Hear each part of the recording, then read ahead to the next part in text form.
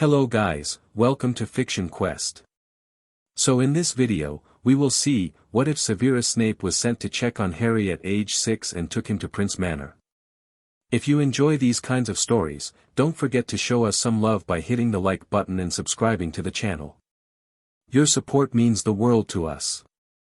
Now, let's start the story. Chapter 1, the cupboard. The afternoon heat pressed down on little whinging like a physical weight, thick and suffocating, turning the air into something that had to be chewed rather than breathed. Severus Snape stood at the corner of Privet Drive and Wisteria Walk, wrapped in a notice-me-not charm and a foul mood in equal measure, and wondered what particular sin he was being punished for this time. There were so many to choose from. The houses stretched before him in identical rows of crushing mediocrity, same manicured lawns, same gleaming cars in same pristine driveways, same net curtains twitching with the same suspicious eyes. Muggle suburbia at its most aggressively mundane. Severus had grown up in poverty and squalor, in a house where the walls wept damp and magic was something whispered about in shame, but at least Spinner's End had possessed character. This place had been designed by committee and built by people who feared anything that stood out. Number 4 sat in the middle of the row, indistinguishable from its neighbors except for the particularly aggressive normalcy of its garden. Roses pruned to mathematical precision. Lawn edges sharp enough to cut. A small sign by the door that read, "The Dursleys," in cursive script, as if anyone could possibly forget whose temple to conformity this was. Severus had been watching for 3 hours. He'd seen Vernon Dursley leave for work in the morning, a walrus of a man stuffed into a suit that strained at every seam, driving away in a company car that probably cost more than Severus's annual salary at Hogwarts. He'd seen Petunia Dursley emerge to water the flowers, her horse face pinched with perpetual disapproval, eyes scanning the street for any sign of impropriety. He'd seen the Dursley boy, Dudley, according to Arabella Figg's reports, playing in the front garden, a pig in child form, already carrying enough weight for 2 children his age. He had not seen Harry Potter. That, in itself, meant nothing. The boy could be inside, reading or playing or doing whatever 6-year-olds did with their time. He could be at a friend's house. He could be in the back garden, hidden from Severus's vantage point. There were a dozen innocent explanations for why Lily's son wasn't visible on this particular afternoon. But something cold had settled in Severus's gut, and it wasn't shifting. Arabella Figg's reports had always been vague. The boy seems well enough. I see him sometimes, walking to school. The Dursleys keep to themselves. Dumbledore had accepted these scraps of information with his usual serene confidence, assured that the blood wards were functioning and therefore all must be well within. Severus had never questioned it. Had never wanted to question it, if he was being honest with himself. Harry Potter was a reminder of everything he'd lost, everything he'd destroyed, and the less he thought about the boy, the easier it was to breathe. But Arabella had missed her last 2 scheduled check-ins. And Dumbledore, damn his twinkling eyes, had decided that Severus should investigate. You understand the area, the headmaster had said, as if Severus's intimate knowledge of working-class misery was a qualification rather than an insult. And you have experience with the family.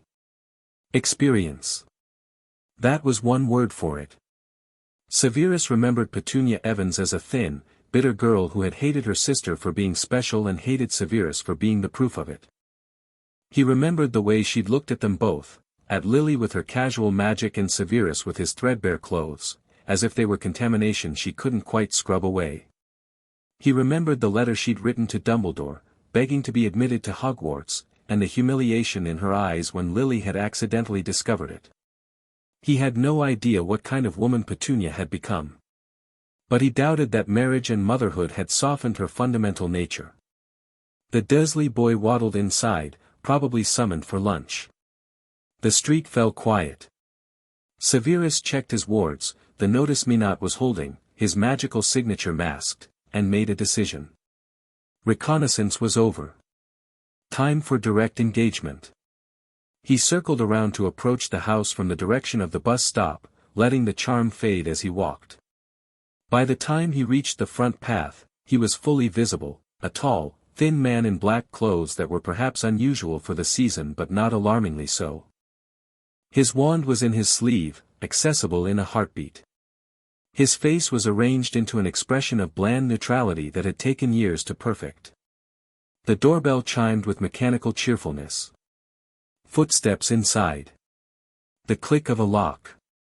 The door opened, and Severus found himself face to face with Petunia Dursley for the first time in 15 years. She hadn't changed much. Older, certainly, the lines around her mouth deeper and more permanent, but still the same pinched expression, the same suspicious eyes, the same look of someone who had tasted something sour and never quite recovered. She was wearing an apron over her dress, the picture of domestic propriety, and her hands were still damp from washing dishes. "Yes," she said, in a tone that suggested whatever he was selling, she wasn't buying. "Hello, Petunia." The color drained from her face so fast Severus thought she might faint. Her hand flew to the doorframe, gripping it hard enough to whiten her knuckles. Her mouth opened, closed, opened again. No sound emerged. "May I come in?" Severus kept his voice pleasant, conversational. "I believe we have matters to discuss." "You." The word came out strangled. "You can't, this is," she looked frantically up and down the street, searching for witnesses. "The neighbors will see nothing unusual. I assure you, I have no desire to cause a scene." Severus smiled, and watched her flinch. "But I am coming inside, Petunia. The only question is whether that happens with your cooperation or without it." For a moment, he thought she would slam the door in his face. Her hand twitched toward it, her whole body tensing with the urge to flee. But Petunia had always understood power dynamics, had always known when she was outmatched, and whatever else the years had done to her, they hadn't made her stupid. She stepped back. Severus entered. The house was exactly as he'd expected, spotless, soulless, every surface polished to a gleaming anonymity. Photographs lined the hallway, showing the Dursley family in various poses of aggressive contentment. Vernon and Petunia at their wedding. Dudley as a baby, a toddler, a growing boy. Family holidays. Birthday parties. School portraits. Not a single image of Harry Potter. "I don't know why you're here," Petunia said, her voice steadier now that she was on home ground. "We haven't done anything wrong. We've followed the rules. We took the boy in, just like he asked, and where is he?" The question cut through her babble like a knife. Petunia went silent, her jaw clicking shut. "The boy," Severus clarified, though clarification was hardly necessary. "Where is he?" "He's not here." The answer came too fast. "He's at school. Summer program. Won't be back until, it's Saturday." "A friend's house, then." "Yes, that's right, he's at a friend's house. Won't be back until supper." Severus studied her for a long moment. Petunia had never been a good liar, the skill required a certain comfort with ambiguity that her rigid mind couldn't accommodate. Her eyes darted left as she spoke, a classic tell. Her hands twisted in her apron, betraying the nerves her voice was trying to hide. And beneath all of it, something else. Something that looked almost like fear. He let his mental defenses thin, just slightly. Not enough to project, not enough to be detected, but enough to catch surface thoughts if they were strong enough. Legilimency was not a skill Severus used casually, it was intrusive, unethical without consent, and dangerous if detected, but this was not a casual situation. Petunia's mind was a jumble of panic and calculation. Can't let him see. Can't let him know. If he finds out, they'll take Dudley's second bedroom. They might take Dudley. They might, second bedroom. Why would that matter, unless, show me his room, Severus said. What? Harry's room. Show me. Petunia's face went through a remarkable series of contortions. You can't just, this is my house, you have no right to, Petunia. Severus stepped closer, close enough to see the pulse hammering in her throat. I am going to see where the boy sleeps. You can show me willingly, or I can search this house room by room while you stand there and watch. Those are your options. Choose. The silence stretched. Somewhere in the house, a television blared, cartoons, loud and obnoxious, the Dursley boy entertaining himself with noise. The refrigerator hummed. The clock on the wall ticked with mechanical precision. Petunia's shoulders sagged. Fine, she spat. Fine. But when you understand, you'll tell him that we did our best. That we never wanted this. That it isn't our fault the boy is. She didn't finish the sentence. Instead, she turned and walked toward the stairs, and for a moment Severus thought she was leading him to the second floor. To a bedroom. To something approaching normal. But she stopped at the cupboard under the stairs. Severus's heart went very still. He likes it in there, Petunia said, and her voice had taken on a strange, defiant quality. It's cozy. Private. He asked for it, you know. Didn't want a proper room. Freakish, just like his mother, always. Severus pushed past her and opened the door. The cupboard was perhaps 4 feet deep and 3 feet wide, narrowing toward the back where the stairs sloped overhead. A thin mattress lay on the floor, covered with a single threadbare blanket. A few broken crayons. Some torn paper. A stuffed animal that had lost most of its stuffing. And in the corner, pressed against the wall with his knees drawn up to his chest, a small boy with black hair and green eyes. Lily's eyes. Lily's eyes in a face that was too thin, too pale, too bruised. A purple mark on his cheek. Yellowing fingerprints around his wrist. Ribs visible through a shirt 3 sizes too large, the kind of hand-me-down that wasn't even third-hand, that was pure rag. The boy looked up at Severus without surprise. Without hope. Without much of anything at all. Hello, he said, very quietly. Are you another doctor? Aunt Petunia says I'm not to talk to the doctors. Severus couldn't speak. Couldn't move. The world had narrowed to this tiny space, this tiny boy, this catastrophic failure of every system that should have protected him. Dumbledore's assurances. The blood wards. The necessary protections that required Harry Potter to remain with his family. This was what they had been protecting. He falls down a lot, Petunia was saying from behind him, her voice high and defensive. Clumsy. Careless. We've told him, but he doesn't listen, and it's not as if be silent. The words came out in a whisper that somehow carried more weight than a shout. Petunia's mouth snapped shut. Severus knelt, awkward in the cramped space, his knees protesting, and brought himself to the boy's eye level.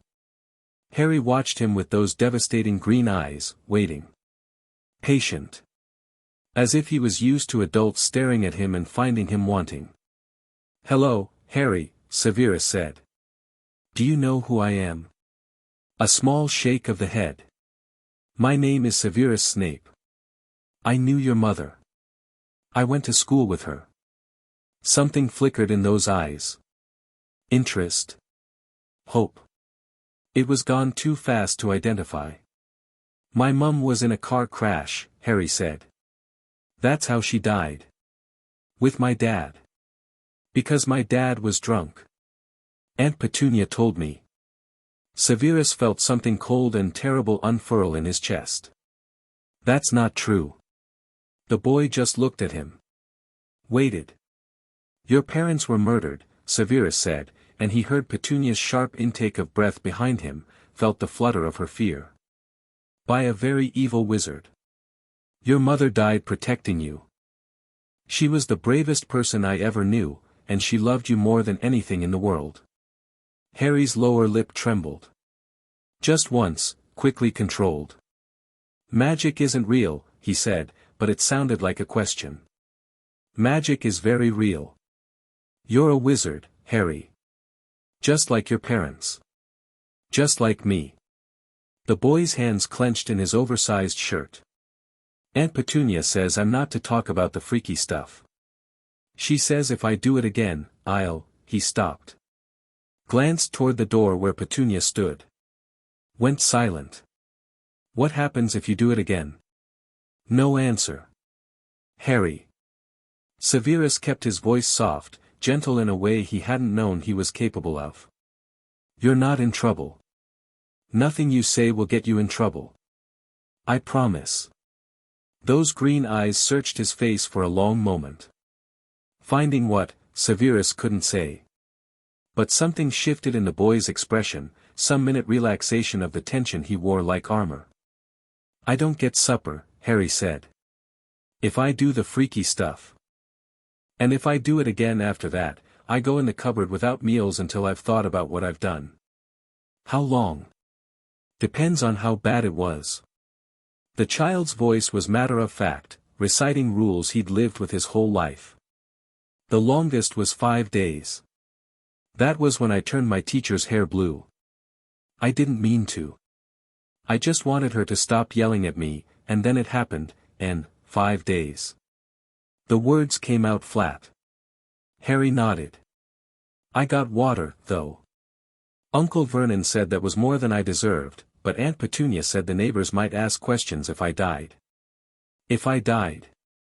Severus stood up. Slowly. Carefully. His hands were shaking, and he realized with distant surprise that it was rage, pure, undiluted rage of a type he hadn't felt since the night Lily died. He turned to face Petunia Desley, and whatever she saw in his expression made her stumble backward, her back hitting the wall. You will explain, Severus said, exactly what has been happening in this house. Vernon says, I don't care what Vernon says. I'm asking you, Petunia. You, who wrote to Dumbledore begging to be a witch. You, who grew up with Lily, who saw her do magic, who knew what that child was. You looked at your sister's son and you put him in a cupboard. You starved him. You beat him. We never, Vernon only disciplines him when he's been, disciplines. The word came out like a curse. Petunia flinched as if she'd been struck. You knew, Severus continued, his voice still soft, still controlled, and somehow that was worse than shouting. You knew what he was, what he could do, and you tried to beat it out of him. Just like you wanted to beat it out of Lily. Just like your parents tried to pretend it wasn't happening, that their younger daughter wasn't something special and strange. He stepped forward. Petunia pressed herself against the wall. But Lily had parents who loved her. Who protected her, even if they didn't understand. What does Harry have? We took him in. Petunia's voice had gone shrill. We didn't have to. We could have sent him to an orphanage, could have dumped him on the state, but we took him in. We fed him and clothed him and, you starved him. You kept him in a cupboard. You let your husband use him as a punching bag. And you told him his parents were drunks who got themselves killed in a car accident. Severus laughed, and the sound had no humor in it. You want credit for this, Petunia? You want me to tell Dumbledore what a fine job you've done? The name made her freeze. Dumbledore. He said the boy had to stay here. For protection. He said there were wards, that as long as the boy called this place home, this isn't his home. This is his prison. He promised us money.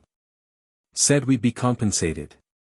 And Vernon thought, with Dudley's expenses, a growing boy needs things, and the freak hardly eats anything anyway, so what difference? Severus's wand was in his hand. He didn't remember drawing it. Didn't remember the motion. But it was there, pointed at Petunia's chest, and her eyes went wide with primal terror. If you call him that again, Severus said, I will make you regret it. Do you understand? She nodded frantically. Yes. Yes, I understand. Please, please don't, where is your husband? Work. He won't be home until 6. Please, you can't, if Vernon finds out you were here, he'll what? Severus stepped even closer. Hit you? Lock you in a cupboard? Starve you for a week. He let her imagine it, let the fear do its work. You could leave, Petunia. You always could. But Harry couldn't. He had nowhere to go.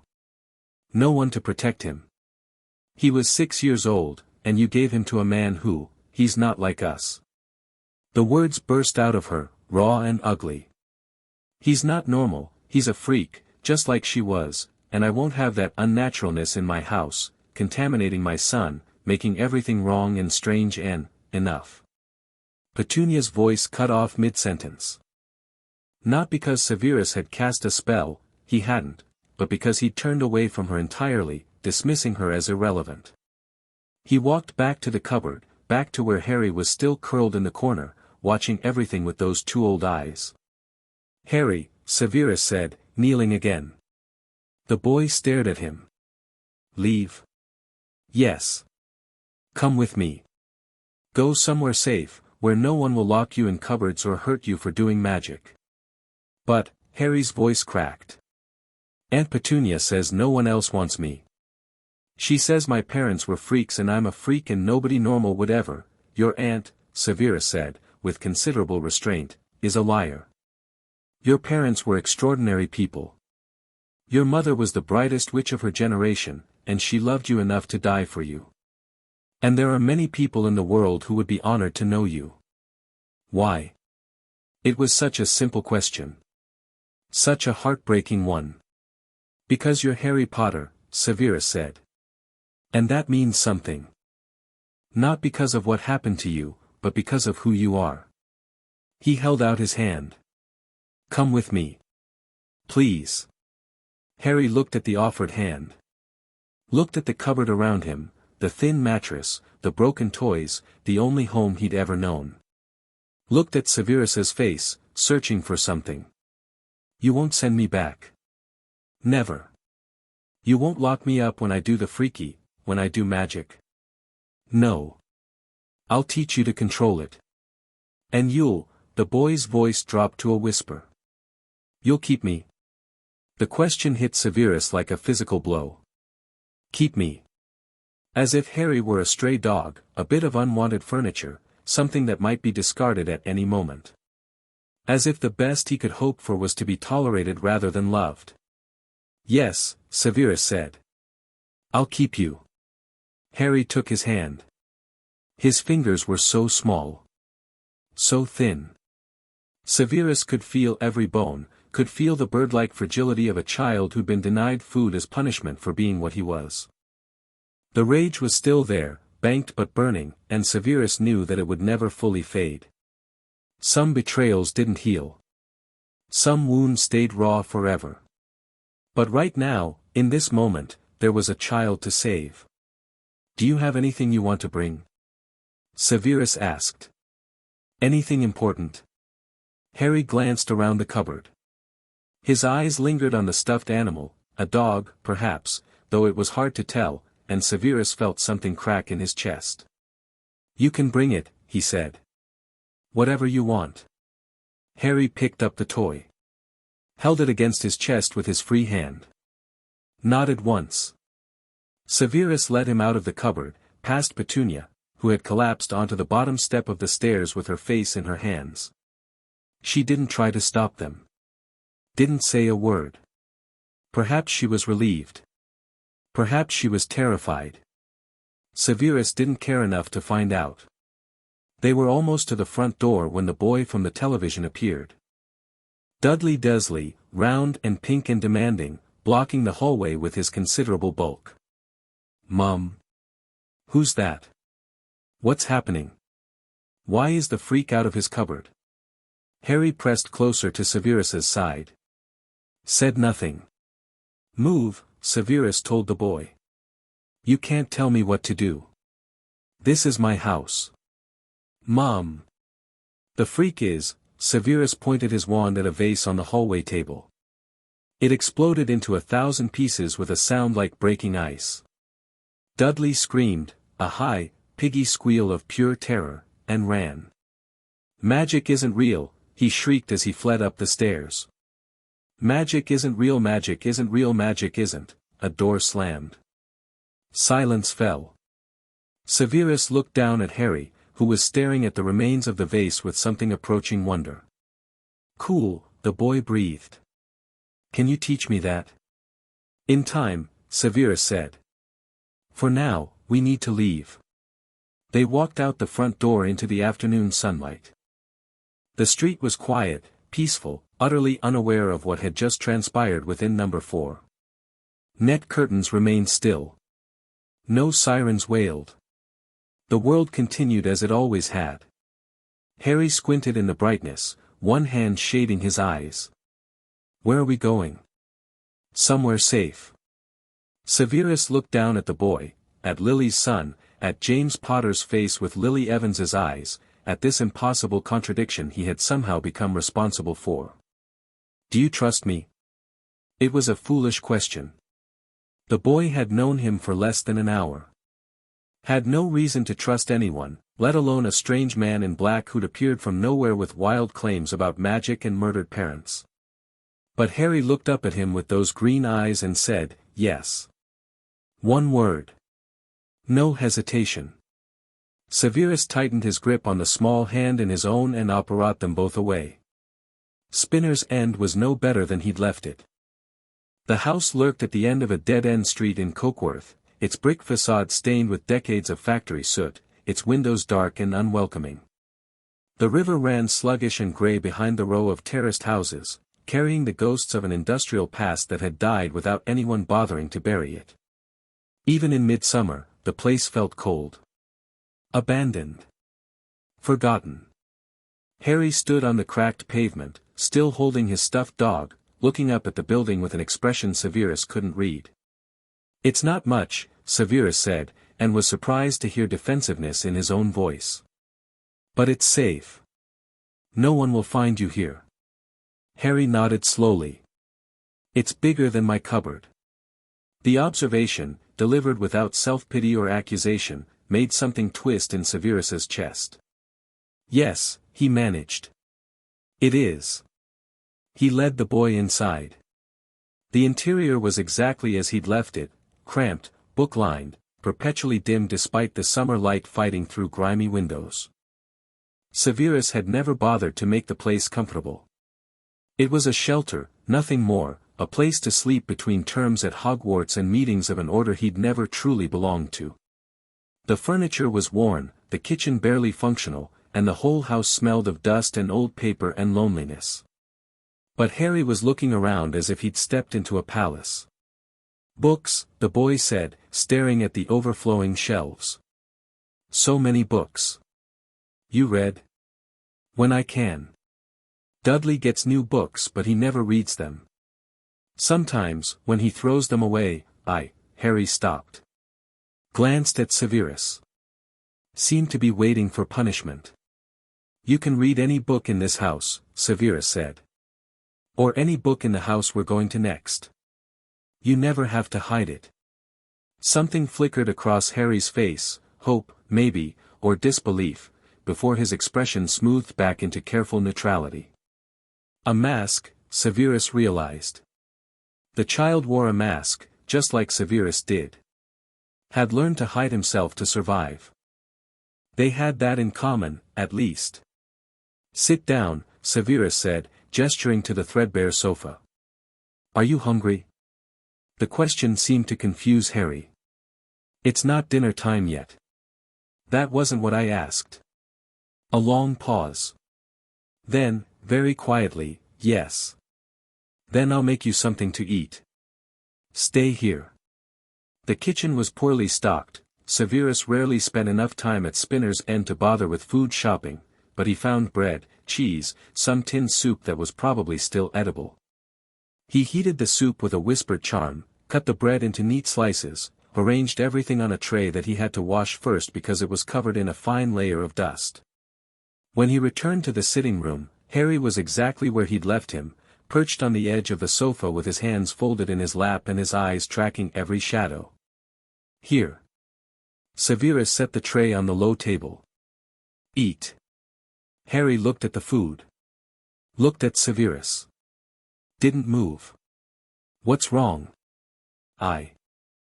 The boy swallowed hard. I did magic today. At the Dursleys. I didn't mean to, but I was scared, and it just happened. I'm not supposed to eat when I do magic. Severus sat down across from him. What magic did you do? The vase you broke. When it happened, I wanted it to happen. I was glad. And wanting magic is the same as doing it. Uncle Vernon says so.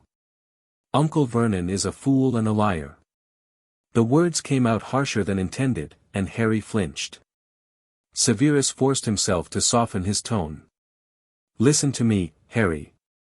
Magic is a part of you. It's not bad. It's not freakish. It's a gift, and it's something to be celebrated, not punished. You will never be denied food for being what you are. Not in this house. Not anywhere that I have power. Do you understand? Harry's eyes were very wide. Very bright. He nodded, a jerky motion that seemed more reflex than agreement. Then eat. Please.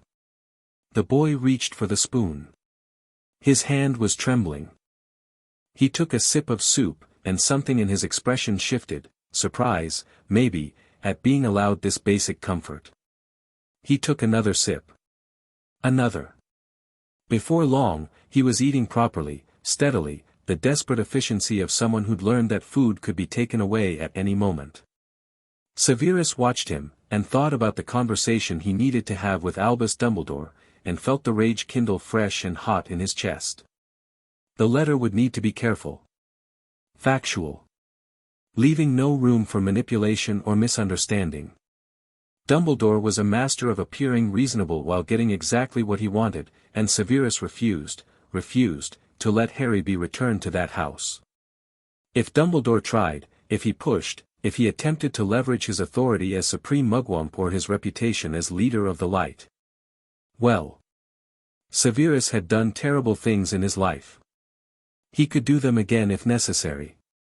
But that was a problem for later. Right now, there was a child to care for. More? He asked, when Harry had scraped the bowl clean. The boy hesitated. I'm allowed. You're allowed. A tiny smile crossed Harry's face. The first Severus had seen from him. It transformed his features, chased away some of the shadows, revealed for just a moment the child he might have been if circumstances had been different. Severus fetched more soup. The sun was setting by the time Harry's eyes began to droop. He'd eaten 3 bowls of soup and most of the bread, had asked tentative questions about magic and Severus's work and whether there really were dragons, yes, though they're ill-tempered and best avoided, and had slowly, incrementally relaxed. He still flinched at sudden movements. Still watched Severus with the wary attention of a prey animal.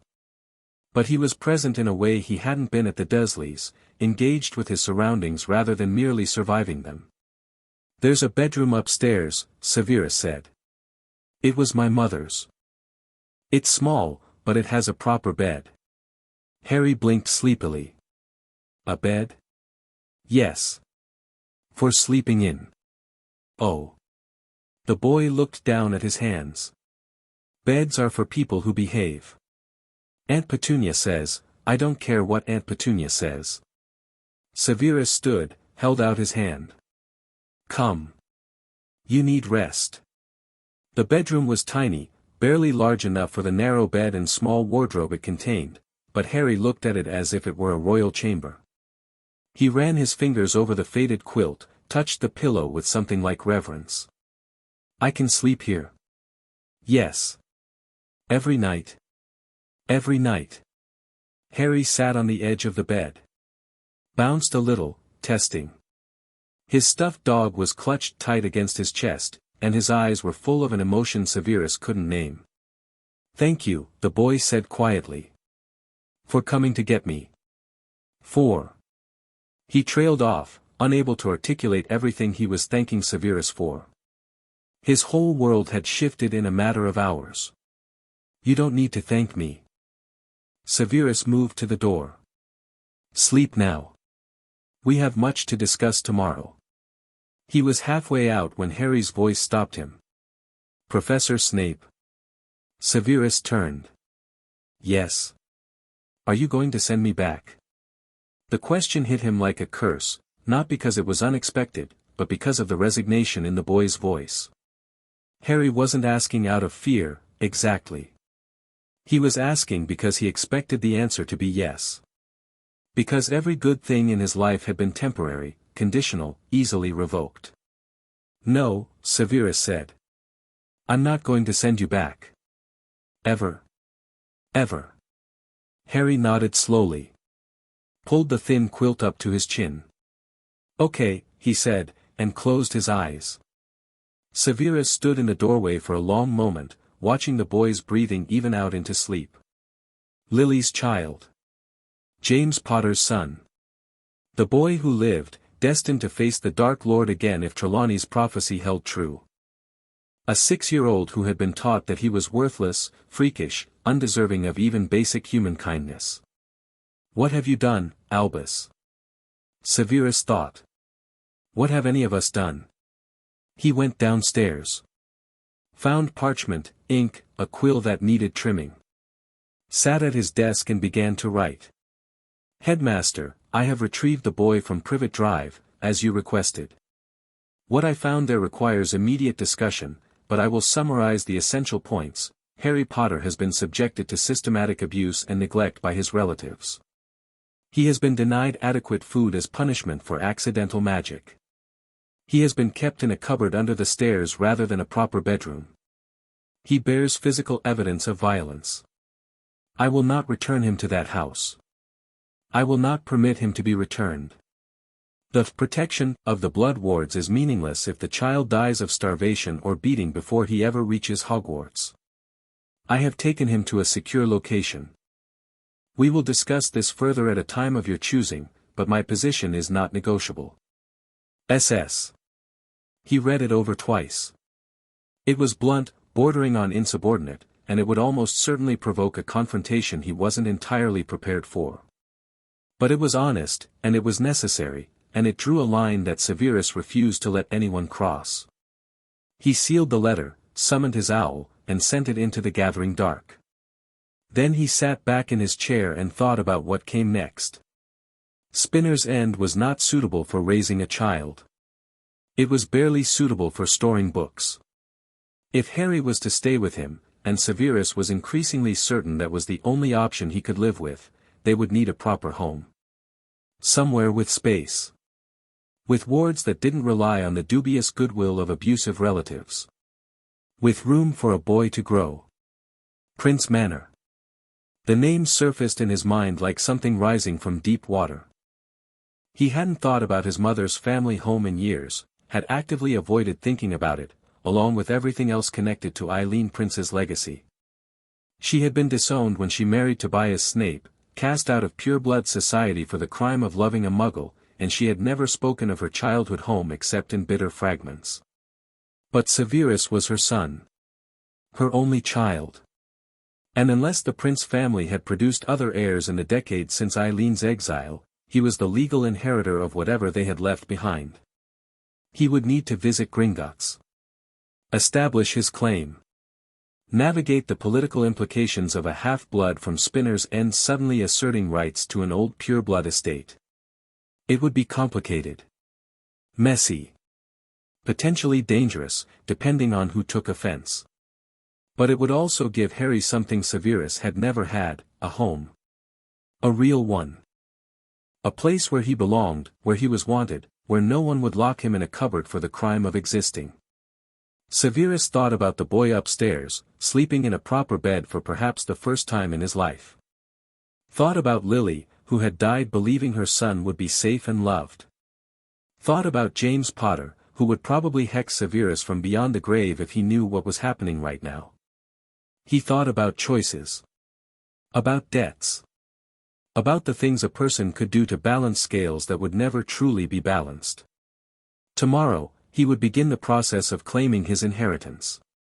Tonight, he sat alone in the dark house where he'd grown up miserable, listening to the sounds of a child sleeping peacefully above him, and wondered what the hell he was doing. Morning came grey and overcast, the summer brightness of Little Whinging replaced by the perpetual gloom of Cokeworth. Severus woke in his chair. He'd never made it to bed, with a crick in his neck and the taste of stale regret in his mouth. The sound that had woken him came again, small footsteps on the stairs, creaking floorboards, the unmistakable noises of a child trying to be silent and failing. Harry appeared in the doorway, his too large shirt hanging past his knees, his stuffed dog tucked under one arm. He stopped when he saw Severus watching him. "Sorry," the boy said immediately. "I didn't mean to wake you. I wasn't sure if I can go back upstairs." "I'll be quiet. I'm good at being quiet. You don't need to apologize." Severus straightened in the chair, wincing as his spine protested. "Are you hungry?" Harry nodded, then seemed to catch himself. "I can wait. Until you say it's time. I don't need to eat right away." "Harry." Severus stood, moving slowly to avoid startling the boy. "When you're hungry, you're allowed to eat. When you need something, you're allowed to ask for it. Do you understand?" The boy's forehead creased. "But what if there's not enough? What if I eat too much and there's none left for you? Then I'll acquire more. Food is not a limited resource in this household." Severus moved toward the kitchen, gesturing for Harry to follow. "Come. We'll have breakfast, and then we'll talk about what happens next." Breakfast was eggs and toast. Severus had found a few supplies that hadn't completely expired, and Harry ate with the same desperate efficiency he'd shown the night before. Between bites, he watched Severus with those searching green eyes, clearly waiting for the other shoe to drop. "You said we'd talk," the boy ventured, when his plate was mostly clean. "About what happens next?" "Yes." Severus set down his tea. "There are several things you need to understand. First, you are a wizard. Your parents were wizards. The world you're about to enter is very different from the one you've known." "The magic world?"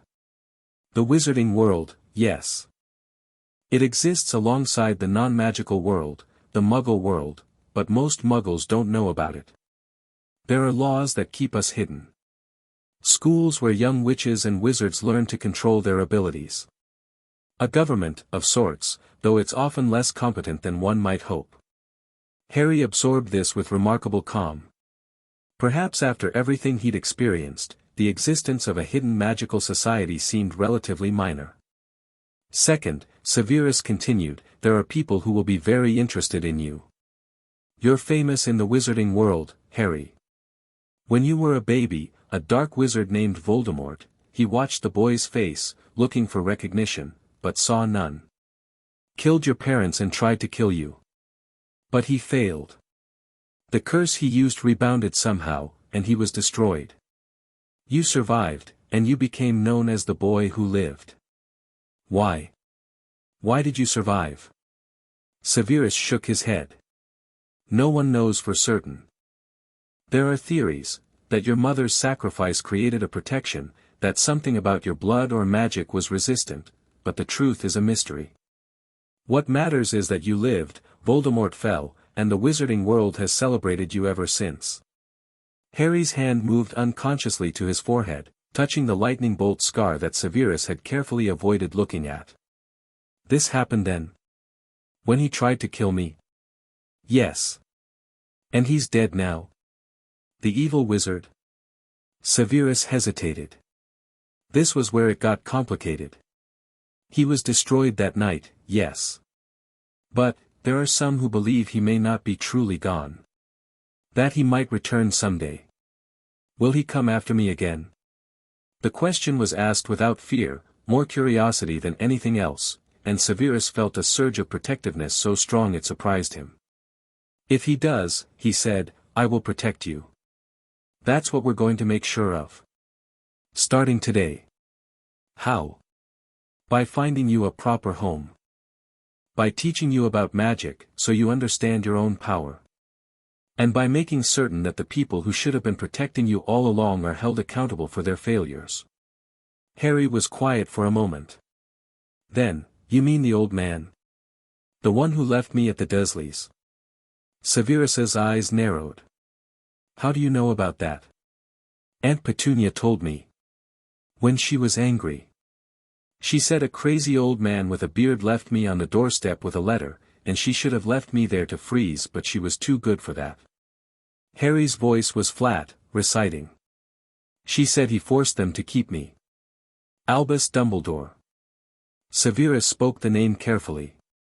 He's the headmaster of Hogwarts, the school where young witches and wizards learn magic. He's also one of the most powerful wizards in the world, and he believed that placing you with your relatives would keep you safe. Did he know what they were doing to me? It was the question Severus had been asking himself all night. I don't know, he admitted. I intend to find out. Harry nodded slowly. Pushed the last bit of toast around his plate. Professor Snape. Where are we going? The home you mentioned. A place called Prince Manor. It belonged to my mother's family. I've never been there, but I'm told it's substantial. Severus paused. Do you know what an inheritance is? Something you get when someone dies? Essentially, yes. My mother died when I was 16, and she left me her family's estate. I've never claimed it, there were reasons, but now seems an appropriate time. It will give us space, protection, and a certain amount of political standing that may prove useful. Political standing? The wizarding world has a government, as I mentioned. Within that government, certain families hold influence. The princes were one such family. By claiming my inheritance, I gain access to that influence. Severus watched Harry's face for understanding. It's complicated, and you don't need to understand all of it now. What matters is that Prince Manor will be our home, and no one will be able to take you from it without our consent. Harry's expression shifted. Something hard entered his eyes, something older than his years. People will try to take me. Perhaps. There are those who believe they know best what should happen to the boy who lived. Dumbledore among them. Severus leaned forward slightly. But here's what you need to understand, Harry, you are not a pawn to be moved around a board. You are not a symbol or a weapon or a bargaining chip. You are a child, and you deserve to be treated as one. Whatever else happens, I will make sure of that. The boy stared at him for a long moment. Then, very quietly, he said, Why? Why what? Why do you care? You said you knew my mum, but you didn't say you liked her. And you don't like my dad, I can tell by your face when you talk about him. So why do you care what happens to me? It was a perceptive question. A dangerous one. Severus considered his answer carefully. Your mother, he said finally, was my best friend. We grew up together, went to Hogwarts together, and for a long time, she was the only person in the world who believed I was worth anything. I made mistakes, terrible mistakes, that cost me her friendship. And then I made more mistakes, worse ones, that contributed to her death. He met Harry's eyes directly. I cannot undo what I've done. I cannot bring her back. But I can make sure that her son is safe and cared for. It won't balance the scales, but it's something. Harry considered this. So you're doing it because you feel guilty? Partly. Severus allowed himself a thin smile. But also because someone needs to, and no one else seems willing to do it properly. And perhaps because, when I look at you, I see a child who deserves better than what life has given him, and I remember being that child myself. A long silence fell between them. Harry finished his toast, wiped his hands on his oversized shirt, and looked up at Severus with those devastating green eyes. Okay, he said.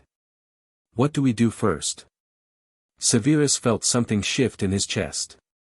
Something that might have been hope, if he still believed he was capable of such a thing. First, he said, we go to Gringotts. Diagon Alley was overwhelmingly magical. Harry walked beside Severus through the cobblestone streets, his head swiveling constantly as he tried to take in the owls swooping overhead, the windows full of impossible merchandise, the witches and wizards in flowing robes who passed by without a second glance at anything extraordinary. His hand had found Severus's at some point, or perhaps Severus had reached for him, he couldn't be certain, and he clung tight, as if afraid the whole thing might disappear if he let go. "It's real," Harry breathed. "It's all real." "Yes." Severus guided him around a cluster of witches examining a display of enchanted jewelry. "Try not to stare. You'll get used to it." "I don't want to get used to it. I want to look at everything forever." Despite himself, Severus felt the corner of his mouth twitch. "That can be arranged." After Gringotts. Gringotts' Wizarding Bank dominated the far end of the alley, its white marble facade gleaming in the morning light. Bronze doors marked the entrance, flanked by 2 goblins in scarlet and gold uniforms. Harry's eyes went wide. "They're goblins." "Yes. They run the bank. Don't stare, don't comment on their appearance, and above all, don't try to cheat them.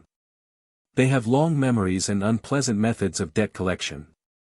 They passed through the bronze doors, through a second set of silver doors inscribed with a warning verse, and into the main hall of the bank.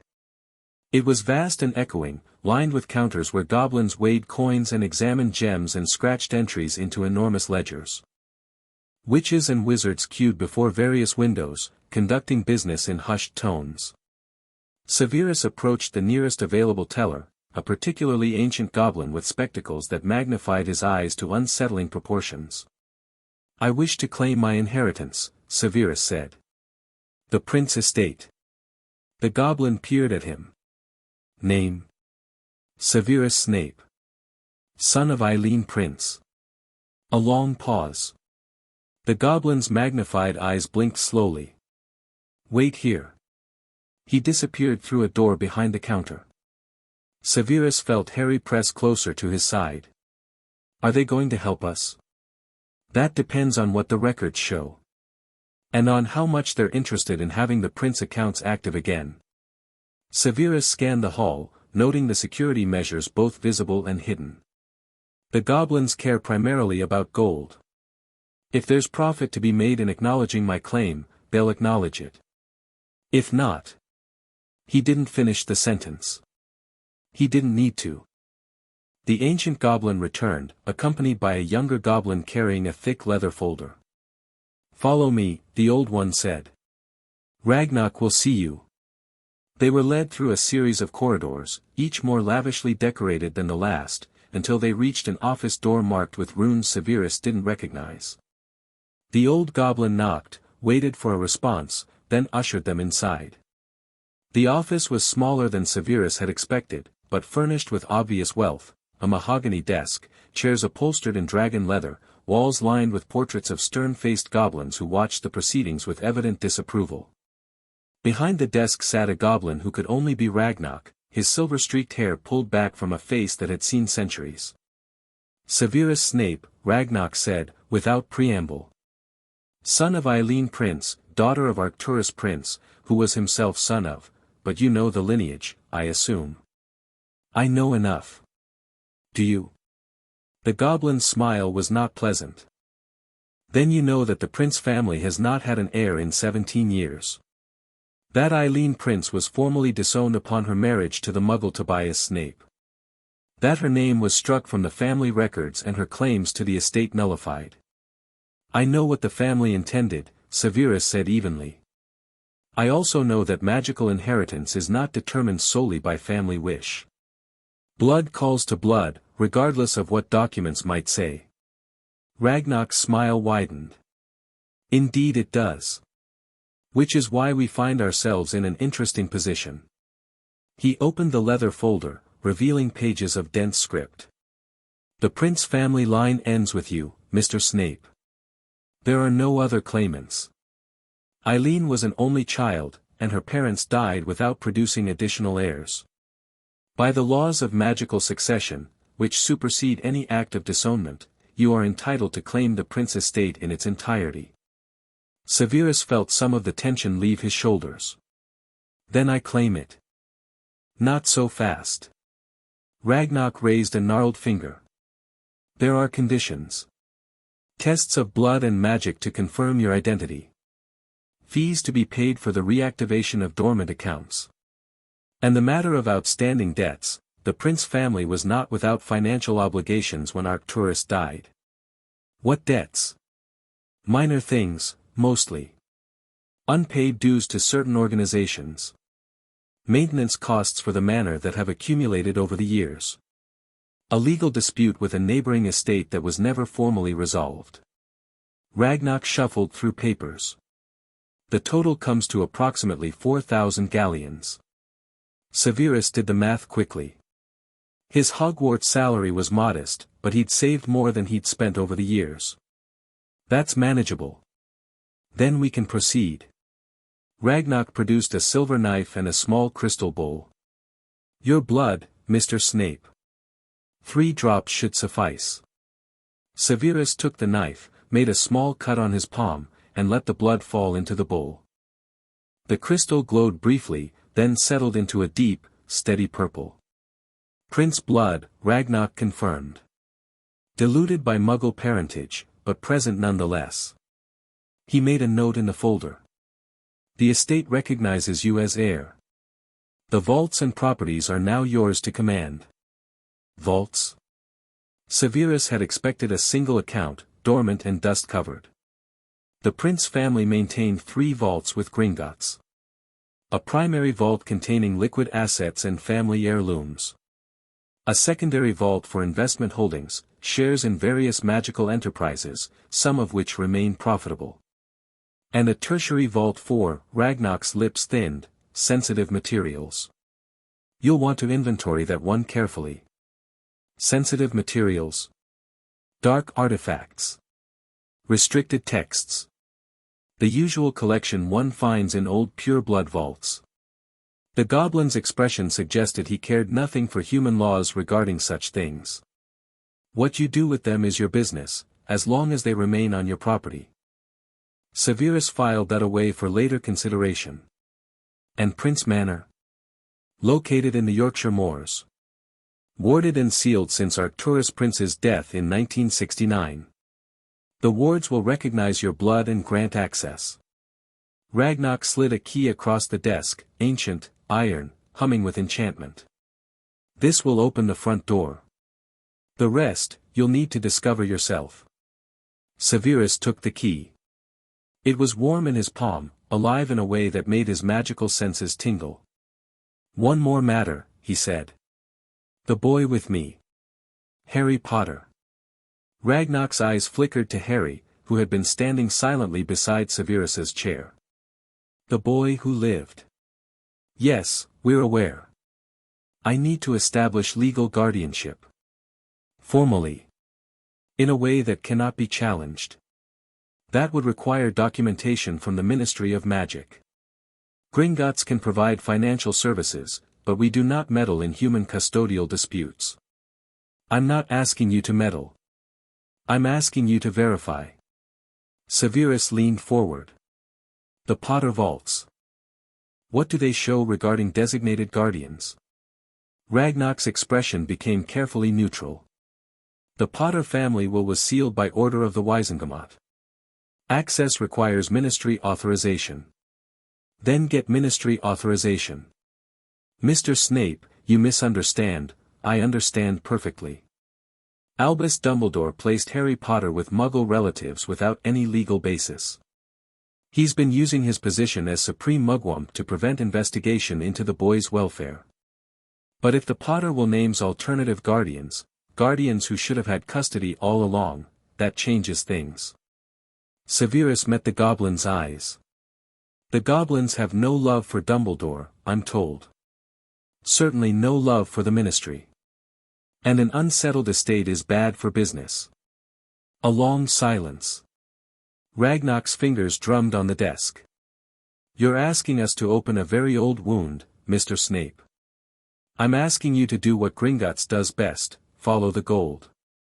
If the Potter will was sealed improperly, if there are legal grounds to challenge Dumbledore's authority over the boy, then unsettling the current arrangement might be quite profitable for the bank. Legal fees alone would be substantial. Ragnar's smile returned, slower and more genuine. You think like a goblin, Mr. Snape. I'm not certain if that's a compliment or an insult. It's an observation. Will you help me? Another long pause. Then Ragnar inclined his head. I will make inquiries. Discreetly. If the Potter will contains what you suspect it might contain, you'll hear from us. He stood, indicating the meeting was over. In the meantime, enjoy your inheritance. Prince Manor is quite impressive, or so I'm told. Severus stood as well, collecting the key and the folder of documents Ragnar pushed toward him. Thank you. Don't thank me yet. If Dumbledore discovers what you're doing, things will become complicated. They already are. He took Harry's hand and led him out of the office, through the marble halls, back into the chaotic warmth of Diagon Alley. The sun had climbed higher while they were inside, and the streets were more crowded now, full of shoppers and tourists and children pressing their faces against shop windows. Professor Snape. Harry tugged at his hand. What was that about? The will and the guardians? Severus looked down at him. Those green eyes were sharp, missing nothing. When your parents died, he said, choosing his words carefully, they would have left a will. Instructions about what should happen to you if they weren't there to raise you themselves. But Dumbledore had the will sealed, and he placed you with the Dursleys instead of whoever your parents actually wanted. Why? Because he believed the Blood Wards were more important than anything else. And perhaps because he wanted control over where you lived and how you were raised. Harry's jaw tightened. So there might be someone else. Someone who was supposed to take care of me. Possibly. I don't know who your parents named, but we're going to find out. And if there is someone, will I have to go live with them instead of you? The question made something twist in Severus's chest. He knelt, bringing himself to Harry's eye level, right there in the middle of busy Diagon Alley. Harry, listen to me. Whatever we find in that will, whatever names are written there, you will not be forced to go anywhere you don't want to go. If your parents named someone who would be good to you, someone who would love and protect you, then knowing them might be a wonderful thing. But no one will take you from me without your consent. Do you understand? Harry searched his face for a long moment. Then he nodded. Okay, he said. I believe you. Severus squeezed his hand once, then rose. Come. We have one more stop, and then we can go see our new home. Prince Manor emerged from the mist like something out of a fairy tale. It wasn't beautiful, exactly, it was too old for that, too weathered, with too many Gothic angles and too many centuries of history pressing down on its stones. But it was impressive, sprawling across the moorland in defiance of both time and good taste, its towers reaching toward a sky that couldn't decide between grey and purple. Harry stood at the end of the long drive, his mouth hanging open. It's huge, he breathed. Yes. Severus studied the building with a complicated mix of emotions. His mother had grown up here, in this monument to pureblood pride. Had walked these halls, climbed these stairs, looked out these windows at this same bleak and beautiful landscape. And then she'd left it all behind for a man who couldn't appreciate what she'd sacrificed. Come, he said. Let's see if the wards recognize us. The iron key felt alive in his hand as they approached the main doors. When they were 10 feet away, something shifted in the air, a pressure, a presence, magic older than Hogwarts pushing against Severus's senses and finding them acceptable. The doors swung open. Inside, the entrance hall was dark and dusty, filled with the peculiar silence of abandoned places. Cobwebs draped the chandeliers. Dust sheets covered what might have been furniture. The air smelled of old paper and older magic. Hello. Harry's voice echoed strangely. Is anyone here? For a moment, nothing. Then a crack of displaced air, and 3 house elves appeared in the center of the hall. They were ancient things, wizen and drooping, their bat-like ears nearly brushing the floor. They wore tea towels bearing the prince crest, a raven clutching a wand, and they stared at Severus with eyes that had seen too much time pass. "Master," the one in front croaked. "You is coming at last." Severus inclined his head. "I am Severus Snape, son of Eileen Prince. I claim this house as my inheritance." "We is knowing, master. The house is telling us. We is waiting long time, Mipsy is waiting longest, since old Master Arcturus is dying, but we is ready to serve." The elf's watery eyes moved to Harry. "And this is being young master?" Harry looked at Severus uncertainly. "This is Harry Potter," Severus said. "He will be living here with me. You will treat him as a member of this house." The three elves exchanged glances. Then, as one, they bowed low. "Welcome, young Master Harry," Mipsy said. "Mipsy and the others is honored to serve." Harry's eyes had gone very wide. They're not slaves, are they?" The question surprised Severus, though perhaps it shouldn't have. Harry had experience with cruelty, of course he would be sensitive to the suffering of others. "House elves are bound to wizarding families by ancient magic," he explained. "It's a complex relationship. They serve us, yes, but in return they receive protection, purpose, and access to our household magic. A well-treated house elf is quite content with the arrangement. And badly treated ones?" Severus looked at the elves, who were watching this exchange with interest. "Badly treated ones suffer greatly. It is the responsibility of the family they serve to ensure that doesn't happen." He turned back to Harry. "In this house, they will be treated with respect. That is not negotiable." Harry nodded slowly, then approached Mipsy cautiously. "Hello. I'm Harry. It's nice to meet you." The old elf's eyes filled with tears. "Young master is being kind," she whispered. "So kind. Like old Mistress Eileen was being, before she went away." "You knew my mother?" Severus asked sharply. "Oh yes, master. Mipsy is being Mistress Eileen's personal elf, when she was little. Mipsy is helping her learn to walk, learn to read, learn to do small magics." The tears spilled over, tracking down wrinkled cheeks. "Mipsy is crying for many days when Mistress Eileen is leaving. But she is telling Mipsy to stay, to wait, that someday her children is coming back to claim what is being theirs." The elf looked up at Severus with something like wonder. "And here you is being." Severus didn't know what to say to that. 17 years of avoiding this place, of pretending his mother's history didn't exist, and all that time an ancient house elf had been waiting for him to come home. "The house," he said finally. "What condition is it in?" Mipsy straightened, the tears drying as quickly as they'd come. "We is maintaining as best we can, master. The wards is holding strong, the structure is being sound. But dust is being everywhere, and some rooms is not being entered in many years. Will take time to be making proper for living." "How long?" "If master and young master is not minding some dust, main quarters can be ready by tonight. Rest of house, perhaps 1 week. Do it." Severus looked around the vast entrance hall, trying to imagine this place as a home rather than a mausoleum. "Start with the private quarters, bedrooms, bathroom, kitchen. We'll worry about the rest later." Mipsy bowed again, then snapped her fingers. The 2 other elves vanished with twin cracks, presumably to begin work. Master's room is being the master suite on 2nd floor. Where should Mipsy prepare for young Master Harry? Which room was Eileen's, when she was a child? The blue room, master. East wing, 3rd floor. Has good light and nice view of the moors. Prepare that one for Harry." Harry tugged at Severus's sleeve. "A whole room? Just for me?" "A whole room.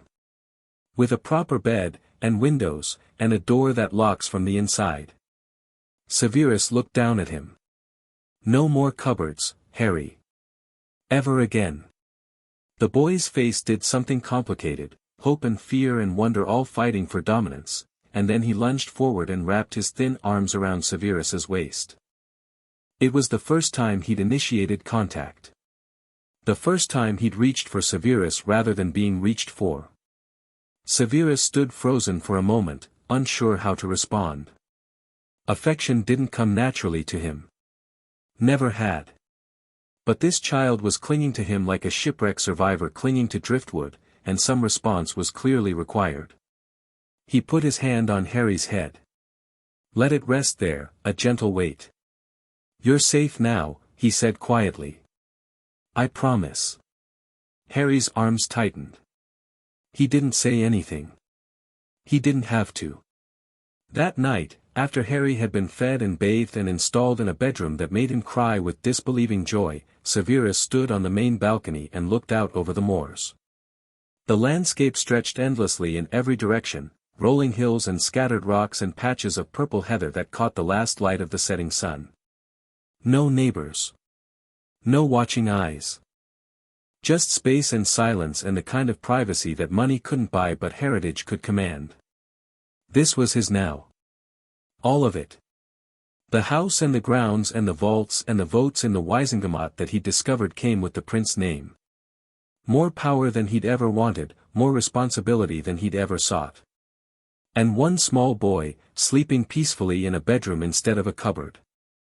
Dumbledore's owl had arrived an hour ago.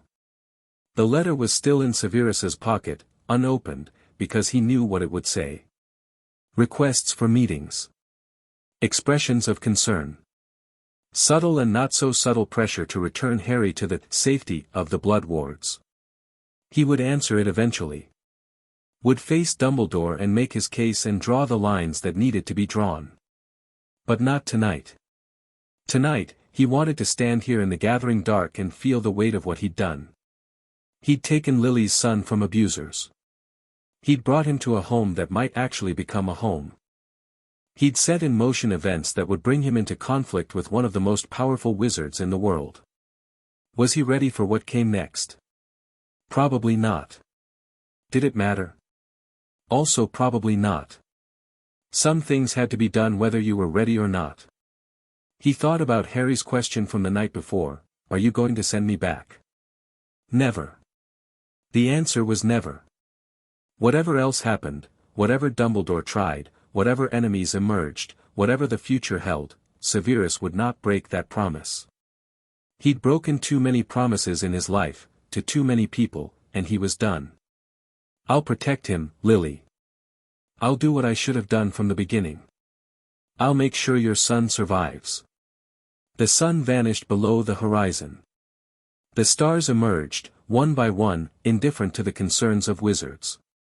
Somewhere inside Prince Manor, a child slept without nightmares for the first time in years. And Severus Snape, who had never expected to be anyone's guardian, anyone's protector, anyone's hope, stood watch in the dark and waited for dawn. Chapter 1 End. Chapter 2, The Inheritance. The Goblin Ragnarok had not exaggerated. Prince Manor was, in the most clinical sense of the word, substantial. Severus discovered this over the following week as he methodically explored the house that was now his responsibility, mapping corridors that seemed to shift when he wasn't paying attention and cataloging rooms that hadn't seen human occupation in nearly 2 decades. The main house contained 47 rooms across 4 floors, not counting the cellars, the attics, or the tower that Mipsy informed him had been sealed since his great-grandfather's time for reasons that is not being Mipsy's place to discuss. There were libraries, plural, a potions laboratory that made Severus's fingers itch with longing, a formal dining room that could seat 30, and a conservatory filled with magical plants that had somehow survived 17 years of minimal attention. There was also, he discovered on the 3rd day, a dueling chamber. The Prince family is being famous for combat magic, Mipsy explained, when Severus stood in the doorway of the long, stone-walled room with its enchanted ceiling and carefully warded practice dummies. Old Master Arcturus is being champion duelist in his day. He is wanting his children to carry on tradition. Did my mother train here? Oh yes, Master. Mistress Eileen is being very talented. Very fierce. The old elf's ears drooped slightly. She is being too fierce, old master is saying. Too much fire for a proper pure-blood lady. Is being part of why, Mipsy stopped, seeming to catch herself. Part of why she left. Is not being Mipsy's place to say, master. Severus filed that away for later investigation. His mother had never spoken much about her childhood, and what little she'd shared had been colored by bitterness and regret. The idea of her as a fierce duelist, too much fire for her family's expectations, it was a piece of a puzzle he'd never known he was missing. Can I learn? Harry's voice came from behind him. The boy had followed Severus on his explorations for the past 3 days, a silent shadow absorbing everything with those two observant eyes. He rarely asked questions, a habit born of years when questions meant punishment, but this one had slipped out before he could stop it. Severus turned to look at him. Harry stood in the corridor, wearing clothes that actually fit now. Mipsy had worked small miracles with transfiguration and the Manor's stored fabric, his black hair as untamable as ever. Learn what? Dueling. Fighting with magic. Harry's jaw set in a way that reminded Severus, painfully, of Lily when she'd made up her mind about something. You said bad people might try to take me. I don't want to be helpless. It was a reasonable request. More than reasonable, given what Severus knew of the boy's future.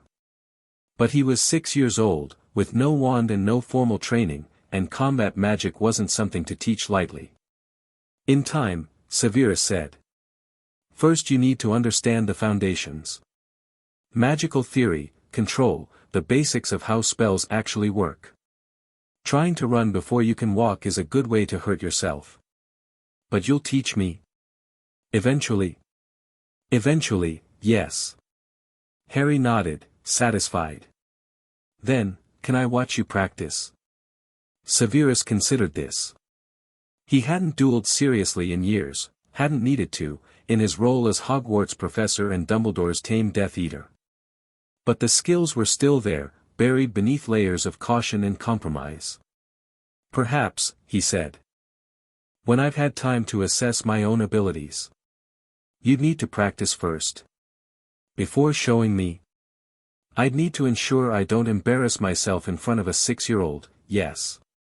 It was meant as a dry joke, but Harry's expression shifted into something that might have been surprise.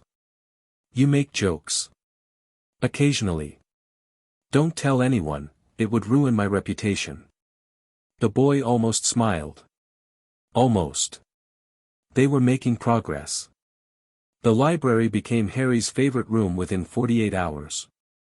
It occupied most of the Manor's east wing, 3 floors of shelves connected by spiral staircases and containing more books than Severus had seen outside of Hogwarts. The collection was eclectic, magical theory alongside Muggle philosophy, ancient grimoires sharing shelf space with Victorian novels, and Harry attacked it with the desperate hunger of someone who'd spent years being denied. This one's about dragons, he announced on the 4th morning, emerging from behind a shelf with a leather-bound tome nearly as large as his torso. Did you know there are different kinds? Norwegian ridgebacks and Hungarian horntails and, I'm aware, yes. Dragons are a standard subject in magical education. Can I see one? A real one? Absolutely not. They're extremely dangerous and highly regulated by the ministry. Harry's face fell, but only briefly. What about this one? He held up another book, smaller and older. It's about something called occlumency. What's that? Severus went very still. Occlumency. The art of shielding one's mind from external intrusion. A skill Severus had mastered out of necessity, first to hide his thoughts from the Dark Lord and later to hide them from Dumbledore. It wasn't a subject he'd expected to address for years yet. But Harry was looking at him with those bright green eyes, genuinely curious, and Severus found himself answering honestly. Occlumency is mental magic. It allows a wizard to protect their thoughts and memories from being read by others. People can read minds. Through a skill called legilimency, yes. It's not common, and it's not easy, but it exists. Can you do it? Another question Severus hadn't expected. Yes. Both skills, actually. Harry absorbed this. Could someone read my mind? Without me knowing? Potentially. Although most legilimens require eye contact and proximity. Then I want to learn. Occlumency. Harry's grip on the book tightened. If people are going to try to control me, use me, I want to be able to keep some things private. The request was startlingly mature. And startlingly reasonable. The boy who lived would face more mental intrusion than most wizards could imagine, from enemies, from allies, from well-meaning manipulators who thought they knew best. It's an advanced skill, Severus said slowly. Difficult to master. Most adult wizards never achieve true proficiency. But you did. I had significant motivation. So do I. They looked at each other across the library, the morning light filtering through tall windows and catching dust motes in the air. Severus thought about Dumbledore, who used legilimency as casually as breathing. Thought about the Dark Lord, who had torn through minds like tissue paper. Thought about all the ways a child with no mental defenses could be exploited. We can begin with the theory, he said finally. I won't promise results, it may be years before you can construct real shields, but understanding the principles won't hurt. Harry's smile, when it came, transformed his entire face. Thank you, Professor Snape. You may as well call me Severus. We're going to be living together for quite some time. The boy tested the word carefully, Severus. Then, more confidently, Severus. Okay. It was strange, hearing his given name in that small voice. Strange but not unpleasant. The letter from Dumbledore could not be avoided forever. Severus opened it on the 6th day, sitting in the study that had once belonged to his grandfather, a room full of dark wood and darker secrets, its walls lined with portraits of prince ancestors who watched him with expressions ranging from disapproval to curiosity. Dear Severus, I was deeply concerned to receive your letter regarding young Harry. The welfare of the boy has always been my highest priority, and I am troubled to hear that his circumstances at Privet Drive were not as I believed. I must ask that you bring Harry to Hogwarts at your earliest convenience so that we might discuss this matter in person. There are factors at play which you may not fully appreciate, protections and necessities that guided my decision to place him with his relatives. I am confident that once you understand the complete picture, you will see the wisdom in returning Harry to the Blood Wards. Please respond promptly. Time is of the essence in matters of such importance. Yours, Albus Dumbledore. Severus read the letter twice, parsing every word for hidden meanings and subtle manipulations. The welfare of the boy has always been my highest priority, and yet Dumbledore had never once personally checked on that welfare, had relied on the vague reports of a squib neighbor and the assurances of blood magic. Factors at play which you may not fully appreciate, the implied condescension of a man who assumed he was the only one capable of seeing the bigger picture. And returning Harry to the Blood Wards, as if there were any circumstances under which Severus would send that child back to a cupboard. He drafted his response carefully, every word considered. Headmaster, I appreciate your concern and your willingness to discuss this matter. However, I must decline your invitation to bring Harry to Hogwarts at this time. The Blood Wards you referenced did not protect Harry from being beaten, starved, and imprisoned by his relatives. Whatever theoretical benefit they provided against external threats, they offered nothing against the threats within that house. I cannot in good conscience return him to such conditions, regardless of what factors you believe I may be missing.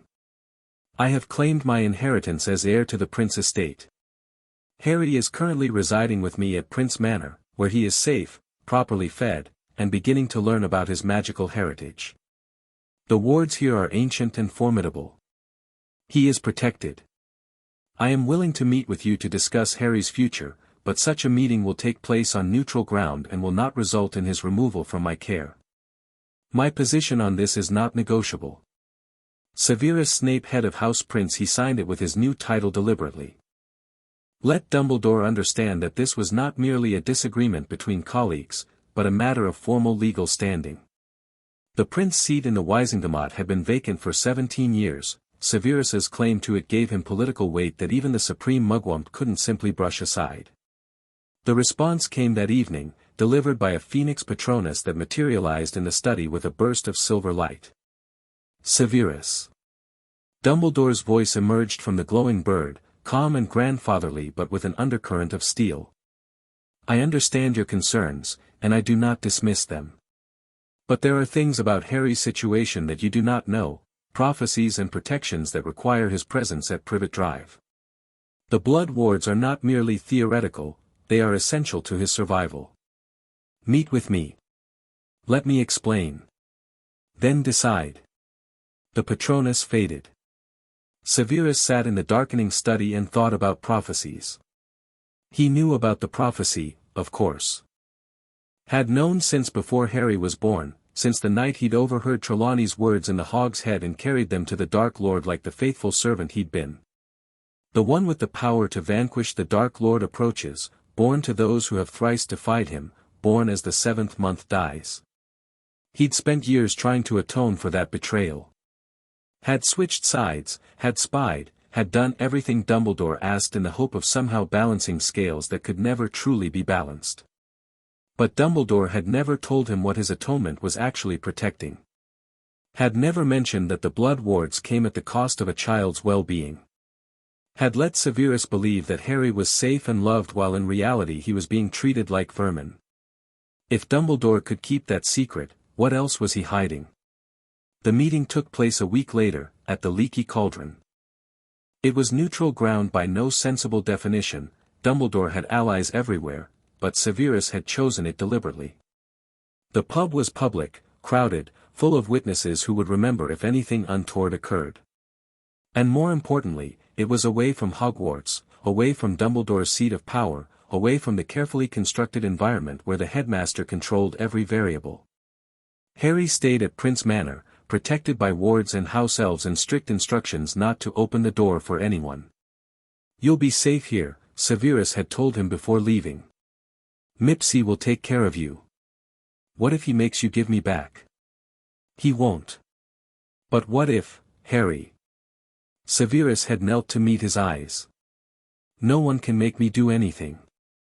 Not Dumbledore, not the Ministry, not anyone. I made you a promise, and I don't break my promises. The boy had nodded, trusting in a way that made Severus's chest ache. Okay. Come back soon. As soon as I can. Now Severus sat in a private room above the pub, waiting. A cup of tea cooled untouched before him. His wand was in his sleeve, easily accessible. Every nerve was alert. The door opened, and Albus Dumbledore entered. He looked the same as ever, long silver beard, half-moon spectacles, robes of deep purple covered with embroidered stars. The twinkle in his eyes was muted but present.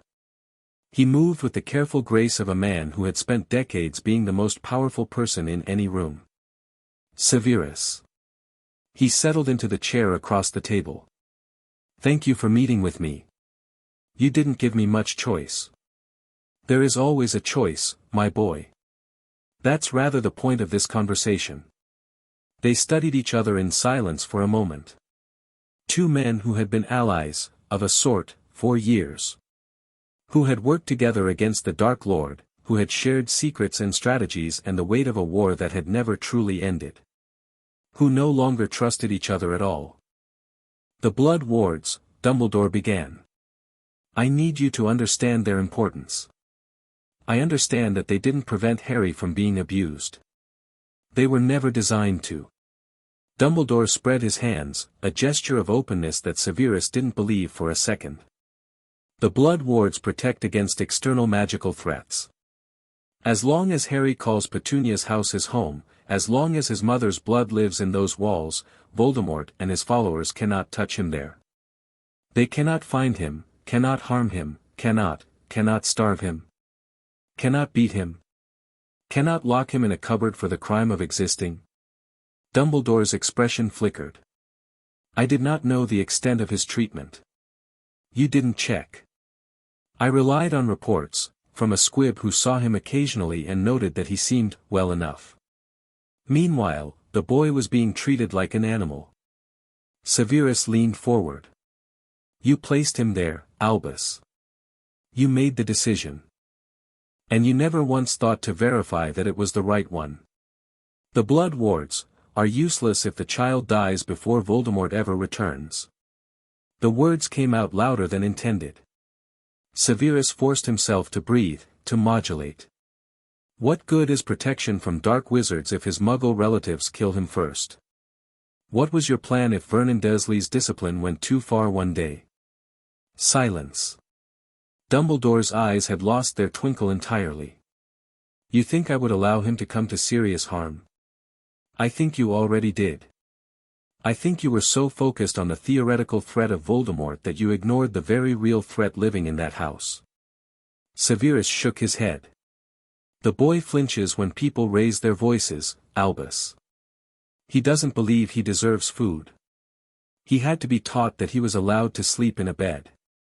These are not the behaviors of a child who has been well cared for. And you believe you can do better? A corpse could do better. Dumbledore's lips thinned. You underestimate the danger he faces. Voldemort will return, perhaps not soon, but eventually. The prophecy ensures it.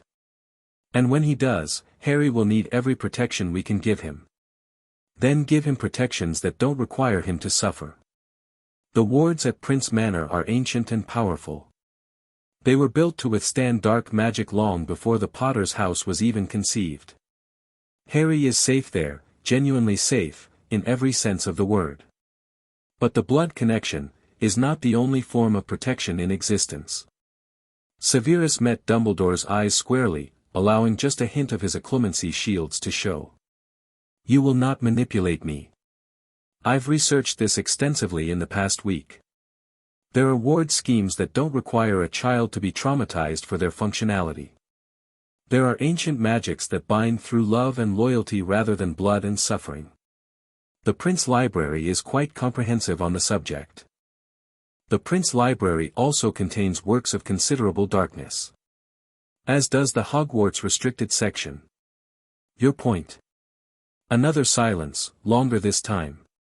Dumbledore seemed to be reassessing something, his ancient eyes calculating in a way that reminded Severus uncomfortably of the Dark Lord.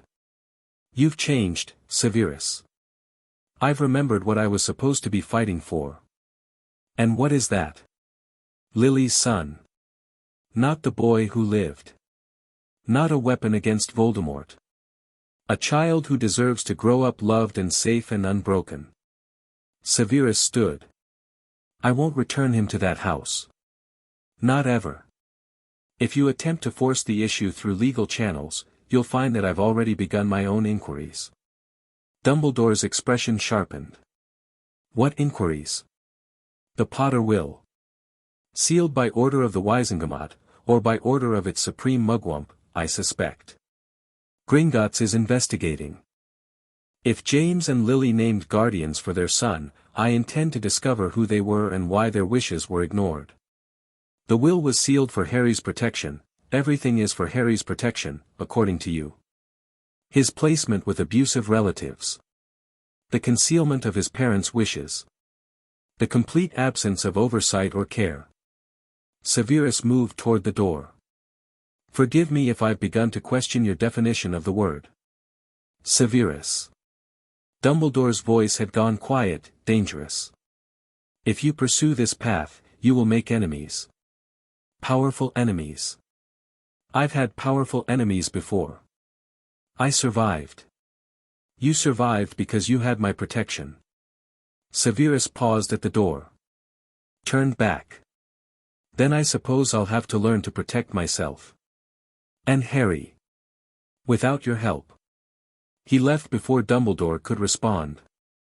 The walk back to the apparition point took him through Diagon Alley proper, past the bustling shops and cheerful crowds that had no idea what stakes were being played for behind closed doors.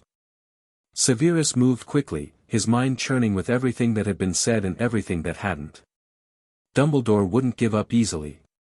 The headmaster had invested too much in Harry's story, in the narrative of the boy who lived being raised humble and ignorant and ready to die heroically when the time came. Severus had disrupted that narrative, and Dumbledore would move to restore it. The question was how. Legal channels were one possibility. Dumbledore had enormous influence in the ministry, and challenging him openly would be difficult. But Severus had the prince name now, and the political capital that came with it. He had allies he was only beginning to discover. Augusta Longbottom had sent a letter just yesterday, requesting a meeting to discuss matters of mutual interest. And he had the will. Whatever secrets James and Lily Potter had left behind, they were about to come to light. Severus disapparated from the alley behind Flourish and Blots, his mind already racing ahead to the next steps. He appeared at the edge of Prince Manor's wards exactly 3 seconds later, and knew immediately that something was wrong. The wards were singing. Not the low hum of quiescent magic, but a high, sharp note of alarm. Someone was testing the boundaries. Someone was here. Severus drew his wand and ran. The figure stood at the main gate, silver mask gleaming in the afternoon light. A Death Eater mask.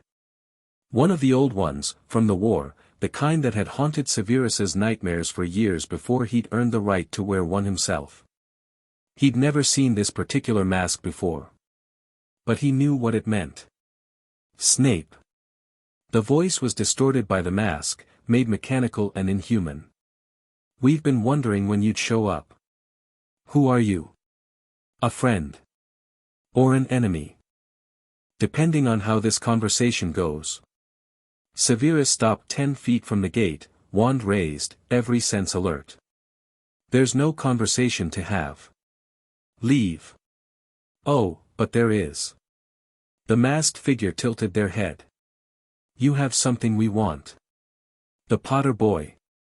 The Dark Lord's legacy. Voldemort is dead.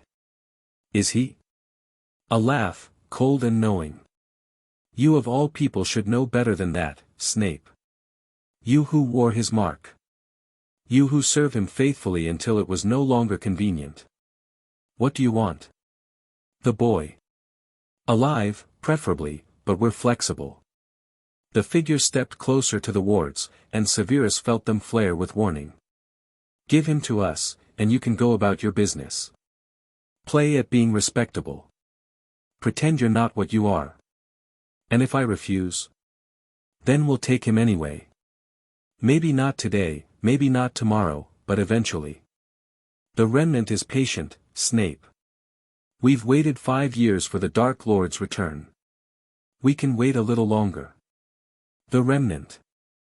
Severus filed the name away.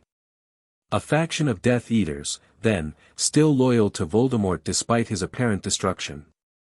Still believing he would return. And they wanted Harry. Listen carefully, Severus said, his voice dropping to the soft, dangerous register that had terrified students for years. I served the Dark Lord once. I knew his methods, his magic, his mind. And I know this, he is gone. Whatever you believe, whatever you've been told, he is not coming back. You don't know what we know. I know that you're standing at my gate, threatening a child under my protection. Severus raised his wand higher. I'm going to give you one chance. Leave now, and don't return. Test these wards again, and I will make you regret it. The masked figure was silent for a long moment. Then they laughed again, a cold, cruel sound that echoed across the moorland. We'll be watching, Snape. And when the Dark Lord rises, you'll wish you'd chosen the winning side. They vanished with a crack of apparition. Severus stood at the gate for several minutes, scanning the moors for any sign of other intruders. Finding none, he turned and walked back to the house, his mind racing. The remnant. A threat he hadn't anticipated, an enemy he didn't know. But they wanted Harry. And that made them his problem. He found the boy in the library, exactly where he'd left him, curled up in an armchair with a book about magical creatures.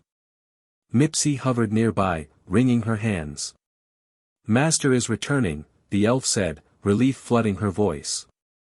Mipsy is feeling the wards singing, is knowing something is wrong, but young master is being safe, Mipsy is making sure, you did well. Severus looked at Harry, who had set down his book and was watching with those two perceptive eyes. Are you all right? The wards made noise. Mipsy said someone was testing them. Someone was. A bad person. Severus considered lying. Considered protecting the boy from knowledge of the threat. But Harry had spent 6 years being lied to. Being told things were fine when they weren't. Being kept ignorant for his own protection. Yes, Severus said. A bad person. But the wards held, and they left. You're safe. Harry nodded slowly. Will they come back? Probably. But they won't get through. I won't let them. Promise? Promise. The boy held his gaze for a long moment. Then he nodded again, picked up his book, and went back to reading. Trust, Severus realized. Harry trusted him. Believed him. Had decided, somewhere in the past week, that Severus's word was reliable. It was terrifying. And it was exactly what Severus had promised him. He went to his study to begin planning their defenses. The letter from Gringotts arrived 3 days later. Mr. Snape, our investigation into the Potter estate has yielded significant results. The will of James and Lily Potter was indeed sealed by order of Albus Dumbledore, acting in his capacity as Chief Warlock of the Wizengamot. The legal basis for this sealing is questionable at best. The will names the following individuals as preferred guardians for Harry James Potter, in order of priority: 1. Sirius Orion Black, imprisoned, Azkaban; 2. Alice and Frank Longbottom, incapacitated, St. Mungo's; 3. Remus John Lupin, whereabouts unknown; 4. Any suitable magical guardian approved by the above, with explicit exclusion of Petunia Desley née Evans. Please note the final clause. The Potters specifically stated that under no circumstances was their son to be placed with Mrs. Desley, whom they described as hostile to magic and unsuitable for magical child-rearing.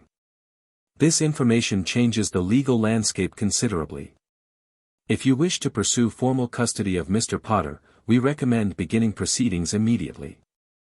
Ragnarok, Director of Inheritance Affairs, Gringotts Wizarding Bank. Severus read the letter 3 times. Sirius Black, in Azkaban for betraying the Potters, for serving Voldemort, for murdering Peter Pettigrew and a dozen Muggles. That guardianship was obviously void. The Longbottoms, tortured into insanity by Bellatrix Lestrange, permanent residents of the long-term ward at St. Mungo's. Also void. Remus Lupin, the werewolf. Severus hadn't thought about him in years. Hadn't wanted to. But if Lupin was third on the list, and Severus was now proposing to raise Harry himself, that was a complication he'd need to address eventually. But it wasn't the most pressing issue. The most pressing issue was the final clause. Explicit exclusion of Petunia Desley. James and Lily had known. Had understood exactly what kind of home their son would find with Lily's sister. Had specifically, legally, in their final wishes, forbidden that placement. And Dumbledore had sealed the will and done it anyway. Severus sat very still in his chair, feeling something cold and crystalline form in his chest. It wasn't rage was hot, explosive, uncontrolled. This was something else. Something sharper. He had thought Dumbledore's crime was negligence. Had believed that the headmaster simply hadn't known, hadn't checked, hadn't cared enough to verify. But this was deliberate. This was a conscious choice to ignore the expressed wishes of 2 dead parents in favor of his own agenda. This was, Severus. Harry stood in the doorway, book in hand, eyes uncertain. Mipsy said dinner is ready. Are you coming? Severus looked at the letter. Looked at the boy, James Potter's unruly hair, Lily Evans's green eyes, the cautious hope in his expression. Yes, he said. I'm coming. He folded the letter carefully and placed it in his desk drawer. There would be time to act on this information. Time to confront Dumbledore with what he now knew. Time to begin the legal process that would formalize what was already true in every way that mattered. But for now, there was a child waiting for dinner. Severus stood, straightened his robes, and went to join his ward at the table. The dinner was simple: roast chicken, potatoes, vegetables from the Manor's garden. Mipsy had outdone herself, as she did every night, determined to prove that the young master would never go hungry under her care. Harry ate steadily, no longer with the desperate speed of those first days. He was filling out, Severus noticed. The gaunt hollows of his cheeks were softening, the sharp angles of his collarbone less pronounced. It had only been 2 weeks, but already he looked more like a child and less like a famine victim. "Severus?" Harry said, between bites of chicken. "Yes." "What happened today?" "With the letter?" Severus set down his fork. "How did you know about the letter?" "Mipsy told me a Gringotts owl came." "And you've been quiet all afternoon." Harry's eyes were steady. Was it bad news? It was a reasonable question, asked by a child who had learned to read adult moods for his own survival. Severus couldn't fault him for it. Not bad news, exactly. Complicated news. He considered how much to share. "Do you remember what I told you about your parents' will?" Harry nodded. "You said it was sealed. That someone stopped it from being followed." "Yes. The goblins have found out what was in it. Your parents named people who were supposed to take care of you if anything happened to them. And those people were prevented from doing so. 1 is in prison. 2 are ill, in a way that can't be fixed. 1 is missing." Severus paused. "Your parents also specifically said that you were not to be placed with your aunt. They knew what she was like. They tried to protect you from her." Harry's face went very still. "But the old man, Dumbledore, he put me there anyway." "Yes. Even though my mum and dad said not to." "Yes." Silence. Harry stared at his plate, his expression unreadable. When he spoke again, his voice was very small. "Why?" "I don't know." The admission was bitter. "He says it was for your protection. He says the blood wards required you to live with your mother's family. But my mum didn't want that. She knew what Aunt Petunia was like. She knew, and she still said no." Harry's hands clenched on the tablecloth. He didn't care what she wanted. He just did what he wanted. Severus watched the boy process this betrayal, watched the trust he might once have placed in the wizarding world's most respected leader curdle into something darker. It wasn't a lesson anyone should have to learn at 6 years old. "Yes," he said quietly. "He did. Are you going to stop him? Make sure he can't do it again?" "I'm going to try." Harry nodded slowly. Then, with visible effort, he unclenched his hands and picked up his fork again. "Good," he said, and went back to eating. They finished dinner in silence. The political landscape of wizarding Britain, Severus discovered over the following week, was more complicated than he'd appreciated from his position as a Hogwarts professor. The Wisingamot was divided into factions that shifted constantly, alliances forming and dissolving based on blood, gold, and ancient grudges. Dumbledore commanded significant support among the progressive and moderate blocs, but his influence had limits.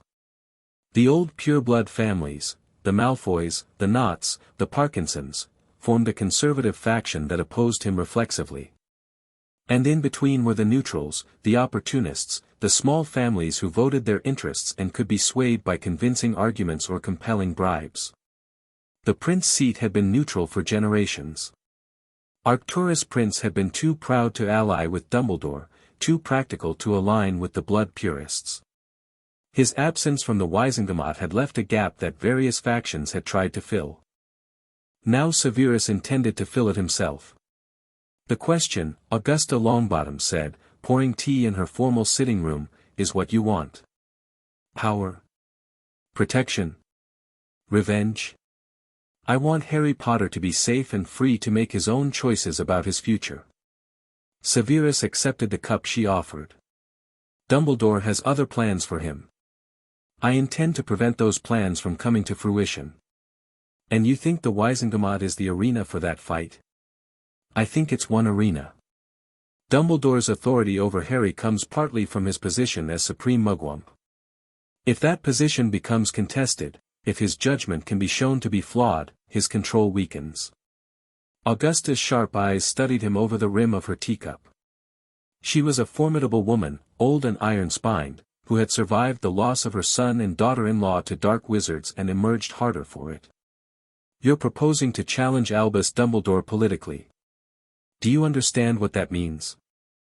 I understand that it will make me enemies. It will make you enemies among people who destroy their enemies utterly. Dumbledore doesn't fight fair, Mr. Snape. He fights to win. So do I. A thin smile crossed Augusta's face. Yes. I'm beginning to see that. She set down her teacup. My grandson, Neville, is Harry Potter's age. The same prophecy that targeted Harry also targeted him, did you know that? Severus went still. I know the prophecy. I wasn't aware Dumbledore had shared it. He didn't. I have my own sources. Augusta's expression hardened. The Dark Lord chose Harry, but it could have been Neville. My son and daughter-in-law were tortured because of that connection. So believe me when I say that I have every reason to want the boy who lived protected properly. Then we may be able to help each other. Perhaps. She studied him again, that penetrating gaze weighing and measuring. The Potter will, you said Gringotts is pursuing the matter. They've already uncovered the relevant information. Dumbledore sealed it without legal basis. The Potter's wishes were explicitly violated. And you have documentation of Harry's treatment at the Dursleys? I have my own observations, and Harry's testimony.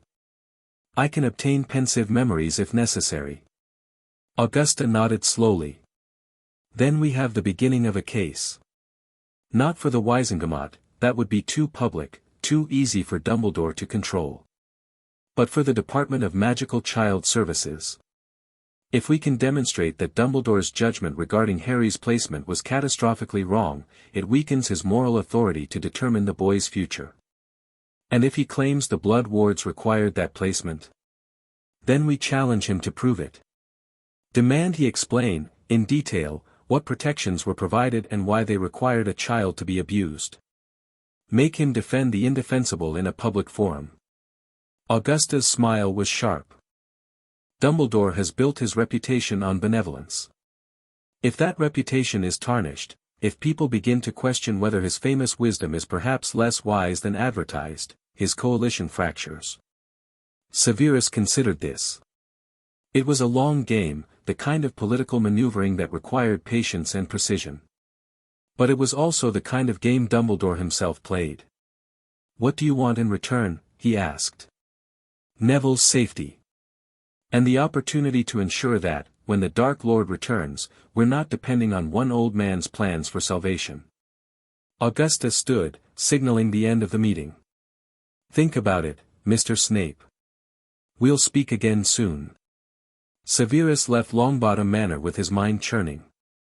The game was larger than he'd realized. More players, more pieces, more moves to consider.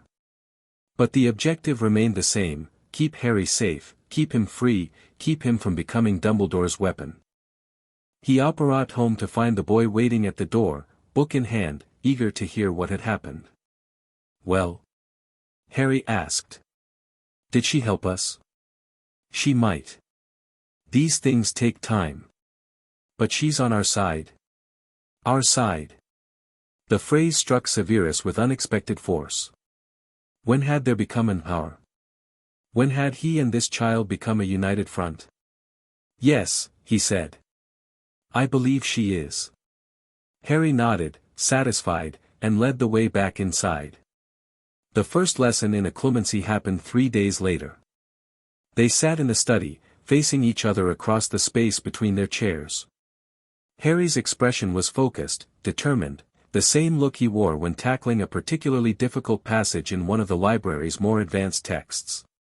The mind, Severus began, is not a book to be opened and read at will. But neither is it a fortress automatically closed to intruders. Without training, without discipline, your thoughts are vulnerable to anyone with the skill to reach them. Like legilimency, Harry said. You explained that before. Yes. Legilimency is the offensive skill, the ability to reach into another's mind. Occlumency is the defensive skill, the ability to prevent that intrusion. Severus leaned forward slightly. Most wizards have weak natural defenses. Their emotions, their memories, their secret thoughts, all of it lies exposed to anyone who cares to look. Occlumency allows you to build walls. To choose what you reveal and what you protect. And you can teach me.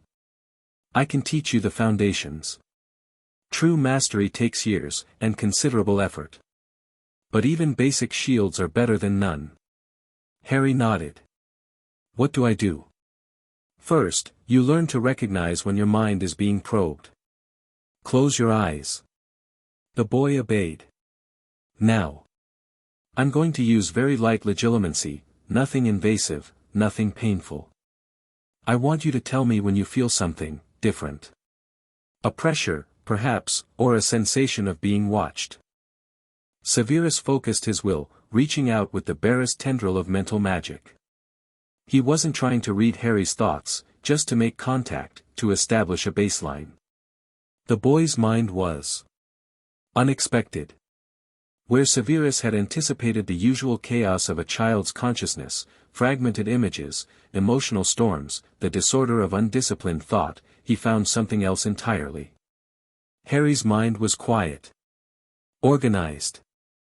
The surface thoughts were calm, measured, almost unnaturally still. A coping mechanism, Severus realized with a pang. Harry had learned to suppress himself, to make his inner world as small and invisible as possible. It was the mental equivalent of the silent, watchful child who had sat in the cupboard and waited for punishment. I feel something, Harry said, his eyes still closed. Like, someone's looking at me. But not with their eyes. Good. That's the sensation of legilimency. Now, I want you to try to push back. Imagine a wall between yourself and the presence you feel. Don't try to force it, just visualize the barrier and let your magic know that you want it to exist. A moment of silence. Then, remarkably, Severus felt resistance.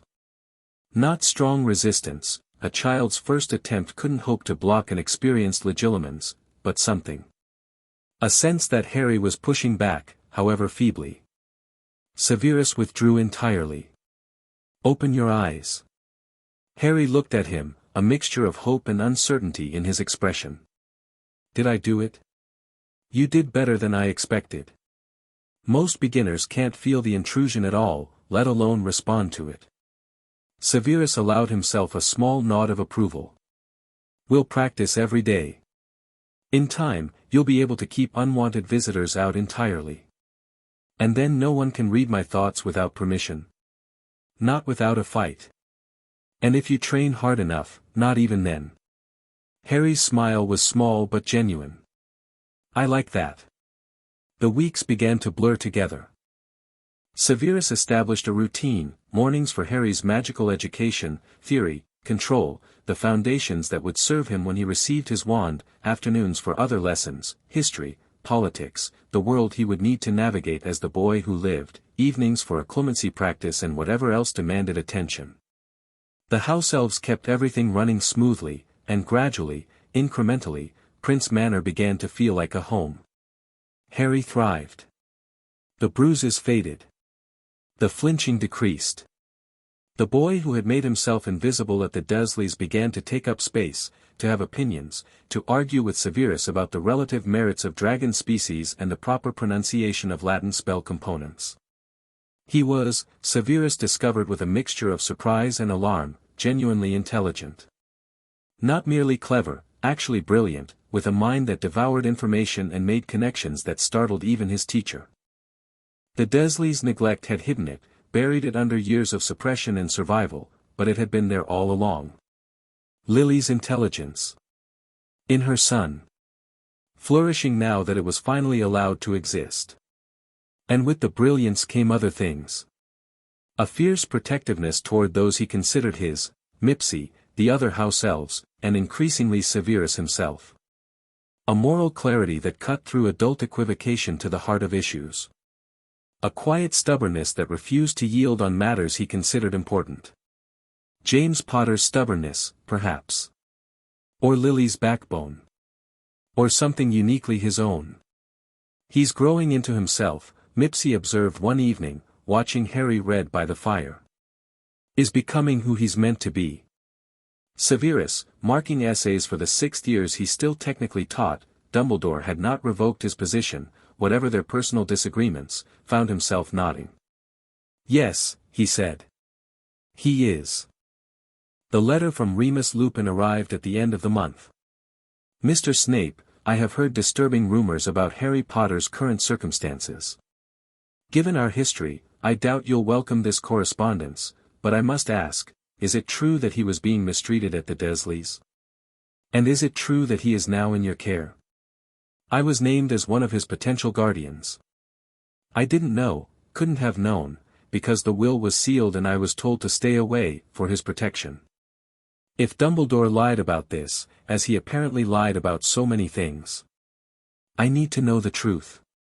For James and Lily's sake. For Harry's sake. Please respond." Remus Lupin. Severus read the letter twice. Lupin. The werewolf. One of James Potter's closest friends, one of the marauders who had made Severus's school years a living hell. But also, apparently, someone James and Lily had trusted enough to name as a guardian for their son. Someone who had been kept away by Dumbledore's machinations. Someone who had every right to be involved in Harry's life. This was going to be complicated.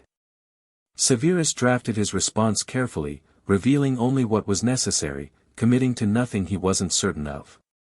He explained Harry's situation at the Dursleys without unnecessary detail. He confirmed his own custody. He acknowledged Lupin's claim to involvement without welcoming it. And he waited. The days continued. Harry learned. The political situation developed. Augusta Longbottom filed documents with the Department of Magical Child Services. Amelia Bones began her own quiet investigation. The Remnant made no further direct moves, though Severus's wards reported periodic surveillance. And slowly, carefully, a new life took shape. "Severus?" Harry asked one evening, looking up from his book. "What happens when I go to Hogwarts?" It was a question Severus had been expecting. Had been dreading, if he was honest. "You'll attend school. Learn magic properly. Make friends." He paused. "And I'll be there, as a professor. Watching. Will you still be my... The word hung in the air, unspoken. Guardian? Protector? Something else entirely? "I'll still be whatever you need me to be," Severus said quietly. "Hogwarts doesn't change that. Nothing changes that." Harry nodded slowly. Then, with visible effort, he closed his book and stood. "I want to show you something," he said. "In the dueling room." Curious, Severus followed. The boy led him to the center of the long, warded chamber and turned to face him. His expression was serious, focused, the look of someone about to attempt something difficult. "I've been practicing," Harry said. "When you're working. Mipsy's been helping me. I know you said I should wait for a wand, but," he raised his hand. And the practice dummy across the room burst into flames. Not wild, uncontrolled accidental magic, targeted, deliberate, precise. The flames burned for exactly 3 seconds, then extinguished themselves, leaving the dummy singed but intact. Severus stared. "I can do other things too," Harry said, a note of pride creeping into his voice. "Moving objects. Lighting candles. Small stuff, but I can do it on purpose now. Not just when I'm scared. Wandless magic. At 6 years old. With control that most adult wizards never achieved. Severus thought about the prophecy. About the power the Dark Lord knew not. About what kind of wizard Harry Potter might become with proper training and proper care. "Show me," he said. Harry did. And watching, Severus felt something shift in his chest. Something that might have been pride. Something that might have been hope. Something that might, against all odds, have been the beginning of love. The confrontation with Dumbledore came 3 weeks later. The Department of Magical Child Services had completed their investigation. The Potter will had been officially unsealed. Augusta Longbottom's coalition was preparing to bring motions before the Wisengamot. The careful political groundwork was beginning to bear fruit. And Dumbledore, realizing his control was slipping, made one final attempt. He arrived at Prince Manor unannounced, appearing at the edge of the wards with a phoenix on his shoulder and a determination in his ancient eyes that Severus had seen only in the darkest hours of the war. "We need to talk," the headmaster said. "Then talk. Not here. Not through wards." Dumbledore's expression was grave. "There are things you need to understand, Severus. Things about Harry, about the prophecy, about what's coming. If you truly care about the boy's welfare, I care about his welfare more than you ever did. Then let me explain. Let me show you why the choices I made were necessary. Why they're still necessary, even now." Severus considered refusing. Considered telling the old man to leave and never return. The temptation was strong, but so was curiosity. What justification could Dumbledore possibly offer? What rationalization could excuse what he'd done? "1 hour, Severus said finally. "And Harry stays here." "Agreed." Severus lowered a section of the wards, just enough to permit passage. Dumbledore walked through, and the ward sealed behind him with a sound like ice cracking. They walked in silence to the Manor's smaller receiving room, neutral territory, away from Harry's ears. Dumbledore settled into a chair, looking older than Severus had ever seen him. "The prophecy," he began. "You know some of it. But not all. Then enlighten me. The one with the power to vanquish the Dark Lord approaches, born to those who have thrice defied him, born as the 7th month dies, and the Dark Lord will mark him as his equal, but he will have power the Dark Lord knows not, and either must die at the hand of the other, for neither can live while the other survives." Severus had heard the first part before. The ending was new. "Either must die at the hand of the other," he repeated slowly. "You're saying Harry is destined to kill Voldemort? Or be killed by him?" "Yes." Dumbledore's voice was heavy. "That is the burden the boy carries, whether he knows it or not. Whether you want it for him or not. And the blood wards were designed to protect him until he was ready to face that destiny. Voldemort is not truly gone, Severus. He exists still, somewhere, in some form. When he returns, and he will return, Harry must be prepared. Must be protected. Must be raised as a weapon." The words came out flat, cold. "That's what you wanted. A tool, shaped by suffering, ready to sacrifice himself on command. I wanted a hero. One strong enough to do what must be done. You wanted a martyr. And you were willing to let him be abused to create one." Dumbledore was silent for a long moment. When he spoke again, his voice was quiet. "I made mistakes. I see that now. But the fundamental truth remains, Harry Potter is the only one who can end Voldemort. That was determined before either of us had any say in it. All I've tried to do is prepare him for that role. By placing him with people who beat him. By sealing his parents' will. By keeping him ignorant and vulnerable and dependent on you for protection. By ensuring he survived long enough to fulfill his destiny." They stared at each other across the space between them. Two men who had fought on the same side of a war. Two men who had very different ideas about what protection meant. The blood wards, Severus said finally, are no longer relevant. Harry lives here now. The wards at Prince Manor are stronger than anything you could build at Privet Drive. And he's learning to protect himself, developing abilities that you've never seen. That's exactly what concerns me. It should concern you. Because when Voldemort returns, if he returns, Harry won't be the helpless child you planned for. He'll be trained. Powerful. Ready to make his own choices about his future. And if he chooses wrong, then at least it will be his choice.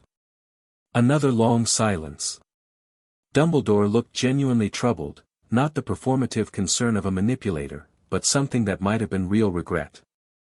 I've made mistakes, he said again. I can admit that. But I've also kept the wizarding world safe for decades, made decisions that no one else was willing to make, carried burdens that would have broken lesser men. Harry's situation was not ideal, but it was necessary. It was the best option available. No, Severus said. It was the easiest option available. There's a difference. He stood, signaling the end of the conversation. Harry stays with me. The legal proceedings continue. Your control over his future ends today. He moved toward the door. If you truly care about defeating Voldemort, you'll work with us instead of against us. But that's your choice to make. Dumbledore rose slowly, his ancient body showing its years. And if I don't accept those terms? Then you'll find yourself fighting a war on two fronts. And neither of them will be easy. They walked to the boundary of the wards in silence. Dumbledore paused before crossing, looking back at the manor that had become Harry's home. He's a remarkable boy, he said quietly. More remarkable than I gave him credit for. Yes. He is. Take care of him, Severus.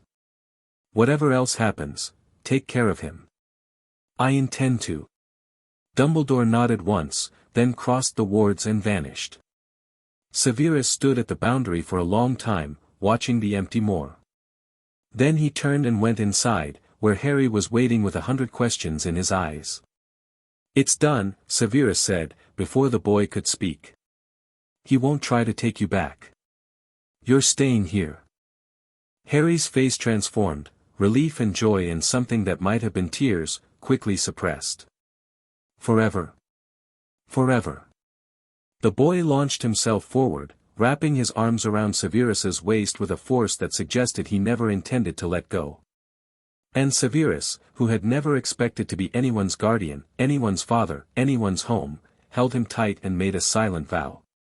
Whatever comes. Whatever Voldemort plans. Whatever destiny requires. This child is mine now. And I will keep him safe. Chapter 2 End. Chapter 3, The lesson's 6 months had transformed Prince Manor from a mausoleum into a home. The dust sheets were gone, banished by house elves who attacked dirt with the fervor of holy warriors. The chandeliers sparkled. The gardens, dormant for nearly 2 decades, had begun to stir under Mipsy's patient attention. And the library, Harry's kingdom now, hummed with the quiet energy of a boy devouring knowledge like he'd been starved of it. Which, Severus supposed, he had been. Winter had settled over the Yorkshire moors with characteristic bleakness, painting the landscape in shades of grey and white. The wind howled against the ancient wards, finding no purchase. Inside, fires burned in every occupied room, and the smell of Mipsy's cooking drifted through corridors that had known nothing but silence for 17 years. Severus stood at the window of his study, watching the snow fall, and considered how thoroughly his life had changed. 6 months ago, he had been Albus Dumbledore's man, bitter, isolated, existing only to pay debts that could never truly be repaid. Now he was head of House Prince, guardian to the boy who lived, and a political player in games he'd spent years avoiding. The transformation should have felt strange. Instead, it felt like waking up after a long, dreamless sleep. Severus? Harry's voice came from the doorway. The boy had learned to knock, one of many small civilizations Severus had insisted upon, but he still appeared with the silent suddenness of someone trained to move without being noticed. Yes. I finished the chapter on magical theory you assigned. The one about wand cores and their influence on spell casting. Harry held up the book in question, bristling with scraps of parchment he'd used as bookmarks. I have questions. Of course you do. Severus turned from the window. Come in. They settled into their usual positions, Severus behind his desk, Harry in the leather chair across from it that had somehow become his. The boy opened his book to the first marked passage. It says here that phoenix feather cores are especially good for light magic. But you told me that the Dark Lord's wand had a phoenix feather core. How does that work? An astute question. Severus considered how to answer it. The book oversimplifies. Phoenix feathers are associated with light magic because phoenixes themselves are creatures of renewal and healing. But the wand chooses the wizard, and the feather's properties adapt to the user's nature. In the Dark Lord's hands, that capacity for transformation became twisted, renewal became obsession with immortality, healing became the desire to reshape the world according to his vision. Harry absorbed this. So wands aren't good or evil by themselves. No. Magic is neutral. Intent determines its application. Then why are some spells called dark arts? Because their intent is inherently harmful. The killing curse, for example, exists only to end life. There's no benign application. The Cruciatus curse causes pain without purpose beyond the caster's desire to inflict suffering. These spells require malice to function, you cannot cast them accidentally or with good intentions. But other spells, regular spells, can be used for bad things too. Certainly. A levitation charm can drop someone from a height. A cutting curse designed for rope can sever flesh just as easily. The distinction is that those spells were created for legitimate purposes and can be misused, while dark spells were created for the misuse. Harry nodded slowly, his expression thoughtful. The book also talks about wand woods. It says holly is protective. Is that why? He stopped, his hand moving unconsciously to his forehead. Severus understood the unfinished question. Your wand will be made with holly, most likely. Ollivander matches wands to wizards based on factors even he doesn't fully understand. But yes, protective properties would be appropriate for you. Because of what happened when I was a baby. Partly. And partly because of who you are. Severus leaned back in his chair. Wand selection isn't destiny, Harry. It's affinity. The wand that chooses you will reflect your nature at the moment of choosing, but you'll grow beyond that moment. You'll change. The wand will adapt, or it will become less suited to you as you develop. Can you get a new wand if that happens? You can. Many adult wizards have their wands replaced after significant life changes. But most find that growing with their wand, rather than away from it, produces better results. The relationship between wizard and wand is symbiotic. Harry made a note in the margins of his book, a habit he'd developed over the past months, filling texts with observations and questions in his careful, cramped handwriting. Severus had initially found it irritating, this defacement of proper books. Now he recognized it for what it was, a mind that couldn't simply absorb information, but had to engage with it, argue with it, make it his own. I have another question, Harry said. Not about wands. Ask. The Malfoys invited us to dinner. Again. Not a question, technically, but Severus understood the underlying inquiry. Yes. Lucius has extended an invitation for this Saturday. Are we going? Severus considered his response carefully. The relationship with the Malfoy family had grown more complicated over the past 6 months. Lucius, after his initial surprise at Severus's transformation from obscure professor to political player, had settled into a pattern of cautious engagement. The dinner invitations came regularly, opportunities to assess, to probe, to determine how this new prince might fit into old alliances. And then there was Draco. Do you want to go? Severus asked. Harry's expression flickered. I don't know. Draco is strange.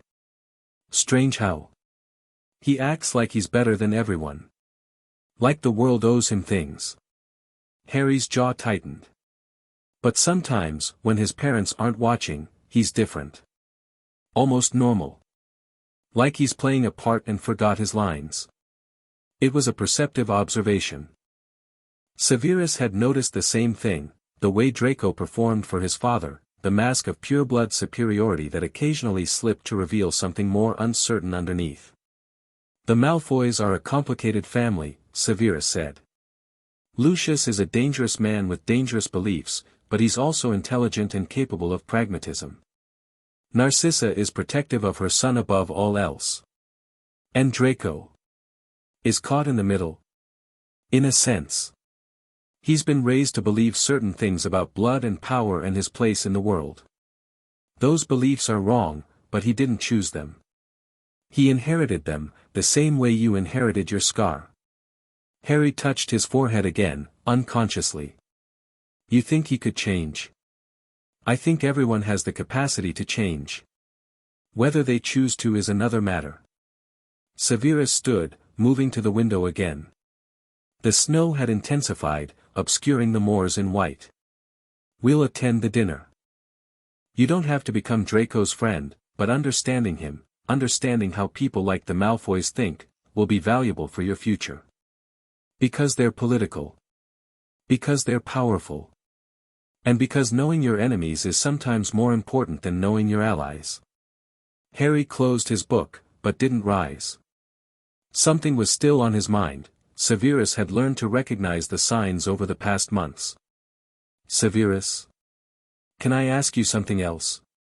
You seem determined to ask things regardless of permission. The ghost of a smile crossed the boy's face. Why did you become a Death Eater? The question hit like a physical blow. Severus had known it would come eventually. Harry was too intelligent, too curious, too invested in understanding the people around him to avoid it forever. But knowing it would come didn't make it easier to answer. That, Severus said carefully, is not a simple question. I know. But you told me I should understand how people think. And I want to understand you. The honesty of it was disarming. Not accusation, not judgment, just a child's genuine desire to comprehend the man who had become his guardian. Severus returned to his chair, feeling suddenly older than his 26 years. I grew up poor, he began. In a Muggle town, with a Muggle father who hated magic and a witch mother who had been disowned by her family for marrying him. I was caught between two worlds, not Muggle enough for one, not pure blood enough for the other. Harry listened without interrupting. His eyes were focused, intent. When I came to Hogwarts, I hoped things would be different. I hoped magic would be enough to make me belong somewhere. But I was sorted into Slytherin, and the other Slytherins saw what I was, a half-blood, poor, with no family connections and no social standing. They made my life difficult in ways that were creative. The same house you're head of now? Yes. Ironic, isn't it? Severus's mouth twisted. The only person who accepted me was your mother. Lily Evans, a Muggle-born Gryffindor who didn't care about blood status or house rivalries. She was my friend for years. My only real friend. Harry's expression softened at the mention of his mother. It always did. But friendship with a Gryffindor wasn't respected in Slytherin. And there were other students, pure-blood students, who offered me what friendship couldn't, power. Status. The promise that if I joined their cause, I would finally belong somewhere. The Death Eaters. Not yet. Not then. But the ideology that became the Death Eaters, blood supremacy, magical superiority, the reshaping of the wizarding world according to pure blood values.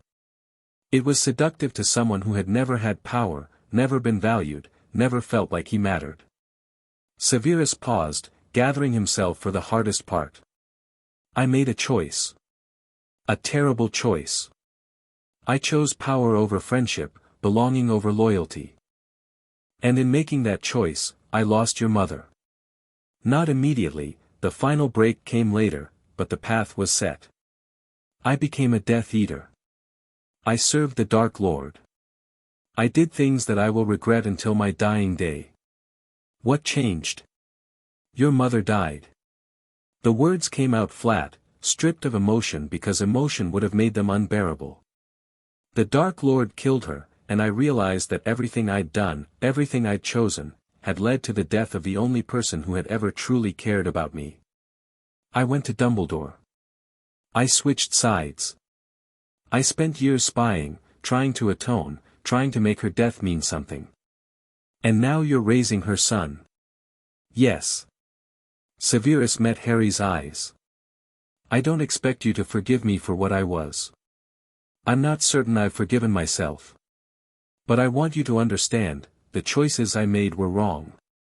The beliefs I held were wrong.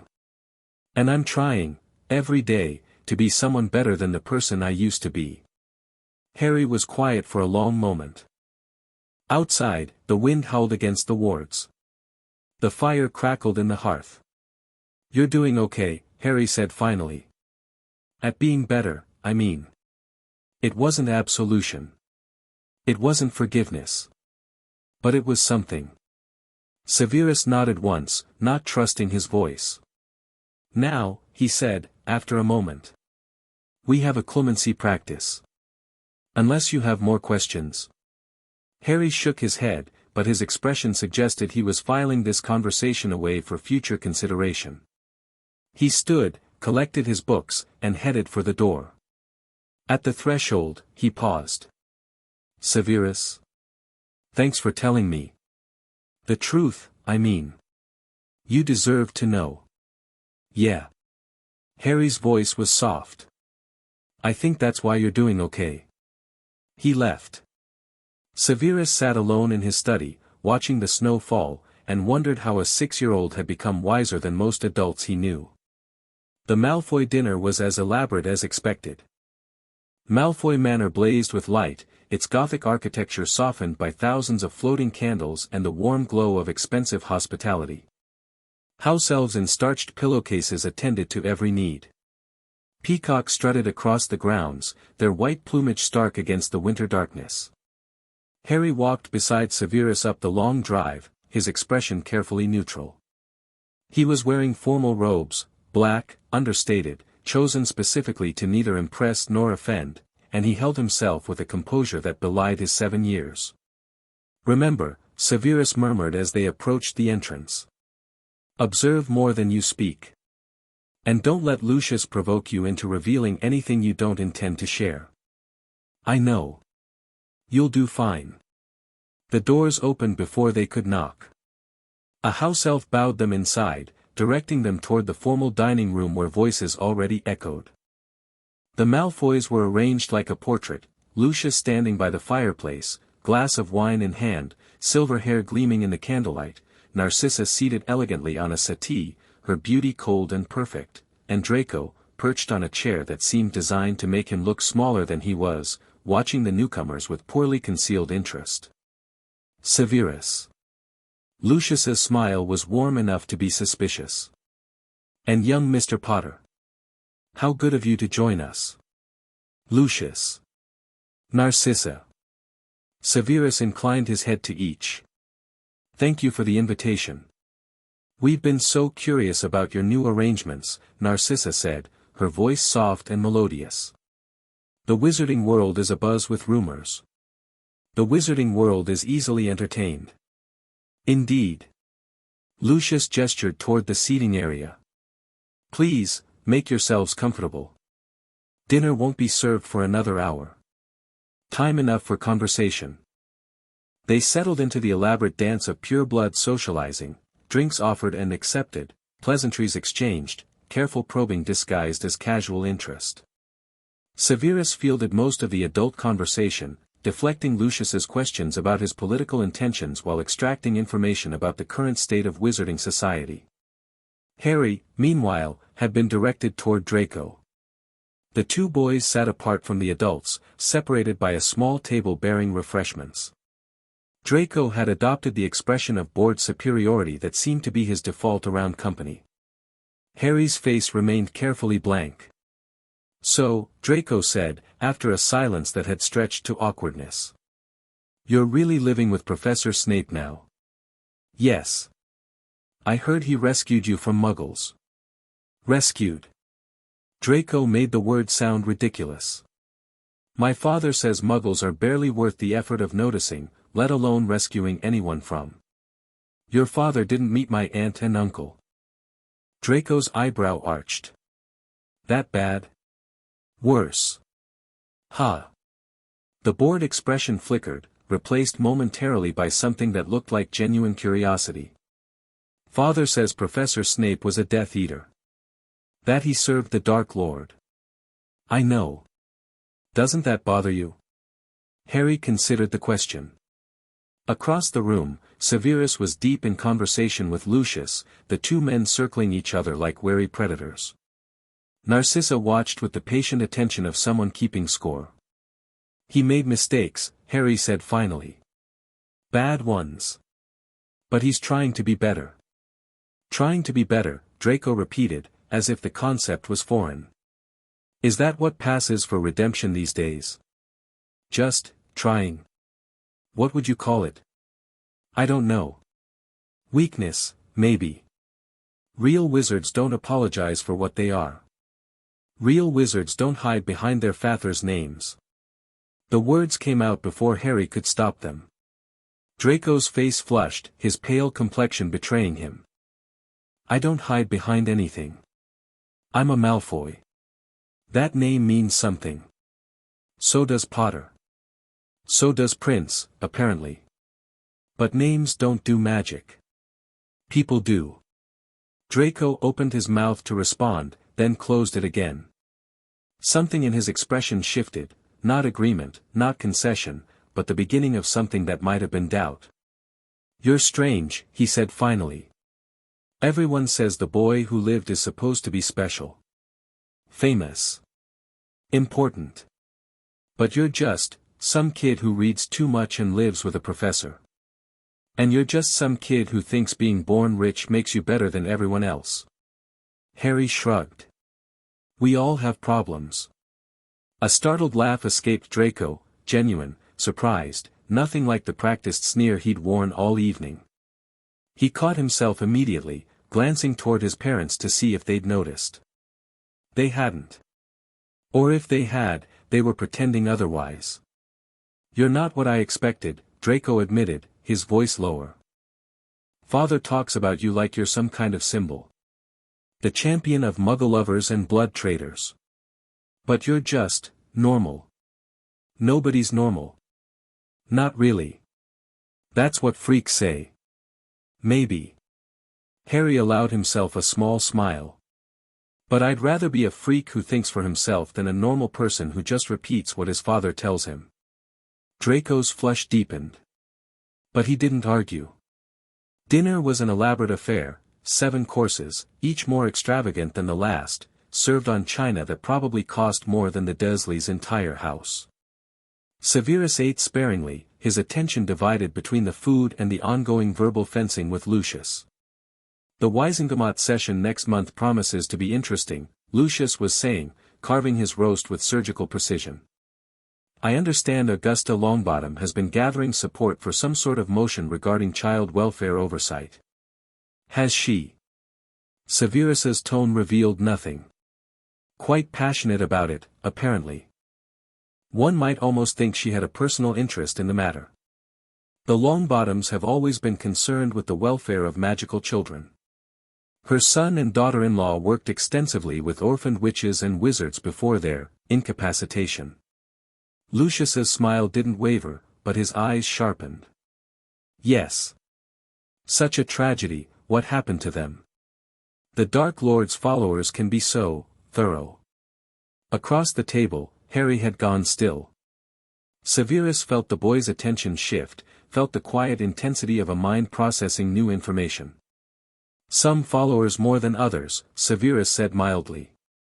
Bellatrix Lestrange, for example, has always been notably dedicated. My sister-in-law is passionate about her beliefs.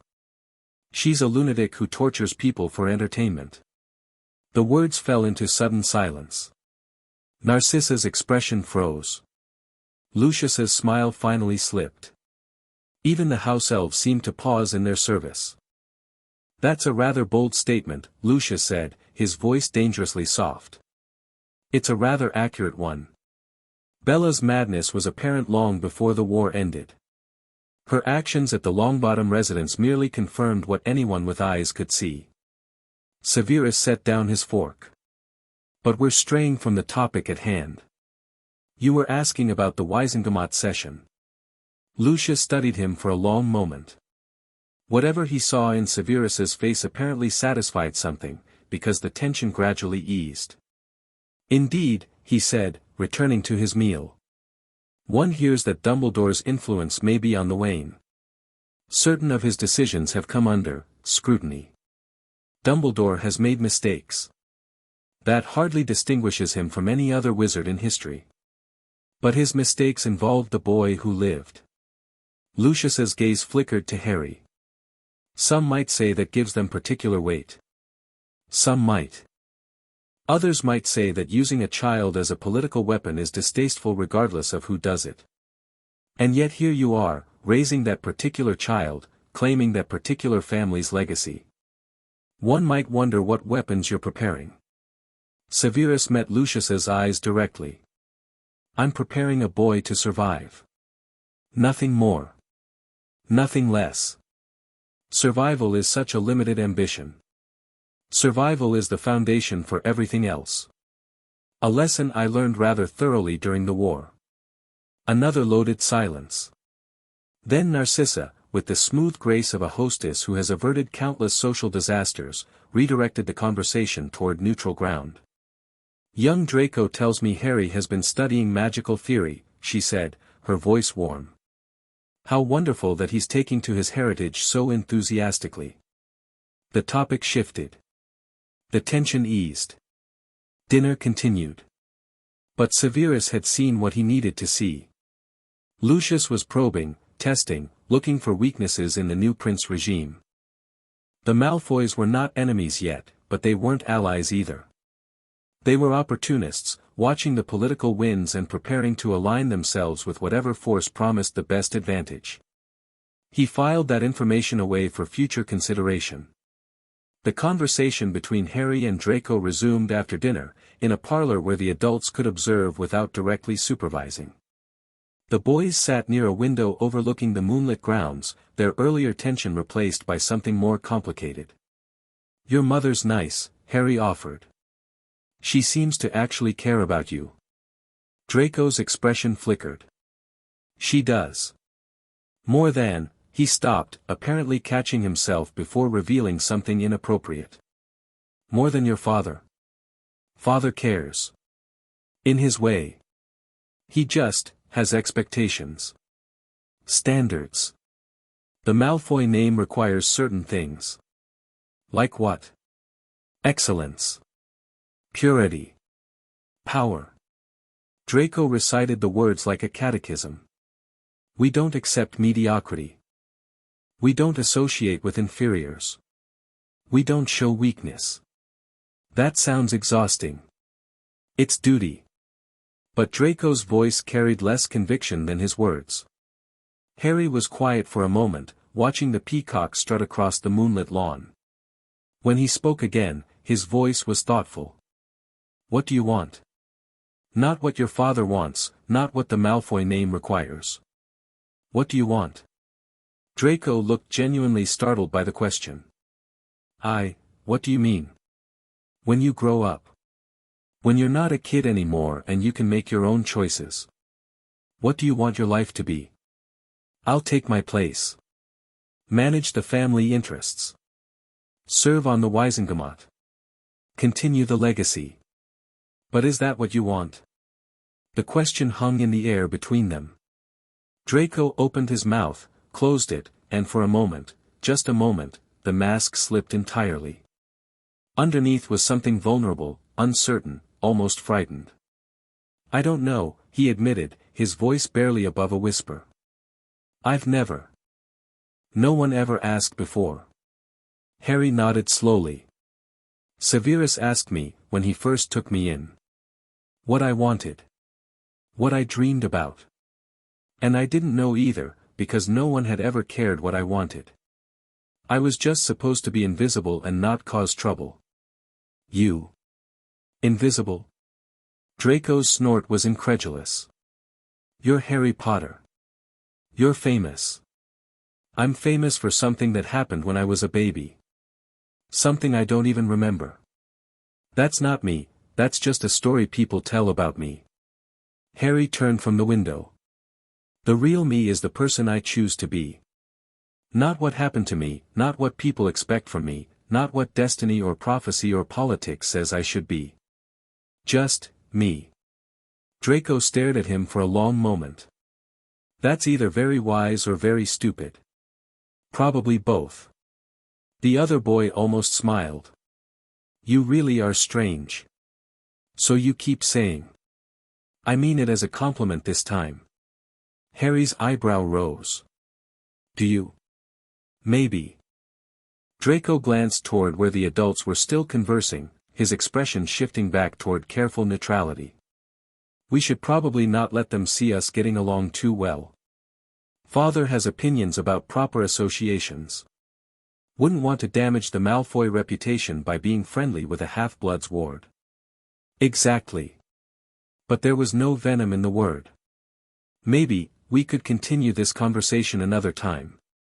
Without all the audience. Harry considered this. Maybe. I'll allow you. If Father allows it. Do you do everything your father allows? Draco's mouth twisted. Not as much as he thinks. They returned to the gathering, taking their places in the elaborate social dance of farewell pleasantries and promised future invitations. Severus watched the interaction between the boys with carefully concealed interest. Something had shifted. He wasn't certain yet whether that shift was good or dangerous or both. The apparition back to Prince Manor was silent. Harry held tight to Severus's arm, still unaccustomed to the sensation of being squeezed through space, and kept his eyes closed until they materialized at the edge of the wards. Well? Severus asked, as they walked toward the house. What did you think? Draco's complicated. Most people are. He's been told his whole life what to think, what to believe, what to want. But underneath all that. Harry paused, searching for the right words. There's someone else. Someone who isn't sure the things he's been told are true. You saw all that in one dinner. I saw someone who's never been asked what he wants. That's. I know what that feels like. Severus absorbed this. The insight was remarkable for a 7-year-old, but then, Harry's experiences had made him older than his years in ways that were both valuable and heartbreaking. Be careful with Draco, Severus said. The potential for change doesn't guarantee it will happen. Lucius's influence is strong, and the Malfoy family has deep roots in the ideology that created the Death Eaters. I know. But. Harry looked up at him, those green eyes reflecting moonlight. You changed. You were raised to believe certain things, you made bad choices, and then you changed. Why should Draco be different? Because I had motivation. I lost something precious before I understood what I'd sacrificed. Draco hasn't lost anything yet. Maybe he doesn't have to lose something to change. Maybe he just needs someone to show him there's another way. Severus considered this as they passed through the wards and entered the warmth of the manor.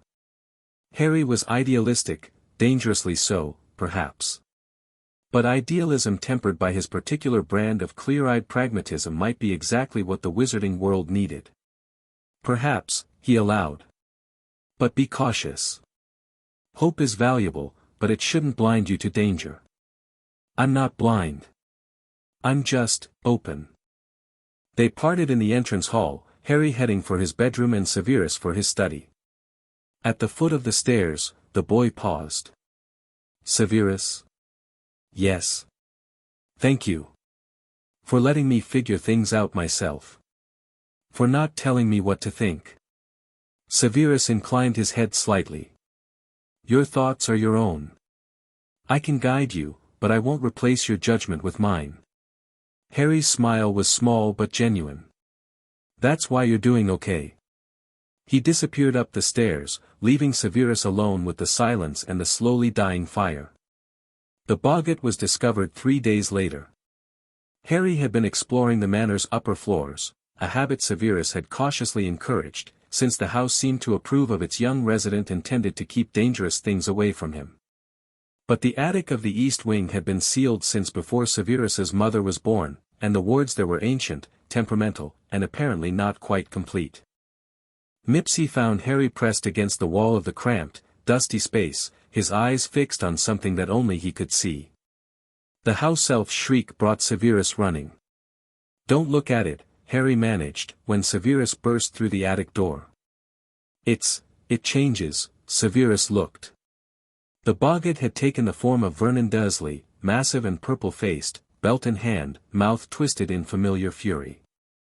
But even as Severus watched, it shifted, flickered, became something else. Red eyes. A pale, serpentine face. A voice that echoed in memory, kill the spare. Voldemort. The boggart had become Voldemort. Ridiculous. Severus's wand moved instinctively, forcing the image to twist into absurdity. The Dark Lord's robes became a tutu, his fearsome countenance sprouted a rubber chicken beak. The boggart faltered, confused by its suddenly ridiculous form. Harry. The door. Now. The boy scrambled past him, out of the attic, down the stairs. Severus followed, sealing the door behind them with wards that would hold until he could deal with the creature properly. He found Harry in the second-floor corridor, pressed against the wall, breathing hard. The careful composure he'd maintained for months had cracked, revealing the terrified child underneath. It was him, Harry gasped. The one who killed my parents. He was there, in my head, and I could feel, breathe. Severus knelt beside him, hands gripping the boy's shoulders. It's gone. It was a boggart, a creature that takes the form of your worst fear. It wasn't real. But I saw him. I felt, Harry's hand went to his scar, which had flushed red. It hurt. Like fire. Like he was there. That was concerning. Boggarts couldn't cause physical pain, they were psychological threats, not magical ones. But Harry's scar was no ordinary scar, and his connection to the Dark Lord was no ordinary connection. Tell me exactly what you felt, Severus said. Every detail. Harry took a shuddering breath, visibly forcing himself to calm down. At first it was Uncle Vernon. He was yelling at me, calling me a freak, and I was scared, but I knew he couldn't really hurt me anymore. But then it shifted. And there was this face, white, like a skull, with red eyes, and I knew it was him even though I couldn't remember ever seeing him. What else? A voice. In my head. It said he was waiting for me. That he'd find me again. That we were connected. Harry's eyes met Severus's. That's not, boggarts can't talk, can they? They just show you things. No. Boggarts couldn't talk. They were mimics, reflections, embodying the form of fear but not its substance. Unless something else had seized the opportunity to speak. Your scar, Severus said slowly. When it hurt, what exactly did you feel? Like there was something inside it. Pressing against my skull, trying to get out. And underneath that, something else. Something cold and angry, and it wasn't me. Severus's blood went cold. The prophecy spoke of marking Harry as an equal. The scar was that mark, a remnant of the curse that had failed to kill him. But what if it was more than a mark? What if, in that moment of failed murder, something had been transferred? He needed to investigate. Needed to understand what was hiding in that lightning bolt scar. But first, he needed to deal with a terrified child. Listen to me, Severus said, his voice firm but gentle. Whatever you felt in that attic, whatever voice you heard, it cannot hurt you here. The wards at Prince Manor are ancient and powerful. They're designed to keep out exactly the kind of influence you just experienced. But he was inside my head. Inside my scar. A residue. An echo. Not the Dark Lord himself. Severus hoped that was true. We'll investigate this together. We'll understand what it means. But for now, you need to know that you're safe. You're protected. I won't let anything happen to you. Harry searched his face, looking for signs of deception. Finding none, he nodded slowly. Okay. I trust you. 3 words that carried more weight than any spell. That night, after Harry was settled in bed and the boggart had been dealt with, banished rather than destroyed, Severus wanted to examine it later. Severus retired to his study to think. The connection between Harry and Voldemort was more significant than he'd realized. The scar wasn't just a mark, it was a link. A channel through which the Dark Lord's influence could reach, could touch, could perhaps even control. The prophecy said Harry must face Voldemort again.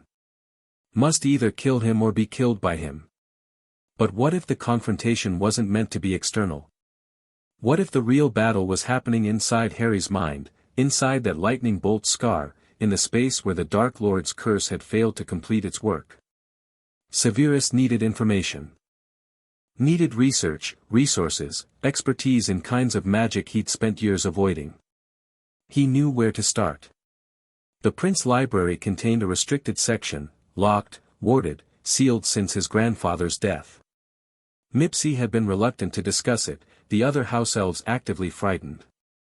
Whatever books lay within those wards, they were not the kind of thing respectable wizards admitted to owning. But Severus was not a respectable wizard.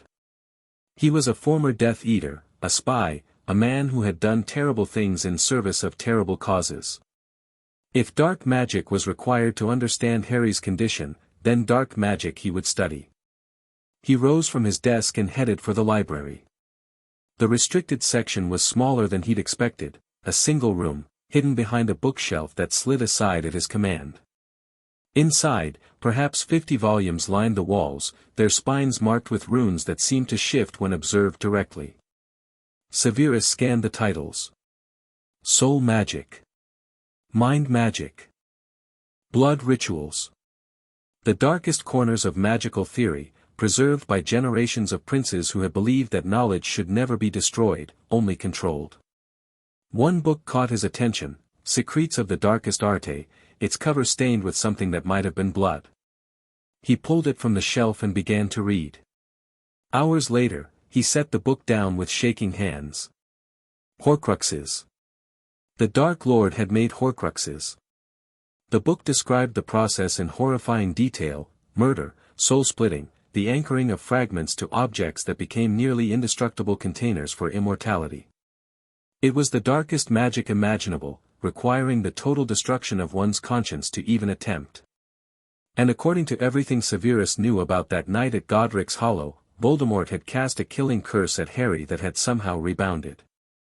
Had somehow failed to kill its target and instead destroyed its caster.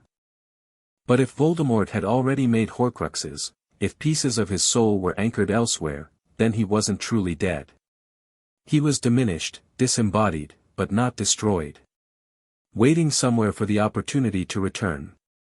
And the voice Harry had heard in his head, the cold presence pressing against his scar, the sense of something inside him that wasn't himself. What if, in the moment of that failed curse, a fragment of Voldemort's soul had accidentally anchored itself to the only living thing in the room? What if Harry Potter was a Horcrux? Severus sat in the dim light of the restricted section and considered the implications. If he was right, and the evidence was circumstantial but compelling, then the prophecy took on a new and terrible meaning. Neither can live while the other survives. Not because they were destined enemies. But because part of Voldemort literally lived inside Harry, and destroying the Dark Lord completely might require destroying that part too. Dumbledore had to know. Had to have at least suspected. The old man's insistence on keeping Harry with his relatives, on preparing him for a confrontation he couldn't possibly survive, on treating the boy as a weapon rather than a person, it all made horrible sense if Dumbledore believed Harry would ultimately have to die. The greater good. The necessary sacrifice. The boy who lived becoming the boy who must die. Severus understood, finally, exactly what he was fighting against. He didn't tell Harry. Not yet. Not until he had a solution, a hope, something to offer besides despair. Instead, he threw himself into research. The Prince Library became his battlefield, the restricted section his arsenal. He studied soul magic with the intensity he'd once devoted to potions, looking for any alternative to the obvious conclusion. Horcruxes could be destroyed, according to the texts. Basilisk venom. Fiend fire. Certain powerful curses.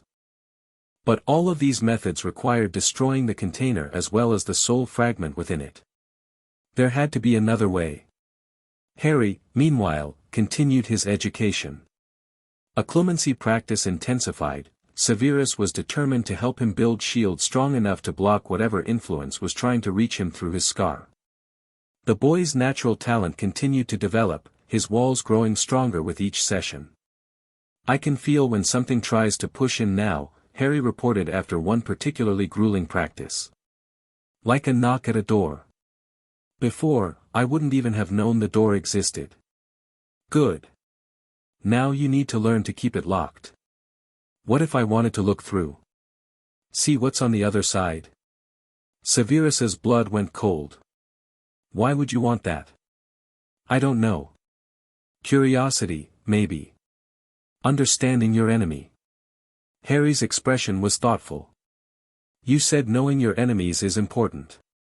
Knowing them is different from inviting them into your mind. Whatever connection exists between you and the Dark Lord, it's not something to be explored. It's something to be defended against." Harry studied him for a long moment. "You know something. Something you're not telling me." The boy was too perceptive by half. Severus considered his options: continue the deception, offer a partial truth, or share everything and risk destroying the hope he'd worked so hard to build. "I know that the connection is dangerous," he said carefully. "I know that the Dark Lord left more of himself behind than anyone realized. And I know that protecting your mind is more important than I can express. That's not all of it. No. But it's all I can tell you right now. When I understand more, when I have answers instead of just questions, I'll share everything." Harry held his gaze for a long moment. Then he nodded. "Okay. I trust you." Those words again. That faith he hadn't earned and didn't deserve. "Thank you," Severus said quietly. "Now, again. Build your walls." The winter deepened. The days grew shorter. Prince Manor settled into routines that felt more permanent with each passing week. And then Remus Lupin arrived. The werewolf looked terrible. Severus watched from the window as Lupin approached the manor's gates, his robes shabby and patched, his face gaunt, his movements carrying the exhaustion of a man who had spent years running from something that could never be outrun. They had exchanged letters, after that first cautious communication. Lupin had been horrified by Harry's treatment at the Dursleys, furious at Dumbledore's deceptions, desperate to meet the godson he'd been kept from for 6 years. Severus had agreed to a visit, against his better judgment. Now, watching the man he'd hated since childhood approach his home, he wondered if that judgment had been as poor as he feared. "He's here," Harry said from behind him. "The werewolf. Remus Lupin." "Yes." Severus turned from the window. "How do you feel about meeting him?" Harry's expression was complicated: curiosity, wariness, hope. "He was my dad's friend. One of the people who was supposed to take care of me." "Yes. But Dumbledore kept him away." "According to Lupin, yes. Dumbledore told him the Blood Wards required Harry to have no contact with the magical world, that his werewolf nature made him unsuitable as a guardian, that the best thing he could do for his best friend's son was stay away." And he believed that? He believed Dumbledore. Severus's voice carried old bitterness. Many people did. Harry was quiet for a moment. I want to meet him. But I want you there too. Of course. They went to the entrance hall together. The reunion was awkward. Lupin stood just inside the doorway, drinking in the sight of Harry with eyes that held 6 years of grief and longing. Harry stood beside Severus, watchful and guarded, not quite willing to trust this stranger who claimed to have loved his parents. Harry. Lupin's voice cracked on the name. You look so much like James. But your eyes, your mother's eyes, everyone says that. I imagine they do. Lupin's laugh was hollow. Forgive me. I've imagined this meeting so many times, and now that it's happening, I don't know what to say. You could start with why you stayed away.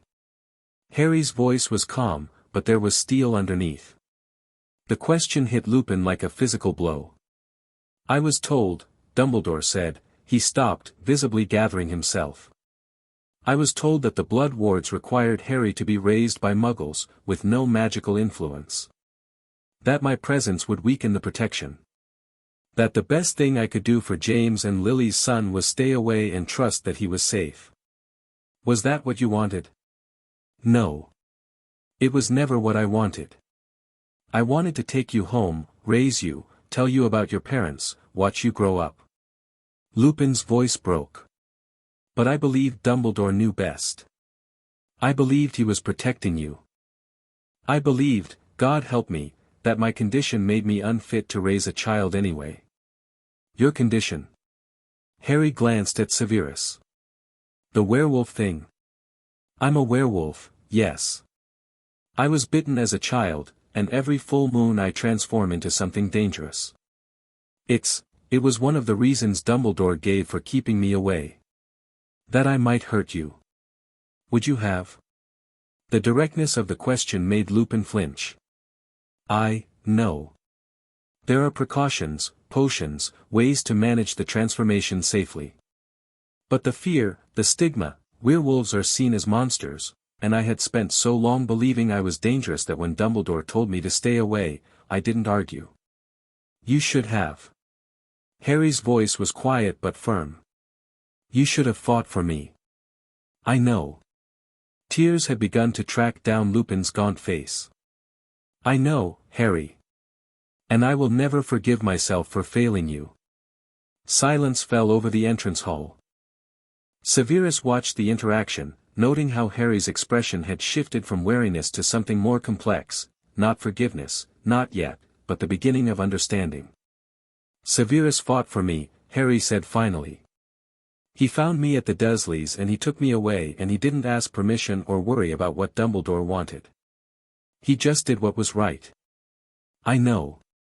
Lupin looked at Severus, and the old enmity that had defined their school years was nowhere to be found. I know, and I'm grateful, and I'm sorry I wasn't strong enough to do the same. Being sorry doesn't change anything. No. But it's a start. Lupin wiped his eyes. I'm not asking for forgiveness, Harry. I'm not asking to replace anyone or take anything away from what Severus has given you. I wanted to meet you. To tell you about your parents.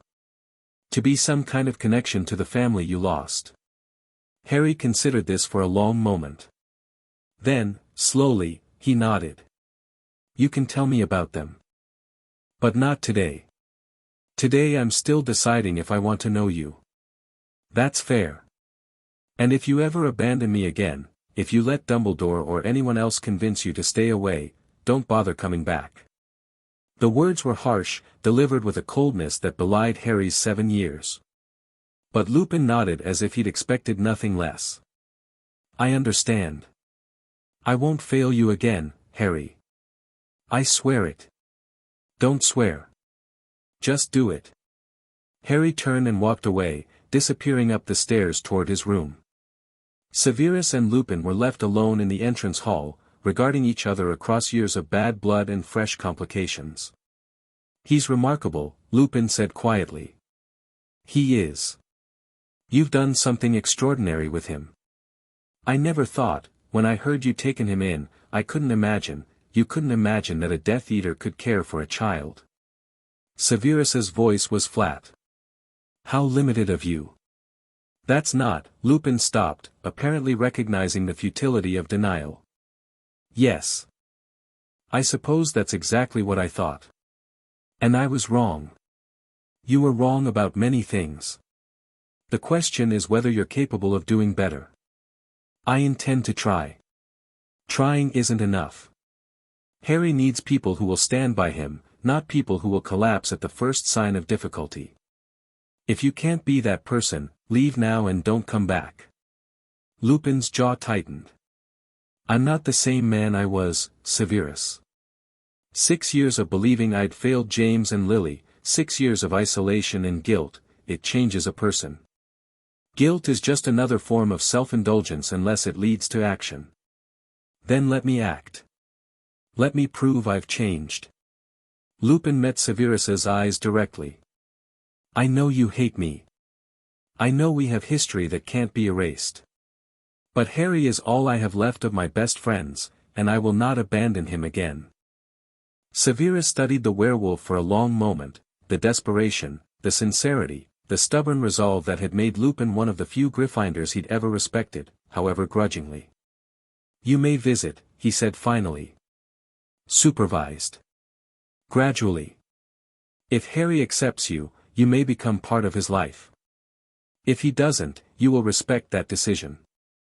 Thank you. Don't thank me. I'm not doing this for you. Lupin nodded. I know. You're doing it for Harry. I'm doing it for Lily. Severus turned toward the stairs. Mipsy will show you out. We'll discuss a schedule for future visits once Harry has had time to process today. He left the werewolf standing in the entrance hall and went to check on his ward. Harry was in his room, sitting on the bed with his stuffed dog, the one he'd brought from the cupboard, still battered but carefully maintained, pressed against his chest. Are you all right? Severus asked from the doorway. I don't know. Harry's voice was small. I thought I'd be angry. Or sad. But I just feel confused. That's understandable. He really loved my parents. I could see it. And he wanted to be there for me, he wasn't lying about that. Harry looked up. But he wasn't. He let Dumbledore tell him what to do, and he stayed away, and I was alone. Yes. You didn't do that. You found me and you kept me and you didn't let anyone take me away. I had advantages Lupin didn't. Resources, knowledge, less faith in Dumbledore's infallibility. But you still chose to fight. He chose to give up. Severus couldn't argue with that. It was true, and Harry deserved the truth. People make different choices in difficult circumstances, he said instead. Lupin's choice was wrong, but it was made from fear and grief and misplaced trust. That doesn't excuse it, but it might help explain it. You're defending him. I'm offering context.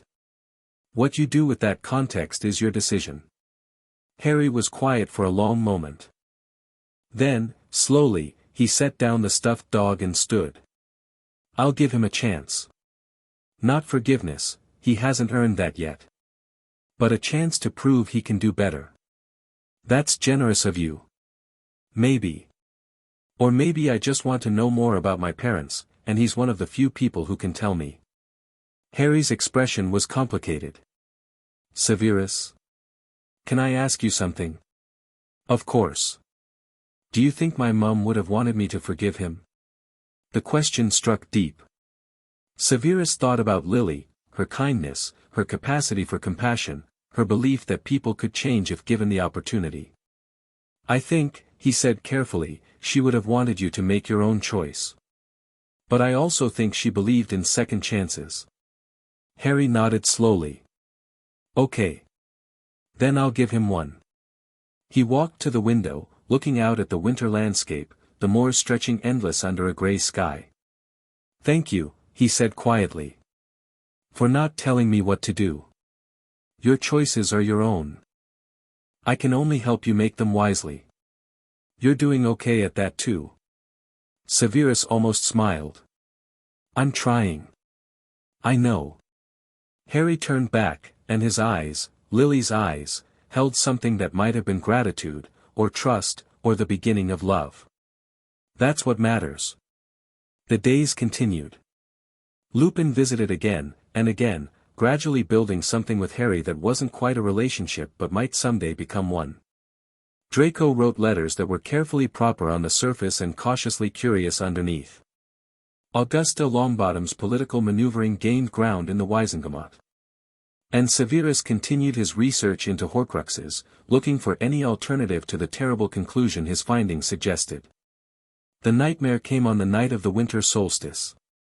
Harry woke screaming, his scar burning red, his eyes wild with visions he couldn't quite remember. Severus was there within moments, holding him as the aftershocks faded, listening as the boy described what he'd seen. A snake. Huge, like nothing I've ever imagined. And a voice saying, soon, over and over, and a dark room with something glowing in the corner, and, Harry's breath caught. And you. You were there, kneeling, and the voice was angry with you. Severus's blood ran cold. What did the voice say to me? That you'd betrayed him. That you'd taken something precious. That when he returned, you'd suffer for it. Harry's eyes met Severus's. It was him, wasn't it? The Dark Lord. He was showing me what he's planning. Perhaps. Or perhaps it was a dream shaped by your fears. It wasn't a dream. Harry's voice was certain. I could feel him. In my scar, in my head, in the place where the boggart found me. He's still out there, Severus. And he's getting stronger. The words echoed the fears Severus had been carrying for weeks. The Horcruxes. The connection. The inevitable return. Then we'll be ready for him, Severus said. Whatever he's planning, wherever he's hiding, we'll face it together. Promise? Promise. Harry nodded, his breathing slowly steadying. Outside, the winter wind howled against the wards. Severus? Will you stay? Until I fall asleep? Of course. He settled into the chair beside Harry's bed, keeping watch in the darkness. The boy's eyes closed, his breathing evened out, and gradually the tension in his small body eased. Severus sat there for hours, watching over the child who had become his responsibility, his purpose, his hope for redemption. And in the darkness, he made another silent vow. Whatever it takes. Whatever I have to sacrifice. Whatever darkness I have to face. I will find a way to save him. The winter solstice passed. The days began to lengthen again. And somewhere, in a darkness beyond the reach of the Prince wards, something ancient and terrible began to stir. Chapter 3 End. Chapter 4, The Reckoning. The morning of Harry's 7th birthday dawned clear and bright, a rare gift from the Yorkshire weather that seemed determined to make amends for months of grey skies and howling wind. Severus woke early, as he always did, and spent the pre-dawn hours reviewing the preparations Mipsy had been orchestrating for weeks. The house elf had thrown herself into birthday planning with a fervor that bordered on alarming, consulting ancient prince family records for proper celebration protocols, and producing a list of requirements that would have befitted a royal coronation. Young Master Harry is having his first real birthday, Mipsy had explained, when Severus questioned the necessity of enchanted streamers that changed color based on the birthday boy's mood. Must be being perfect. Severus hadn't argued. He understood, perhaps better than anyone, what this day meant. Harry had never had a birthday party. Had never received presents wrapped in paper, never blown out candles on a cake, never experienced the simple joy of being celebrated for existing. The Dursleys had made his birthday another day of chores and invisibility, occasionally punctuated by Dudley receiving extra presents to compensate for sharing a summer with his freakish cousin. Today would be different. He found Harry already awake, sitting cross-legged on his bed with a book open in his lap. The boy looked up as Severus appeared in the doorway, and his expression held the careful neutrality he still defaulted to when uncertain what to expect. "Happy birthday," Severus said. Something flickered across Harry's face, surprise, maybe, or the beginning of hope. "You remembered." "Of course I remembered. It's rather difficult to forget when Mipsy has been planning for 6 weeks. The ghost of a smile. She's been very enthusiastic." An understatement. Severus stepped into the room. "Get dressed. Breakfast is waiting, and I believe there are presents that have been threatening to unwrap themselves out of sheer impatience." Harry's eyes widened. "Presents?" "Several, in fact. Did you imagine we would let the occasion pass unremarked?" The boy swallowed hard. "I've never had presents before. Not real ones. Dudley used to get piles of them, and I would watch from the stairs, but I never—" He stopped, apparently unable to continue. Severus crossed the room and sat on the edge of the bed. "Harry. Look at me." Green eyes met his, bright with emotions the boy was struggling to contain. "You will have presents today. And next year. And every year after that for as long as I have anything to say about it. You will have a cake with candles, and people who care about you will wish you happiness, and you will understand, truly understand, that you matter. That your existence is worth celebrating." Severus paused, searching for the right words. The Dursleys were wrong. About everything. And every birthday from now on will be proof of that. Harry stared at him for a long moment. Then, without warning, he launched himself forward, wrapping his arms around Severus's neck in a fierce hug. "Thank you," he whispered. Severus held him tight. The breakfast table groaned under the weight of Mipsy's efforts. Pancakes shaped like snitches. Eggs spelled to hover slightly above the plate. Toast that had been charmed to arrange itself into birthday messages. Fresh fruit, pastries, hot chocolate with marshmallows that bobbed in synchronized patterns, every surface covered with food that seemed designed more for wonder than consumption. Harry sat at the head of the table, surrounded by floating streamers that did indeed change color based on his mood. Currently they were cycling through shades of warm gold and soft pink, happiness and contentment, according to Mipsy's somewhat dubious interpretation guide. "This is..." Harry gestured helplessly at the spread before him. "This is too much." "Mipsy is disagreeing," the house elf said firmly. "Young Master Harry is deserving much more. This is being minimum acceptable birthday breakfast." "The minimum?" "Mipsy is showing restraint. Is wanting to hire fireworks dragon, but Master Severus is saying no." Harry looked at Severus with an expression that mixed horror and amusement. "Fireworks dragon?" "It's exactly what it sounds like, and it would have set fire to most of the East Wing." Severus accepted a cup of coffee from the second house elf, Tibby, who was considerably less excitable than Mipsy but equally devoted to the young master. "I drew a line. Thank you for that." "You're welcome." They ate in comfortable silence, Harry working his way through pancakes with the focused determination of someone who still couldn't quite believe food would always be available. The streamers settled into a steady golden glow. When the plates were cleared, Mipsy produced a stack of wrapped packages that had apparently been hidden in a pocket dimension for maximum dramatic effect. "Presents," she announced. "Young Master Harry is opening presents now." Harry reached for the first package with hands that trembled slightly. The paper, deep green with silver stars that actually twinkled, fell away to reveal a leather-bound journal, its cover embossed with the prince crest. "For your studies," Severus explained. "Charmed to be waterproof, fireproof, and resistant to accidental magic. The pages are unlimited, it will never run out of space. It's beautiful." Harry ran his fingers over the smooth leather. "Thank you." The next package contained a set of self-inking quills in various colors. Then a miniature model of a Hungarian horntail that actually breathed, harmless, flames. Then a collection of wizarding sweets from honeydukes. Then a telescope enchanted to work even through clouds. And finally, a small box that Severus handed over personally. "This one is different," he said. "Open it carefully." Harry lifted the lid and went very still. Inside, nestled in velvet, lay a simple gold chain bearing a small pendant, a lily flower, delicately crafted, with an emerald chip at its center. "It was your mother's," Severus said quietly. "She wore it at school.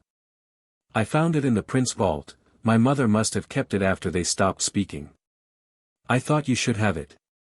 Harry lifted the pendant with reverent fingers. The morning light caught the emerald, making it glow with inner fire. "You knew her," he said. "You really knew her. Better than almost anyone. She was my best friend for 7 years. My only friend, for most of them. And she wore this every day, until our falling out. I don't know why my mother had it, perhaps Lily gave it to her, perhaps she found it somewhere.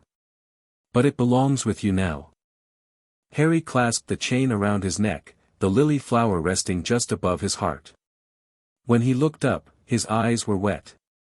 "This is the best birthday I've ever had." "It's your first birthday." "That's what I mean." They sat together in the golden morning light, the streamers glowing warm, the remains of breakfast scattered around them. Then the ward screamed. Severus was on his feet before conscious thought caught up with instinct. His wand appeared in his hand. His senses reached outward, feeling for the disturbance in the ancient protections that surrounded Prince Manor. "What is it?" Harry asked, already moving to stand behind him. "Someone's testing the wards." "Multiple someones." Severus's eyes narrowed. "Stay here. Mipsy, protect him." "Master is not going alone," the house elf protested. "Master is going exactly where Master needs to go." Severus strode toward the entrance hall, magic crackling at his fingertips. "Keep Harry safe." "That's an order." He didn't wait for further argument. The front doors of Prince Manor burst open at his approach, revealing a morning that had turned suddenly dark. Storm clouds had gathered with unnatural speed, churning overhead in patterns that spoke of magical manipulation. Lightning flickered in their depths, not natural lightning, but something colder, more purposeful. At the edge of the wards, 30 figures stood in a semicircle. They wore the robes and masks of Death Eaters, their silver faces gleaming in the strange light. They didn't move, didn't speak, simply stood there like statues carved from malice and waiting. "Snape." The voice came from the center of the formation, distorted by magic. "We've come for the boy." Severus walked down the manor's front steps with deliberate calm. He stopped 10 feet from the ward line, close enough to see the details of their masks but far enough to have room to maneuver. "You'll find that difficult. The wards are old. Strong, yes, but not unbreakable. We've been studying them for months." The speaker stepped forward slightly. "Give us the boy, and you can go about your business. Refuse, and we'll tear this place apart. You're welcome to try. You're outnumbered, Snape. 30 to 1. The Dark Lord always said you were clever, but surely even you can count. The Dark Lord is dead." "Is he?" The distorted laughter was eerie, echoing across the moors. "You of all people should know better. The Dark Lord does not die. He waits. He plans. He returns. Then he can return to find that his followers have been dealt with." Severus raised his wand. "Last warning. Leave now, or face the consequences." "The consequences?" More laughter. "You're a schoolteacher, Snape. You brew potions and terrorize children." "You're not," Severus struck first. The curse left his wand like a lightning bolt, slamming into the leader with enough force to throw him back 20 feet. Before the others could react, Severus had fired 3 more spells in rapid succession, a shield breaker, a cutting curse, and a modified bombarda that turned the ground beneath 2 attackers' feet into a crater. Chaos erupted. The Death Eaters' formation scattered as they realized this was not the easy victory they'd expected. Spells flew in all directions, multicolored lights crisscrossing the space between attackers and wards. Severus moved with fluid precision, never staying in one place long enough to be targeted, his wand tracing patterns that were half dueling and half dance. He'd fought in the war. Had stood beside the Dark Lord himself, had witnessed magic that would have driven lesser wizards mad. These remnants, these pretenders playing at being Death Eaters, they had no idea what they were facing. 2 more fell to his spells. Then 3. The ward line held firm behind him, the ancient prince protections doing exactly what they were designed to do.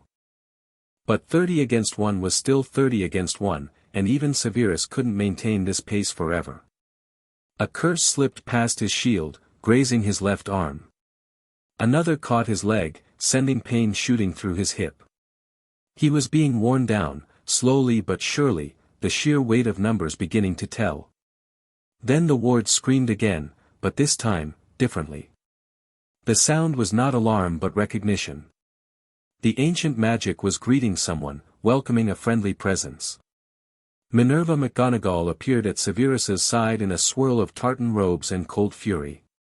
"You might have mentioned you were under attack," she said, deflecting a curse with contemptuous ease. "I thought I had it under control."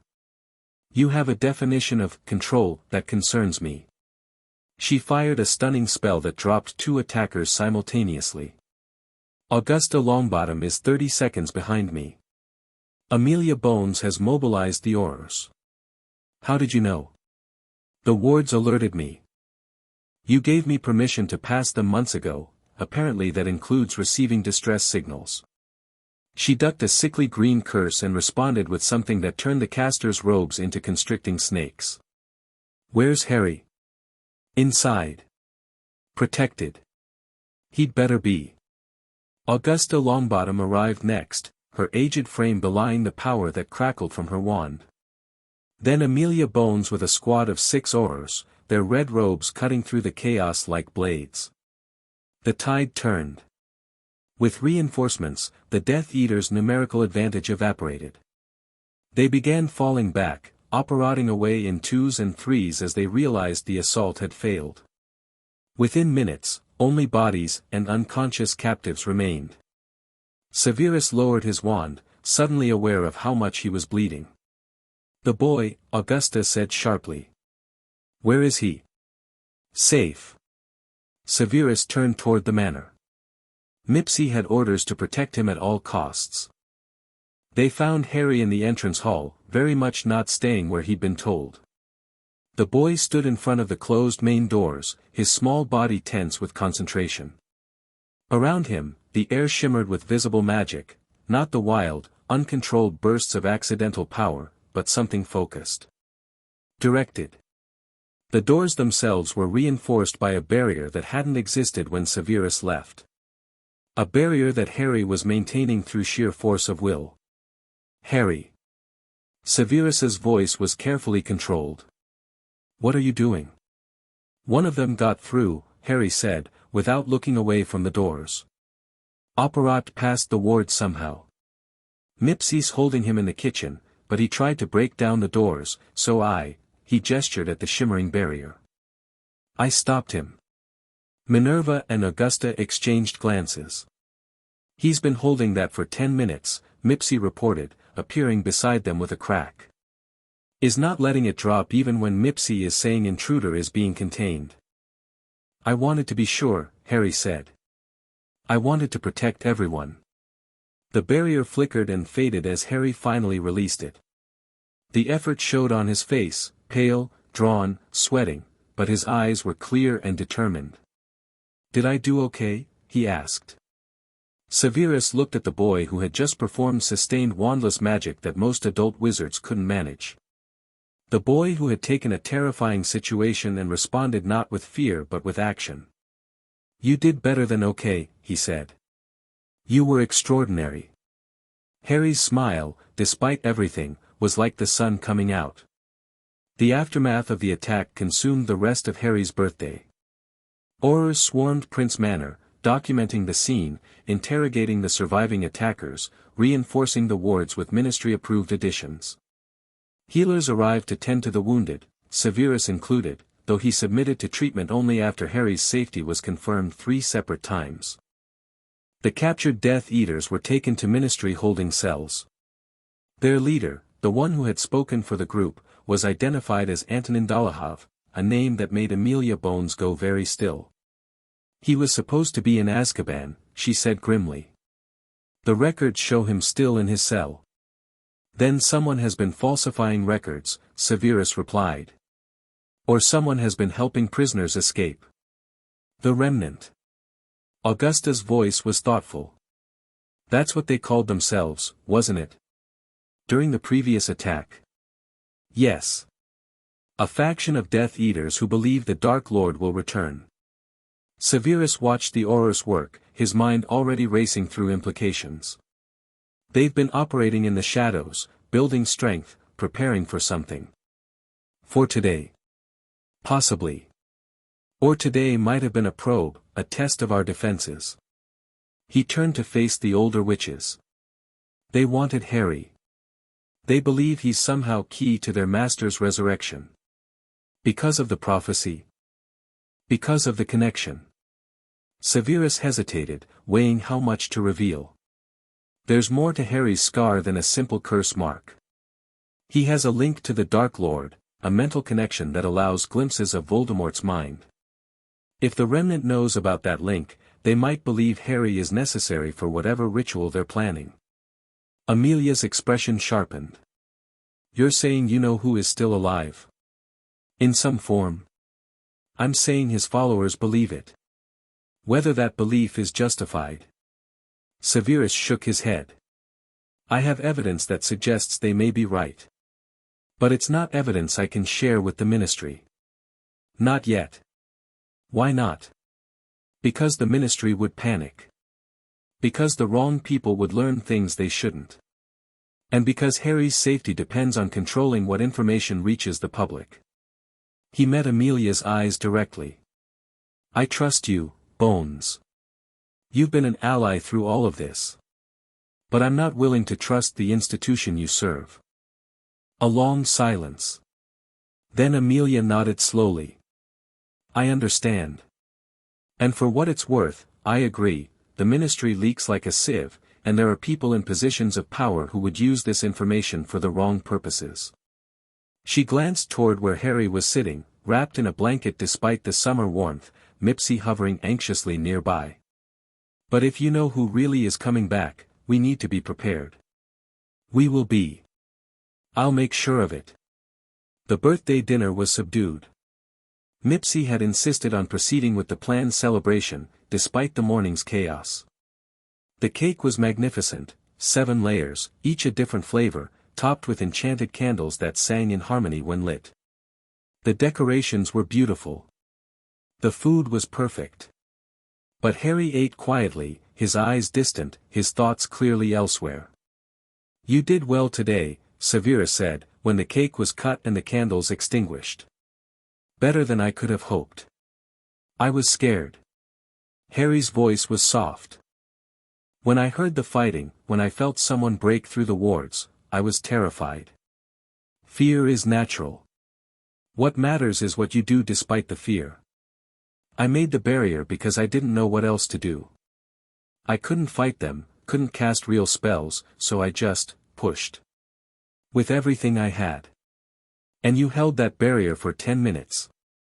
Minerva was impressed, and she doesn't impress easily. Harry looked up. Really? Really? She said your magical control was remarkable for your age. Augusta Longbottom expressed similar sentiments. Severus paused. You should be proud of yourself, Harry. I am, I think. But also. The boy's expression clouded. They came for me. Because of what I am, what I mean to them. And people got hurt trying to protect me. People chose to protect you. There's a difference. Is there? Yes. Severus leaned forward. When I took you from the Dursleys, I knew there would be consequences. When Minerva and Augusta became our allies, they knew the risks.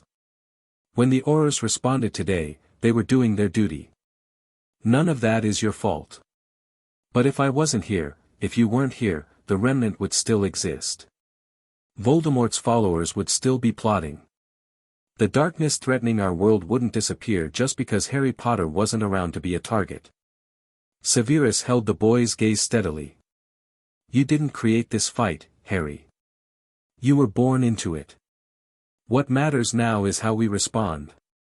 Harry was quiet for a long moment. Then, slowly, he nodded. Okay. I understand. Do you?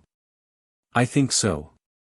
It's like what you said about choices, I can't control what other people do, but I can control what I do. And if people want to hurt me, the answer isn't to hide. It's to get strong enough that they can't. Within reason. Strength isn't everything. But it helps. Severus couldn't argue with that. The interrogation of Dolohov took place 3 days later, in a ministry holding cell that had been warded against all forms of magical communication. Severus wasn't officially present. Officially, he was meeting with the Department of Magical Child Services regarding Harry's guardianship paperwork. But Amelia Bones had arranged for an observation window, and what Severus observed changed everything. Dolohov sat in chains, his silver mask gone, his face bearing the marks of his failed assault. He looked diminished without his Death Eater regalia, just a middle-aged man with hard eyes and a sneer that seemed permanently etched into his features. The Dark Lord will return, Dolohov said, when the interrogators pressed him. He cannot be killed. He exists beyond death itself. How? You wouldn't understand. The magic involved is beyond anything your feeble ministry can comprehend. Try us. Dolohov's laugh was cold. He split his soul. Anchored it to objects of power. Even if his body is destroyed, his spirit endures. We've felt him, you know. In the forests of Albania. A shade, yes, but still him. Still waiting for the right vessel, the right ritual, the right moment. What vessel? The boy, obviously. The one who defeated him. Don't you see? They're connected, bound by the curse that failed. The Dark Lord's essence touched Potter that night, marked him, claimed him. When the time comes, that connection will serve as a bridge. Severus felt ice crystallize in his veins. What kind of bridge?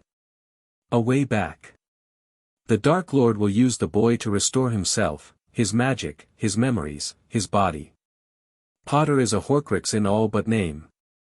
The ritual will simply complete the process. Behind the observation glass, Severus stood very still. He'd suspected. Had theorized. Had spent months researching possibilities that he'd hoped were wrong. Now he had confirmation from the enemy himself. Harry was a Horcrux. And Voldemort's followers intended to use that connection to resurrect their master. Severus returned to Prince Manor in a state of carefully controlled fury. The pieces were falling into place now, each one more terrible than the last. Dumbledore's insistence on keeping Harry with the Dursleys, because the Blood Wards bought time, and time was needed for the boy to grow before he could be sacrificed. The sealed will, the neglected welfare checks, the deliberate isolation from the magical world, all designed to produce a weapon that wouldn't question its purpose. And the remnant, working toward the same end from the opposite direction. They wanted Harry for the same reason Dumbledore did, because his death was the key to everything. The only difference was what they planned to do with Voldemort afterward. Harry was in the library when Severus found him, buried as usual in a stack of books. The boy looked up at his guardian's approach, and his expression shifted immediately from curiosity to concern. What happened? You look troubled. Severus sat down across from him. I need to tell you something, Harry. Something I've been keeping from you while I searched for alternatives. About the connection. The thing in my scar. Yes. Severus took a breath. What I'm about to tell you is going to be difficult to hear. But you deserve the truth, and you've proven yourself capable of handling difficult truths. Harry set his book aside, his full attention focused on Severus. "Okay. Tell me." And Severus did. He explained Horcruxes, what they were, how they were made, why they mattered. He explained his suspicions about Voldemort, confirmed now by Dolohhov's interrogation. He explained the connection between Harry's scar and the Dark Lord's fragmented soul. He explained, as gently as he could, that part of Voldemort lived inside Harry's head. When he finished, Harry sat in silence for a long time. "So I'm like a container," the boy said finally. "For a piece of him. An accidental one. The Dark Lord didn't intend to create a Horcrux when he attacked you. The process requires deliberate murder and deliberate soul-splitting. Whatever happened that night was something else, a fragment of soul, broken off by the curse's failure, attaching itself to the only living thing available. Me. You." Harry's hand moved to his scar, touching it gently. "That's why I can feel him sometimes. Why the boggart turned into him. Why I hear his voice in nightmares. Yes. And the Remnant, they want to use that connection to bring him back. They believe they can. I don't know if it's actually possible, but they believe it." "What about Dumbledore?" Harry's voice had gone very quiet. "Does he know?" This was the hardest part. The betrayal Severus had hoped to shield Harry from, at least for a while longer. "I believe he suspects. Perhaps even knows for certain." Severus chose his words carefully. "Dumbledore has always spoken of you in terms of destiny, of sacrifice, of confronting Voldemort, of a final battle that only you can fight. If he knows about the Horcrux, then he also knows that destroying Voldemort completely might require destroying me." The words hung in the air between them. "That's his plan, isn't it?" Harry's voice was steady, almost unnaturally calm. "That's why he wanted me weak and ignorant and ready to die. So when the time came, I wouldn't fight it. I don't know that for certain. But yes, that's my suspicion." Harry was quiet again, processing. The library was silent around them, dust motes floating in shafts of afternoon light. "Is there another way?" he asked finally.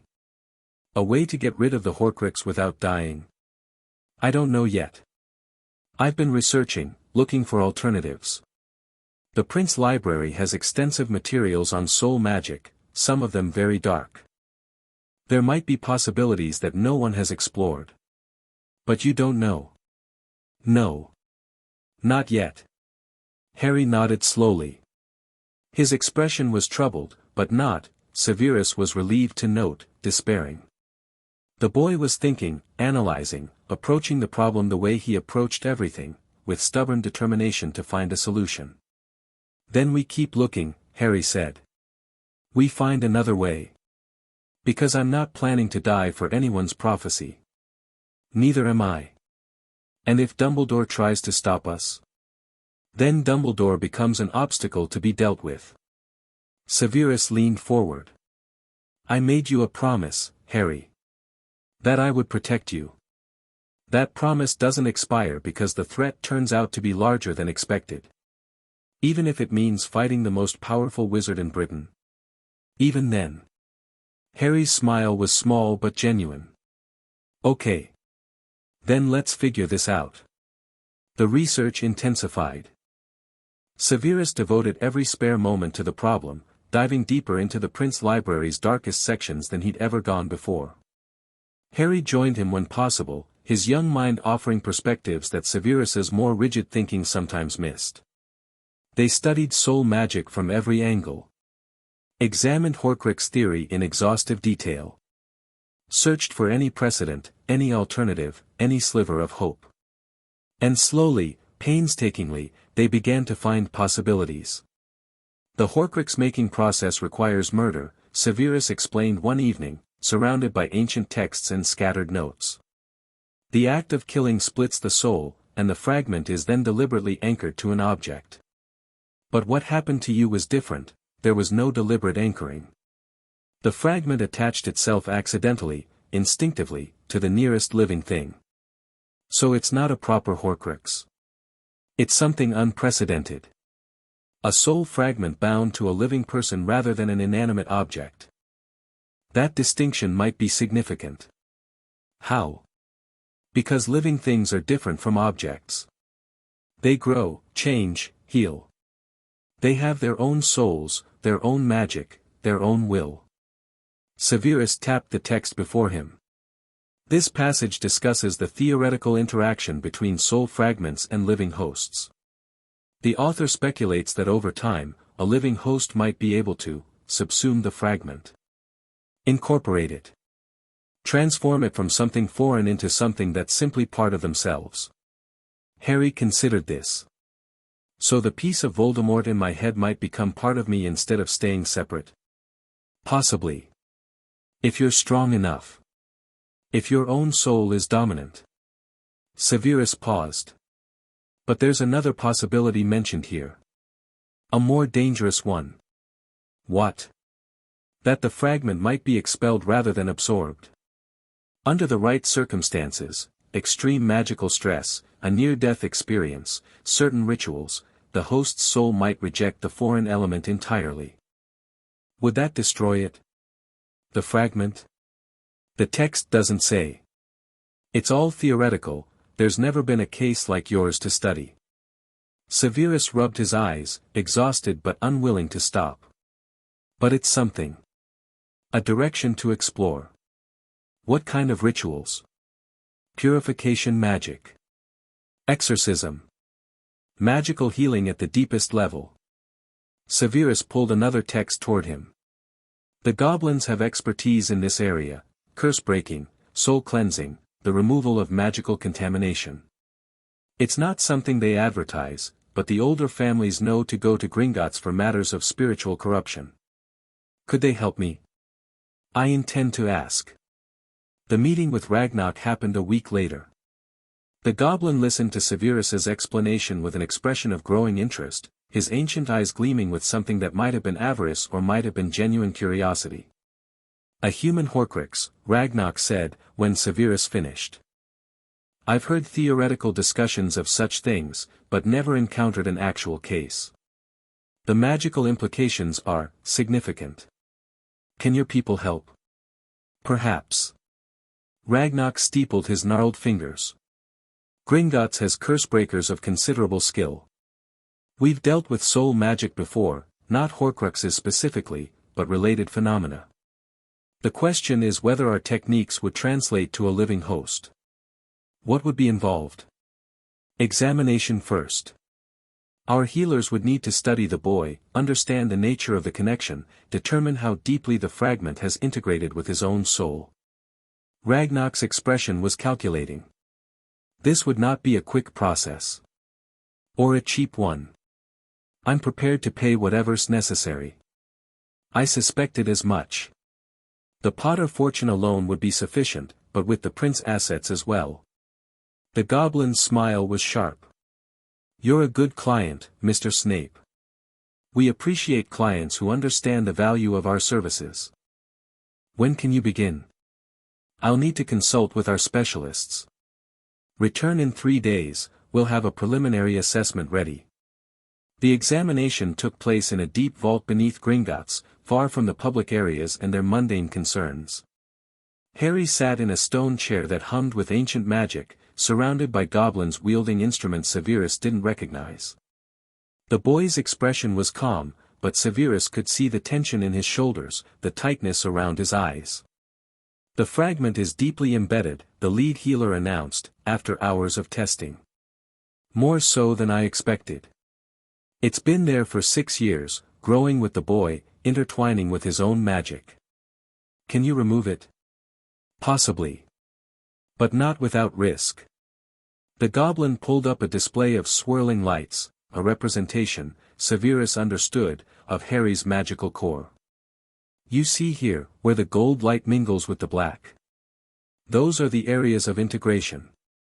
Separating them would require precise magical surgery. One mistake, and we could damage the boy's own soul. What's the likelihood of success? Currently? Perhaps 40%. The fragment is too entrenched for our standard techniques. The healer paused. But there's another option. Explain. Time and training. The boy's own magic is growing stronger, we can see it in the readings. If he continues developing at this rate, his soul will eventually become dominant.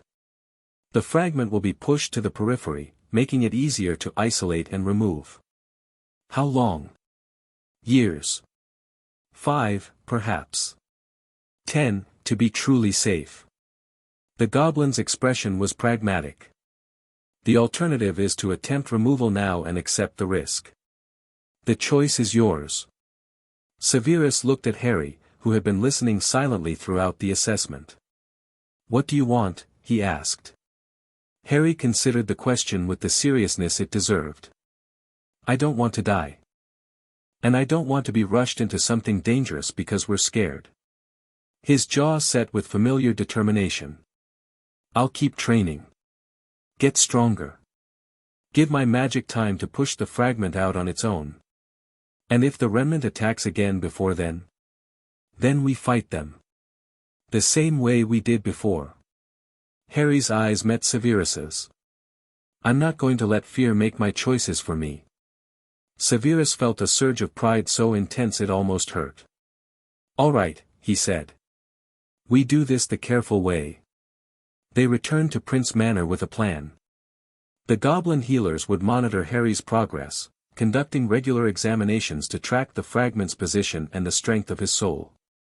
Severus would continue Harry's magical education, with an emphasis on mental discipline and soul-strengthening exercises. The occlumency training would intensify, building walls around Harry's consciousness that would help isolate the Horcrux and prevent Voldemort from using the connection. And the political work would continue as well. Augusta Longbottom's coalition was growing. Dumbledore's influence was waning.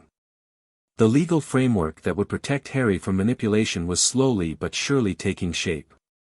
We're doing this, Harry said, as they stood in the entrance hall of Prince Manor, the ancient wards humming around them. We're actually doing this. Doing what? Changing things. Fighting back. Not just accepting what Dumbledore wants or what Voldemort wants or what anyone wants. Harry's smile was fierce. Making our own choices. That was always the plan. I know. But it feels more real now. After today, after what we learned, it's not just theory anymore. We have a real path forward. Severus put a hand on the boy's shoulder. We have a chance, Harry. That's all anyone can ask for.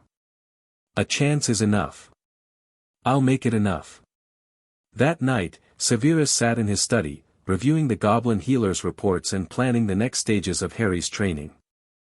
The future was still uncertain. Voldemort's followers were still out there, plotting and preparing. The Horcrux was still embedded in Harry's scar, a constant threat and reminder of what was at stake. Dumbledore was still maneuvering, still convinced that his plan was the only way. But for the first time in months, Severus felt something like optimism. They had faced the truth, all of it, even the hardest parts, and they hadn't broken. Harry knew what he carried, what he faced, what might be required of him, and he had chosen to fight anyway. Not out of ignorance or manipulation, but out of clear-eyed determination. That was worth something. That was worth everything.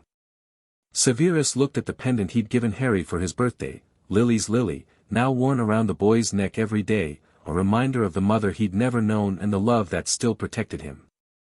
I'll keep him safe, he promised silently. Whatever it takes. Whatever I have to become. I'll find a way. Outside, the summer night stretched warm and peaceful over the Yorkshire moors. The wards hummed with quiet power. Prince Manor stood strong against the darkness. And somewhere in his room, Harry Potter slept without nightmares, the pendant warm against his chest, his dreams full of hope instead of fear. Chapter 4 End. Chapter 5, The Alliance. Autumn arrived at Prince Manor with a vengeance. The moors transformed from summer's muted greens to a tapestry of rust and gold, the heather dying back as October wind stripped the last warmth from the air. Harry watched the changing landscape from his bedroom window, wrapped in a blanket against the chill that crept through even the manor's ancient walls. 7.5 years old now, and he felt decades older. The month since his birthday had been a blur of training, study, and careful preparation. The goblin healers visited monthly, their instruments tracking the fragment in his scar with clinical precision. Severus pushed his magical education harder than ever, teaching him control and discipline and the foundations he'd need when he finally received a wand. The occlumency sessions had grown longer, more intense, building walls in his mind that grew stronger with each passing week. And underneath it all, the knowledge of what he carried. What he was. Harry touched his scar reflexively, a habit he'd developed since learning the truth. The lightning bolt felt the same as always, slightly raised, occasionally tender. But now he knew what lurked beneath that thin line of damaged skin. A piece of Voldemort. Waiting. You're brooding again. Severus's voice came from the doorway. Harry turned to find his guardian watching him with an expression that mixed concern and understanding. Just thinking. Dangerous habit. Severus entered the room, moving to stand beside Harry at the window. The Wizengamot session is today. Augusta expects significant developments. The child welfare motion. Among other things. Dumbledore has been quiet lately, too quiet. I suspect he's planning something. Harry absorbed this. The political maneuvering had become a constant backdrop to his life, a complex game played in chambers and corridors far from Prince Manor but affecting everything within it. Do you think he'll try to take me back? He'll try something. Dumbledore doesn't accept defeat gracefully. Severus's jaw tightened. But we're prepared. The legal framework is in place. He can't simply overrule the guardianship anymore. That won't stop him from trying other ways. No. Which is why we remain vigilant. They stood together in silence, watching the wind bend the dying heather. Harry found comfort in Severus's presence, the solid certainty of someone who had never wavered, never compromised, never failed to put Harry's welfare first. The Malfoys are hosting a gathering next week, Severus said eventually. Lucius has been persistent in his invitations. Another political dinner. More of a social event. The autumn equinox celebration, old pureblood tradition. Many of the families will attend. Harry considered this.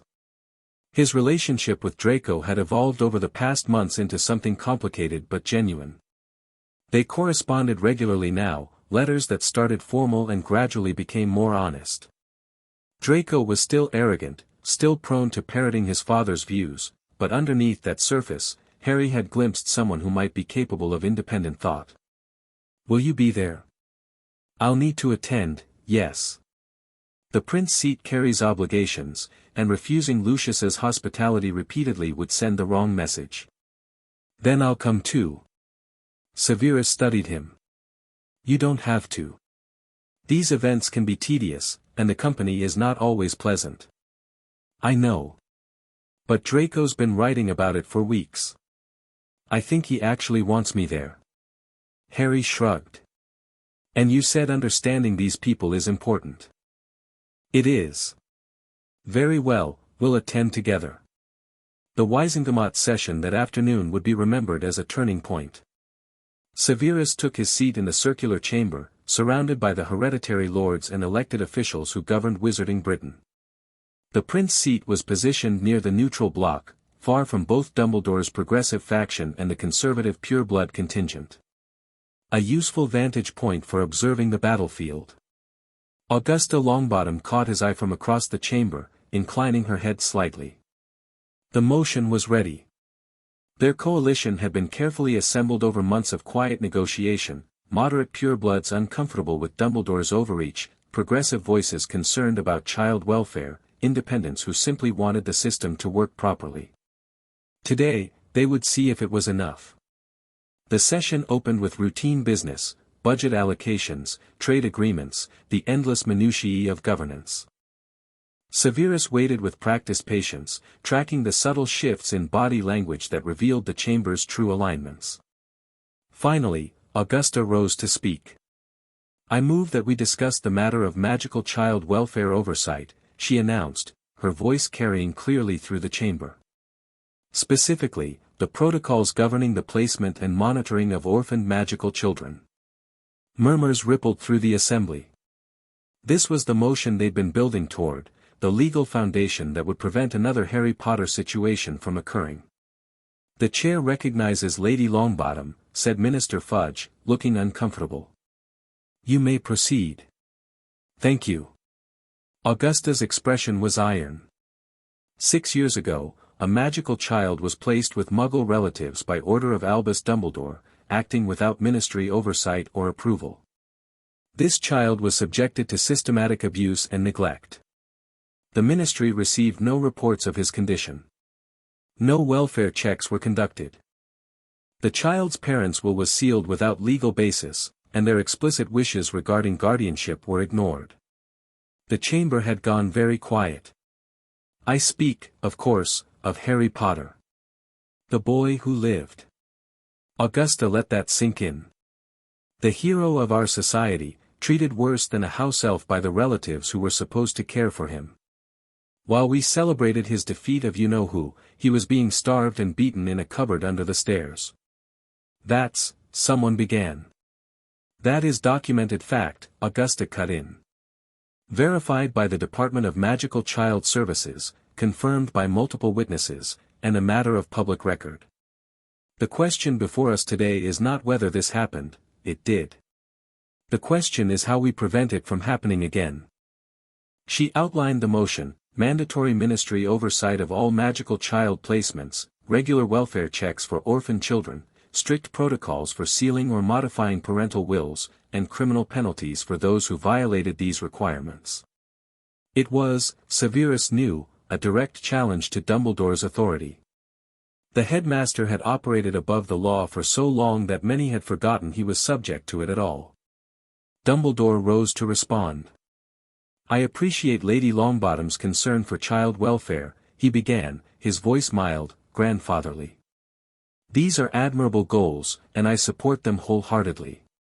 However, we must be careful not to let one case, however tragic, drive us toward overreaction." Overreaction?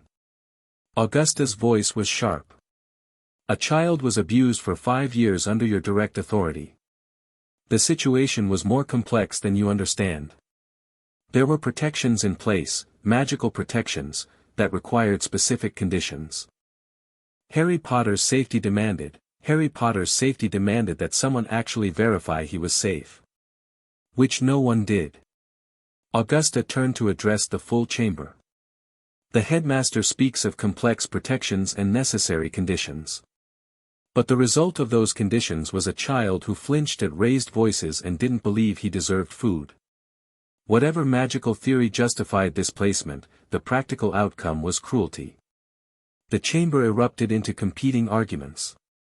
Dumbledore's supporters pushed back against what they called an attack on the headmaster's judgment. Augusta's coalition held firm, pressing the facts of Harry's treatment and the systemic failures that had allowed it. Severus watched it all with calculating attention.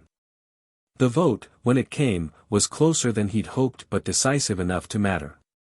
The child welfare motion passed, establishing the oversight protocols Augusta had proposed.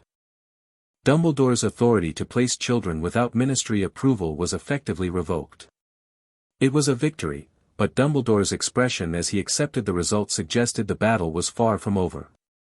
The autumn equinox celebration at Malfoy Manor was exactly as tedious as Severus had predicted. The ancient estate blazed with magical lights, its grounds transformed into a showcase of pure blood excess. Enchanted fountains sprayed champagne into crystal glasses that floated through the crowd. Peacocks, some actual birds, some elaborate illusions, strutted between clusters of elegant guests. The air shimmered with ostentation. Harry walked beside Severus through the gathering, his dress robes, understated black, chosen specifically to neither impress nor offend, marking him as distinctly out of place among the elaborate finery. Try to look less like you're attending a funeral, Severus murmured. I'm trying to look neutral. You're succeeding at looking miserable.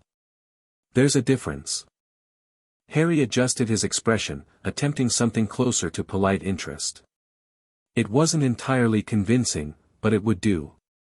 They made their way through the crowd, acknowledging greetings and deflecting questions with practiced ease.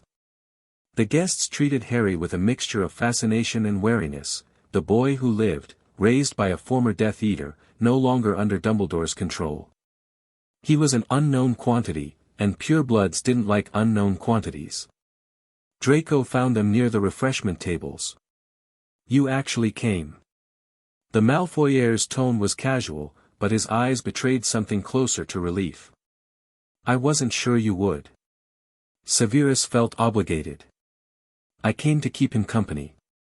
Noble of you. Draco's smirk was familiar, the practiced superiority that Harry had learned to see through. Father's been going on about it all week. The political implications of Prince Manor's attendance, the signals it sends, the opportunities it creates. It's exhausting. Everything's political with your father. Everything's political with everyone. That's how this world works. Draco lowered his voice. Can we talk? Somewhere less, observed. Harry glanced at Severus, who gave a minute nod. They slipped away from the main gathering, following Draco through a series of corridors until they reached a small study far from the celebration's noise. Better. Draco closed the door behind them. I hate these events. Everyone watching, everyone calculating, everyone waiting for you to make a mistake. You seem to do well enough. I've had practice. Father started bringing me to functions when I was 5. Draco settled into an armchair with the easy grace of someone comfortable with luxury. But that's not what I wanted to talk about. What, then? The Wisengamot session today. Father was furious when he heard about the vote. Said Longbottom had overstepped, that Dumbledore would find a way to retaliate. Draco's expression was complicated. He also said you were behind it. That you've been building a coalition to challenge Dumbledore's authority. I've been building a coalition to protect Harry, Severus interjected, having followed them more discreetly. Dumbledore's authority is only relevant insofar as he's used it to harm my ward. Draco's gaze flickered between them. Father thinks you're playing a longer game. That you're positioning the Prince family as a power in its own right. What do you think? The question caught Draco off guard. I don't know. That's why I wanted to talk. Everything Father tells me says you're dangerous, manipulative, not to be trusted. But Harry, he looked at Harry directly. You trust him. Completely. I can see it. I do. Why? Harry considered the question seriously. Because he saved me when no one else would. Because he's never lied to me, even when the truth was hard. Because he treats me like a person instead of a symbol. He paused. Why does your father think I should be scared of him? Because Father judges everyone by his own standards. He assumes everyone's as calculating as he is. Draco's voice had dropped even lower. He's been having meetings lately. Secret ones, late at night, with people he doesn't want me to see. I've tried to find out more, but... What kind of people? I don't know. They come hooded, and the wards on Father's study are strong. Draco hesitated. But I've heard things. Whispers about the Dark Lord. About something called the Remnant. About plans for the Potter boy. Severus went very still. You've heard the name Remnant? Once or twice. Father doesn't know I was listening. Draco met Severus's eyes. I'm not my father, Professor. I know what people think, that I'm just a younger version of him, that I believe everything he believes. But I'm not sure I do anymore. Not about everything. What changed? Harry, partly. The things he's told me, the way he sees the world, it's different from what I was taught. And partly. Draco's jaw tightened. I've seen what my Aunt Bellatrix did to the Longbottoms. Father has photos. I think he keeps them as trophies, or warnings, or something. But when I looked at them, at what was done to those people, to parents who had a son my age, I couldn't make it fit with what Father says about the Dark Lords 'cause being just. It's not just, Harry said quietly. It's cruelty dressed up as ideology. Maybe. I'm still trying to figure things out. Draco stood abruptly, crossing to the window. I shouldn't be telling you any of this. If Father knew, he won't hear it from us, Severus said. What you've shared tonight is between us. But Draco, if you hear anything more specific about the Remnant, about their plans for Harry, I need to know. Draco nodded slowly. I'll try. Just, be careful, Professor. Father's not stupid. If he realizes I'm sympathetic to your side, things will get difficult. We'll be discreet. They returned to the celebration separately, maintaining the appearance of casual acquaintances rather than potential allies. But something had shifted, a line crossed, a trust tentatively extended. Harry found himself watching Draco for the rest of the evening, seeing the subtle tensions between the boy and his father, the careful performance that masked deeper uncertainties. Maybe people really could change. The information Draco had provided proved valuable in the weeks that followed. Severus reached out through his own contacts, old connections from his Death Eater days, people who straddled the line between the Remnant and legitimate society. What he learned painted a disturbing picture. The Remnant was larger than they'd realized. Not just a handful of zealots but a genuine organization, with funding, recruitment, and a clear chain of command. They operated in cells, compartmentalized for security, each unit aware only of its immediate superior and subordinates.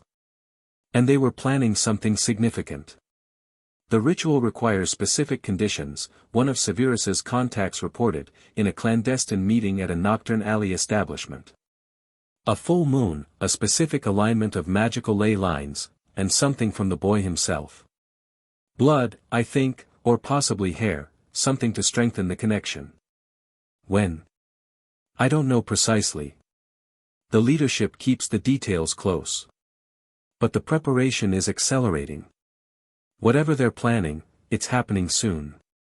Severus brought this intelligence to Augusta Longbottom and Amelia Bones, building their coalition's understanding of the threat.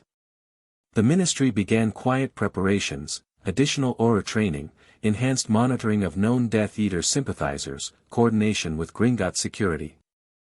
But they all knew the truth, they couldn't stop an attack they couldn't predict. Harry, for his part, focused on his training with renewed intensity. His occlumency shields had grown remarkably strong, even Severus had difficulty penetrating them now, unless Harry chose to lower his defenses. His wandless magic continued to develop, though he was careful to practice only in the warded spaces of Prince Manor. And his understanding of the connection in his scar had deepened. I can feel him sometimes, Harry told Severus one evening. Not thoughts exactly, but emotions. When he's angry, my scar burns. When he's pleased about something, it tingles. It's like having a window into his mood. Can you control it? The window? A little. The occlumency helps, I can close it off when I want privacy. But I've been practicing opening it too. Carefully. Just a crack. Severus's expression sharpened. That's dangerous, Harry. I know. But it might also be useful. Harry met his guardian's eyes steadily. If I can sense what he's feeling, maybe I can sense what he's planning. Give us warning when the attack is coming. And if he realizes you're watching, then I'll close the window and rebuild my shields. I'm not going to be reckless about this, Severus. But I'm also not going to ignore a potential advantage. It was sound reasoning, delivered with the calm certainty that had become characteristic of Harry over the past months. Severus found himself, not for the first time, impressed by the boy's strategic thinking. Very well. But we proceed carefully, and you tell me immediately if anything concerning happens. Agreed. Remus Lupin's visits had become a regular feature of life at Prince Manor. The werewolf came every 2 weeks, spending afternoons with Harry talking about James and Lily, sharing stories of their school days, filling in the gaps that Severus's perspective couldn't cover. It was still awkward, sometimes. The history between Severus and Lupin ran deep, scarred by years of enmity and betrayal. But they'd reached a functional understanding, mutual tolerance, if not friendship, for Harry's sake. "Your father was brilliant at transfiguration," Lupin was saying, as they sat in the Manor's conservatory surrounded by Mipsy's carefully tended plants. Professor McGonagall said he was the most talented student she'd taught in decades. He became an animagus in 5th year, illegally, of course, but that was James. Rules were suggestions to him. An animagus? He could turn into an animal. A stag. Magnificent thing, with enormous antlers. We called him Prongs. Harry absorbed this, adding it to the growing picture of his father, brave, talented, sometimes reckless, fiercely loyal to his friends. Sirius was one too. A big black dog. And Peter. Lupin's expression darkened. Peter was a rat. In more ways than one, as it turned out. Peter Pettigrew. The one who betrayed my parents. Yes. We didn't know, couldn't have imagined, that he was the spy. He seemed so harmless, so loyal. But fear does terrible things to people. Lupin's voice was heavy with old grief. I've spent years wondering if I could have done something. Seen the signs. Stopped what happened. You didn't know. No. But I should have. We all should have. He shook his head. And then Sirius went after Peter and supposedly killed him, and I lost everyone I cared about in a matter of days. Harry was quiet for a moment.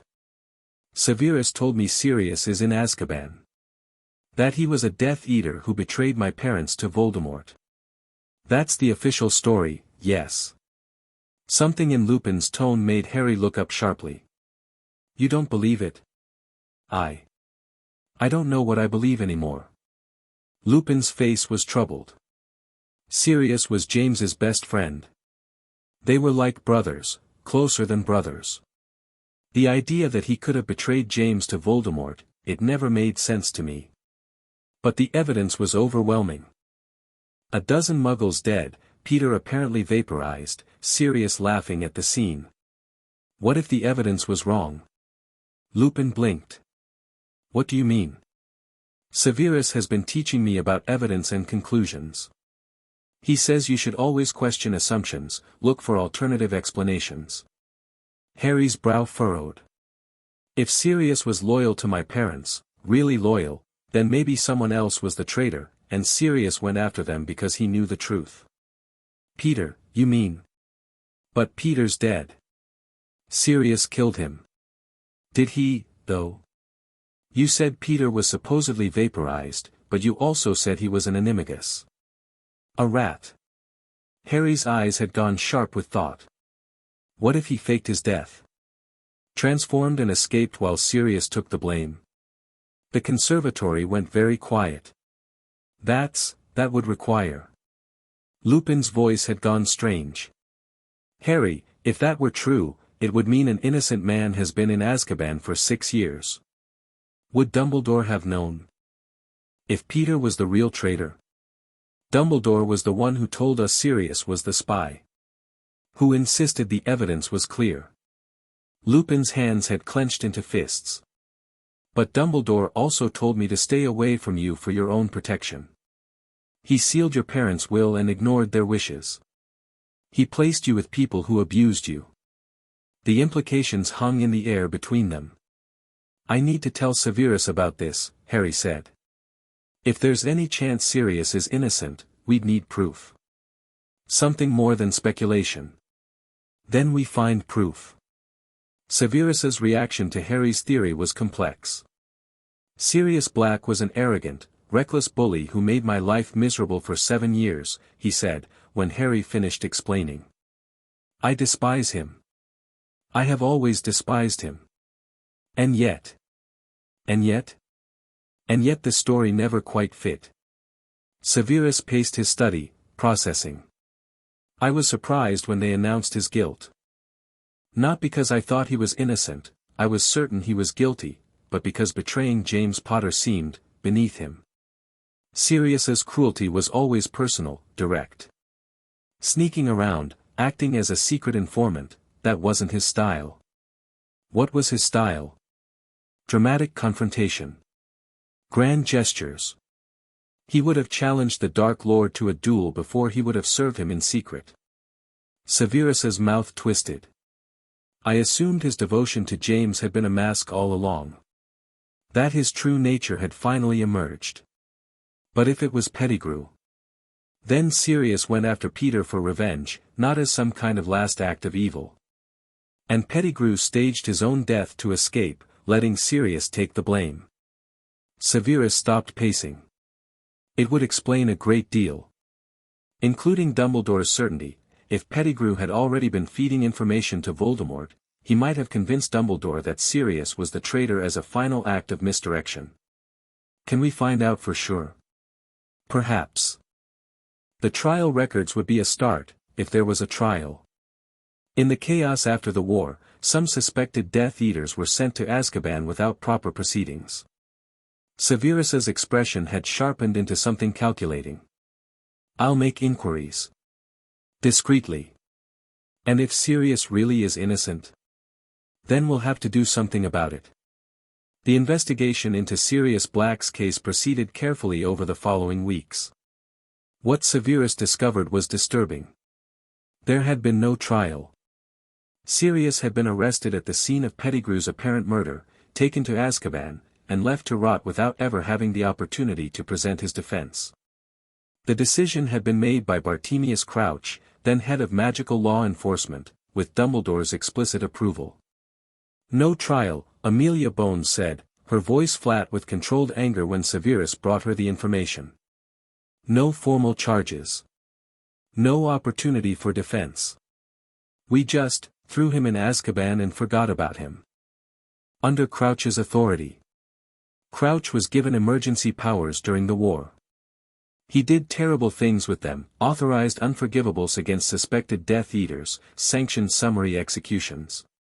But I never knew he'd skipped trials entirely. Would you be willing to investigate further? Amelia's jaw tightened. If Sirius Black is innocent, if we've imprisoned the wrong man for 6 years, then yes. Whatever consequences that investigation brings, we need to know the truth. The investigation was delicate, conducted through back channels to avoid alerting those who might want to suppress it. Amelia's Aurors dug through old records, interviewed witnesses, assembled a picture of what had really happened on the night Pettigrew supposedly died. The picture that emerged was damning. Pettigrew had been the Potter's secret keeper, not Sirius, as everyone had assumed. The switch had been made at the last minute, a ploy to misdirect anyone seeking to betray the Potter's location. But instead of protecting them, it had sealed their fate. Pettigrew had gone to Voldemort almost immediately. Had given up James and Lily without hesitation. And when Sirius came for him afterward, he'd staged his own death and fled in rat form, leaving Sirius to face the consequences of a crime he hadn't committed. 12 Muggles died because Pettigrew blew apart the street to cover his escape, Amelia reported. Sirius didn't kill them, he was standing there in shock when the Aurors arrived. But the scene was chaos, and nobody bothered to investigate properly. Crouch wanted a quick resolution, and Sirius gave him one. Can we prove this? We can prove that the investigation was inadequate and the imprisonment was illegal. That might be enough to force a new trial. She hesitated. But there's something else. If Pettigrew faked his death and escaped as a rat, he's still out there somewhere. Possibly still in rat form, hiding among Muggles, or among wizards who don't know what they're harboring. Harry thought of the remnant, of their plans and resources and patient preparation. What if he's with them? The people who want to bring Voldemort back. Then he's far more dangerous than anyone realized. Amelia's expression was grim. Pettigrew was never impressive as a wizard. But he was cunning, and he knew the Potter's secrets. If he's been feeding information to the remnant all this time, they'd have everything they need, Severus finished. Except for Harry himself. The attack came sooner than any of them expected. It was a cold November evening, frost creeping across the manor's windows, when Harry felt the first warning through his scar. Rage. Pure, burning rage, directed outward from whatever vessel currently contained Voldemort's consciousness. Anticipation. Triumph. The sense of pieces finally falling into place. Severus. Harry's shout brought his guardian running. Something's happening. They're coming. Now. Severus didn't waste time questioning. His wand was in his hand, his voice already speaking activation words for the Manor's enhanced defenses. How many? From which direction? I don't know exactly. But more than last time. A lot more. Harry pressed his hand to his forehead, trying to read the connection without losing himself in it. They've been planning this. Waiting for the right moment. They think they can breach the wards this time. The new protections should hold. Should. Will. Severus's jaw was set with determination. Get to the safe room. Now. I'm not hiding while you're the target, Harry. Every person defending this manor is doing it to protect you. The best thing you can do is stay safe. Severus gripped his shoulder. I need you alive. The world needs you alive. Please, for once, do as I ask. Harry wanted to argue. Wanted to stand and fight, to prove he wasn't just a prize to be protected. But he saw the fear beneath Severus's determination, the genuine terror of losing someone he'd come to love. Okay. But the moment they're beaten back, I'm coming out. Agreed. Harry ran for the hidden room Severus had prepared months ago, warded, shielded, stocked with emergency supplies and a portkey that would take him to Gringotts if the manor fell. Mipsy met him at the entrance, her small face set with fierce determination. Mipsy is protecting young master.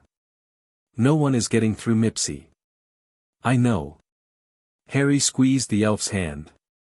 Thank you. The door sealed behind them. Through the wards, Harry felt the assault begin. The remnant had learned from their previous failure. This time, there were no robed figures standing at the boundary waiting to be identified. Instead, the attack came as a coordinated magical assault, ward-breaking curses fired in precise sequence, designed to exploit the specific weaknesses in Prince Manor's defenses. Severus stood at the center of the entrance hall, his wand tracing patterns of reinforcement, feeding his own power into protections that groaned under the onslaught. They've had time to study, he muttered. They know what they're dealing with. The first breach came on the eastern perimeter, a gap torn in the ancient wards through which attackers began pouring. Severus sent a Patronus to Augusta and Amelia, then moved to meet the threat. Combat magic was something Severus had studied extensively but rarely practiced. He'd been a spy, not a fighter, his value to both sides lying in his ability to survive and report rather than his prowess in battle. But he'd been training too, in the months since taking Harry in, preparing for exactly this scenario.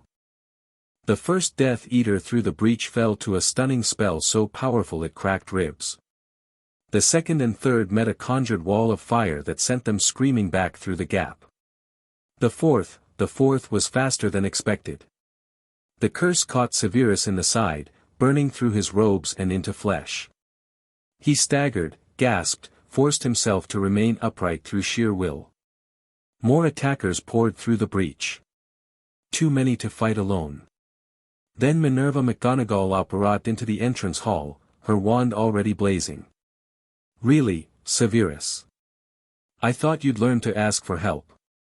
I sent a message. Yes, and I came. As did half the order, once Augusta shared what was happening. Minerva's transfigured stone soldiers marched toward the breach, buying time. The others are securing the perimeter. Where's Harry? Safe room. Warded. Good. Now stop bleeding and help me close that gap. Together, they fought. In the safe room, Harry felt every moment of the battle through his scar. The connection to Voldemort had never been clearer. The Dark Lord, or whatever remained of him, was present somehow, directing the assault, feeding on the violence and chaos. Harry could sense his attention sweeping across the battlefield, searching for something. Searching for him. "There you are," whispered a voice that wasn't quite a voice. "Hiding like the child you are.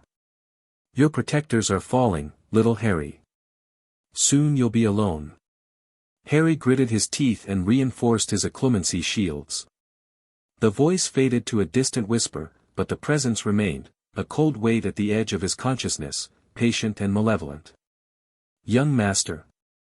Mipsy's voice was worried. "Young master is being pale." "I'm fine.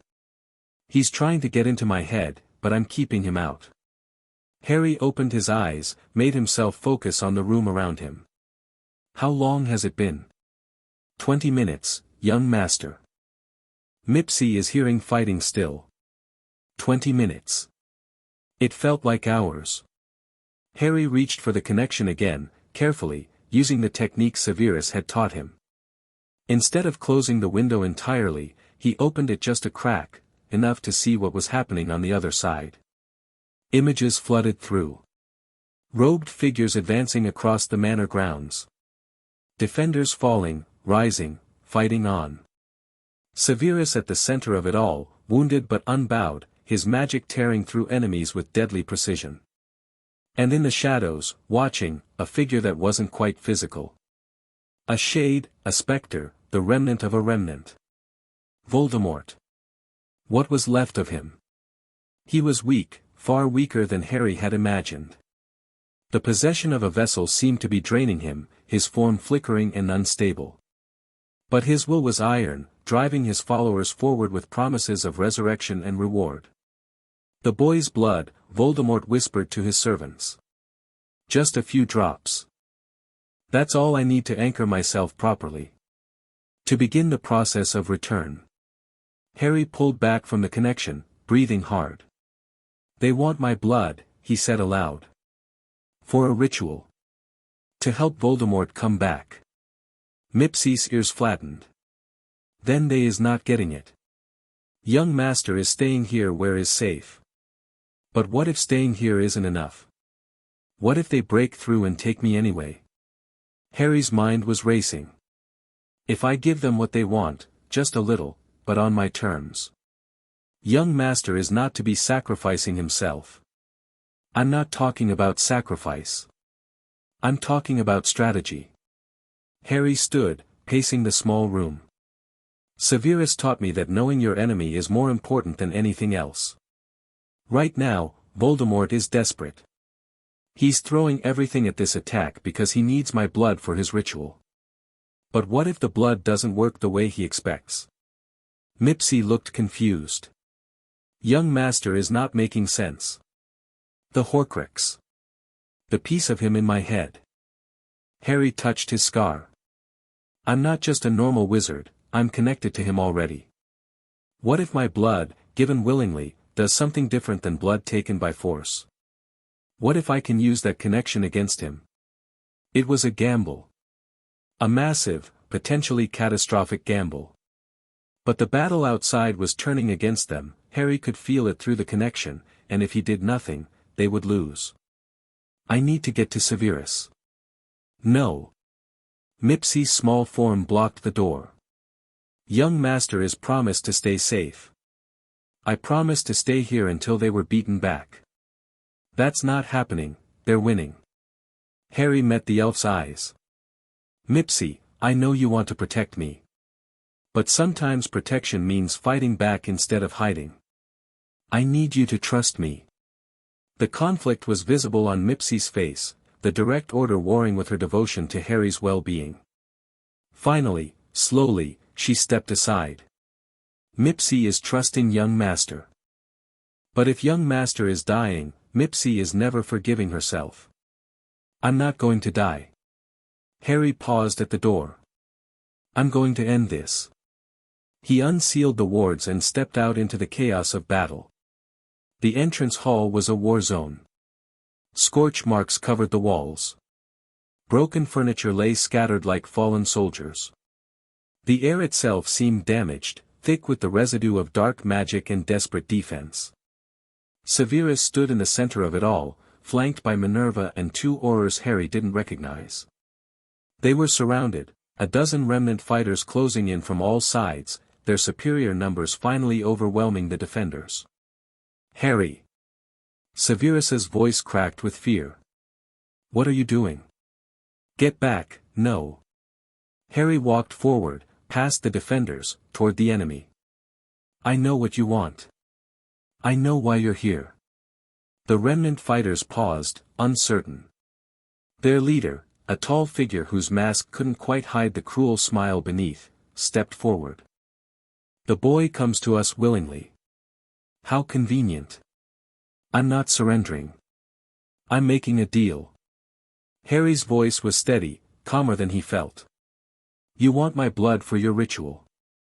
I'll give it to you, a vial, freely given, if you withdraw and leave everyone here alive." "Harry, no." Minerva's voice was anguished. "Why would we accept that bargain?" the leader asked. "We could simply take you now. You could try. But I'm not some helpless child. I've been training for months, preparing for exactly this." Harry let his magic rise to the surface, visible now as a golden glow around his small form. "You might win eventually, but you'd take losses. Heavy ones. And you need your fighters intact for whatever comes next in your master's plan." The leader considered this. Behind Harry, Severus had gone very still, not preparing to attack, but watching, calculating, trusting his ward to know what he was doing. "A vial of blood, freely given," the leader repeated. "And we withdraw. That's your offer." "That's my offer." "How do we know you won't contaminate it? Add something that ruins the ritual?" "Because I want this over. I want you gone. And because if I tried to trick you, you'd just come back with more forces and more violence." Harry met the leader's eyes through the mask. "This is a real offer. Take it or leave it." A long, tense silence. Then the leader nodded. "Very well. We have an agreement." One of the Aurors produced a crystal vial. Harry took a small knife from his pocket, something Severus had insisted he carry, and made a careful cut on his palm. He let the blood flow into the vial, filling it about halfway, then pressed his hand closed to stop the bleeding. "There. Now keep your end." The leader took the vial, examined it with evident satisfaction, then raised a hand. "We withdraw." As agreed.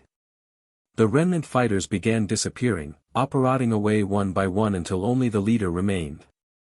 "You're clever, Potter. More so than I expected. But this changes nothing. The Dark Lord will return, and when he does, you'll wish you'd died here tonight." He vanished. The battle was over. The aftermath was complicated. Severus was furious, his fear transmuting into anger now that the immediate danger had passed. "You could have been killed. You walked straight into the enemy and offered them exactly what they wanted. I offered them a deal that saved lives and ended the fighting. You gave them your blood. The key ingredient for their resurrection ritual. Blood freely given," Harry said calmly. "Not taken by force. There's a difference." Severus stopped. "What do you mean?" "I've been reading about blood magic. Researching the ritual they're planning." Harry sat down, suddenly exhausted. Blood taken by force carries one magical signature. Blood given willingly carries another. And blood given willingly by someone who already contains a piece of the person it's meant to help, that carries something else entirely. Understanding dawned in Severus's eyes. "You sabotaged the ritual." "I don't know for certain. But I know that magical intent matters, and my intent when giving that blood was not to help Voldemort return. It was to stop him. To use the connection against him instead of letting him use it against me. Harry's expression was tired but determined. It might not work. The ritual might succeed anyway. But if there's any chance, any at all, that willing blood and the Horcrux connection could disrupt what they're planning. Then you gave yourself that chance. We gave ourselves that chance. All of us. Severus was silent for a long moment. Then, slowly, he sat down beside Harry. That was either brilliant or catastrophically stupid. Probably both. You're too young to be making decisions like that. I'm too young for a lot of the things happening to me. That doesn't mean I can ignore them. Severus looked at the boy, battered, exhausted, but unbroken. The boy who had walked into the teeth of danger and talked his way out. The boy who was learning, faster than anyone had expected, what it meant to be a leader. I'm proud of you, he said quietly. Terrified, and angry, and proud. Harry leaned against his shoulder. I know. They sat together in the ruined entrance hall, surrounded by debris and the lingering smell of dark magic, and waited for dawn. The weeks that followed were a whirlwind of activity. The political fallout from the attack was significant. The remnant had exposed themselves, shown that they were a genuine threat rather than a fringe conspiracy.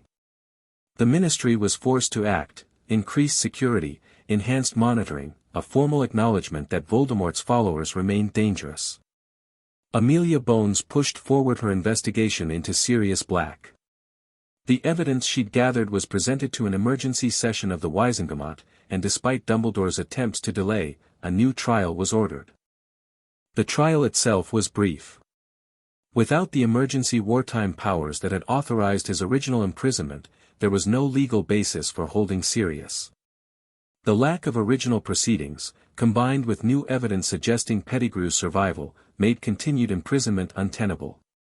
Sirius Black was released on a cold December morning, 6 years after being imprisoned for crimes he hadn't committed. He came to Prince Manor the following day. Harry watched from the window as the gaunt, haunted figure approached the gates. Sirius moved like someone still learning how to be human. Years of Dementor exposure had left marks that wouldn't fade quickly. Are you ready? Severus asked, standing behind him. I don't know. He was supposed to take care of me. He was my godfather. He was also Azkaban's prisoner. Whatever relationship you might have had was stolen by forces beyond either of your control. I know. Harry took a breath. Let him in. The meeting was awkward, emotional, and impossibly complicated. Sirius stared at Harry like he was seeing a ghost, James's face, Lily's eyes, everything he'd lost made flesh and standing before him. You look so much like him, Sirius whispered. Your father. When we were your age. Remus tells me that a lot. Remus. Something like hope flickered in Sirius's eyes. Mooney's been here. He's been part of your life. He visits regularly. Tells me stories about my parents. Good. That's good. Someone should have been. Sirius's voice cracked. I'm sorry, Harry. I'm so sorry. I should have been there. Should have protected you.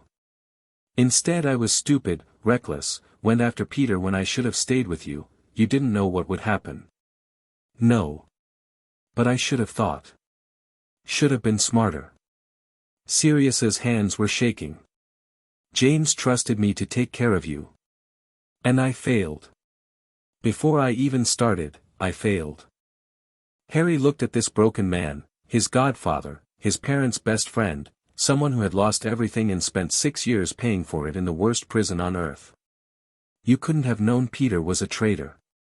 Nobody knew. I should have, no. You should have had a trial. You should have had the chance to tell your story. The people who put you in Azkaban without asking questions, they're the ones who failed. Harry's voice was firm. Severus has taught me that blaming yourself for things you couldn't control is useless. You made a mistake going after Peter, but you didn't betray my parents. That's what matters. Sirius stared at him. "You're not what I expected. People keep saying that." James would have blamed everyone else and found a way to make it into an adventure. Lily would have analyzed every angle and made a spreadsheet of responsibility. A ghost of a smile crossed Sirius's haggard face. "You're neither of them. You're something new. Is that okay?" "It's better than okay. It's exactly what they would have wanted for you." They talked for hours that first day, and many days after. Sirius began the long process of recovery, healing from Azkaban's damage, rebuilding a life that had been stolen from him, finding a place in Harry's world without disrupting the foundations Severus had built. It wasn't easy. Sirius and Severus's hatred ran deep, rooted in decades of cruelty and resentment. They would never be friends. But they learned, slowly and painfully, to coexist for Harry's sake. The alliance was expanding. Remus and Sirius, reunited. Minerva and Augusta, providing institutional support. Amelia Bones, working from within the ministry. Draco Malfoy, a careful informant still finding his way toward a different path. And at the center of it all, Harry Potter, 7 years old, carrying a piece of Dark Lord's soul, facing enemies on all sides, and somehow, impossibly, building the coalition that might save him. The winter solstice came with snow and silence. Harry stood at his bedroom window, watching the white flakes drift down to cover the moors. The manor was peaceful now, wards repaired, defenses enhanced, the immediate threat past. But he knew the calm wouldn't last. Somewhere out there, the remnant was preparing their ritual with his blood. Whether his gambit would work, whether willing blood and hostile intent could disrupt Voldemort's resurrection, remained to be seen. But whatever came, he wouldn't face it alone. Severus appeared in the doorway. "It's almost midnight. The solstice celebration." "I know. I was just thinking. Dangerous habit." Harry smiled slightly. "So you keep telling me." They walked together to the great hall, where the household had gathered. Remus and Sirius, maintaining careful distance but present. Mipsy and the other elves, laden with food and decorations. Even Minerva had come, claiming she needed to verify Harry's educational progress but staying for the warmth and company. It wasn't a traditional pure-blood celebration, those rituals felt hollow, meaningless. Instead, it was something new. Something they were building together, year by year. "To survival," Severus said, raising his glass as midnight approached. "And to the family we've found." "To family," the others echoed. Harry looked around the room at the collection of broken people who had somehow become his support, the former Death Eater who had saved him, the werewolf who had finally come home, the godfather learning to live again, the elves who had given him his first taste of true care. Not the family he'd been born to. But family nonetheless. "To family," he said. Outside, the snow continued to fall. And somewhere far away, in the darkness, something ancient stirred, feeling the approach of its return, sensing the blood that would fuel its resurrection. The final battle was coming. But not yet. Tonight, there was peace.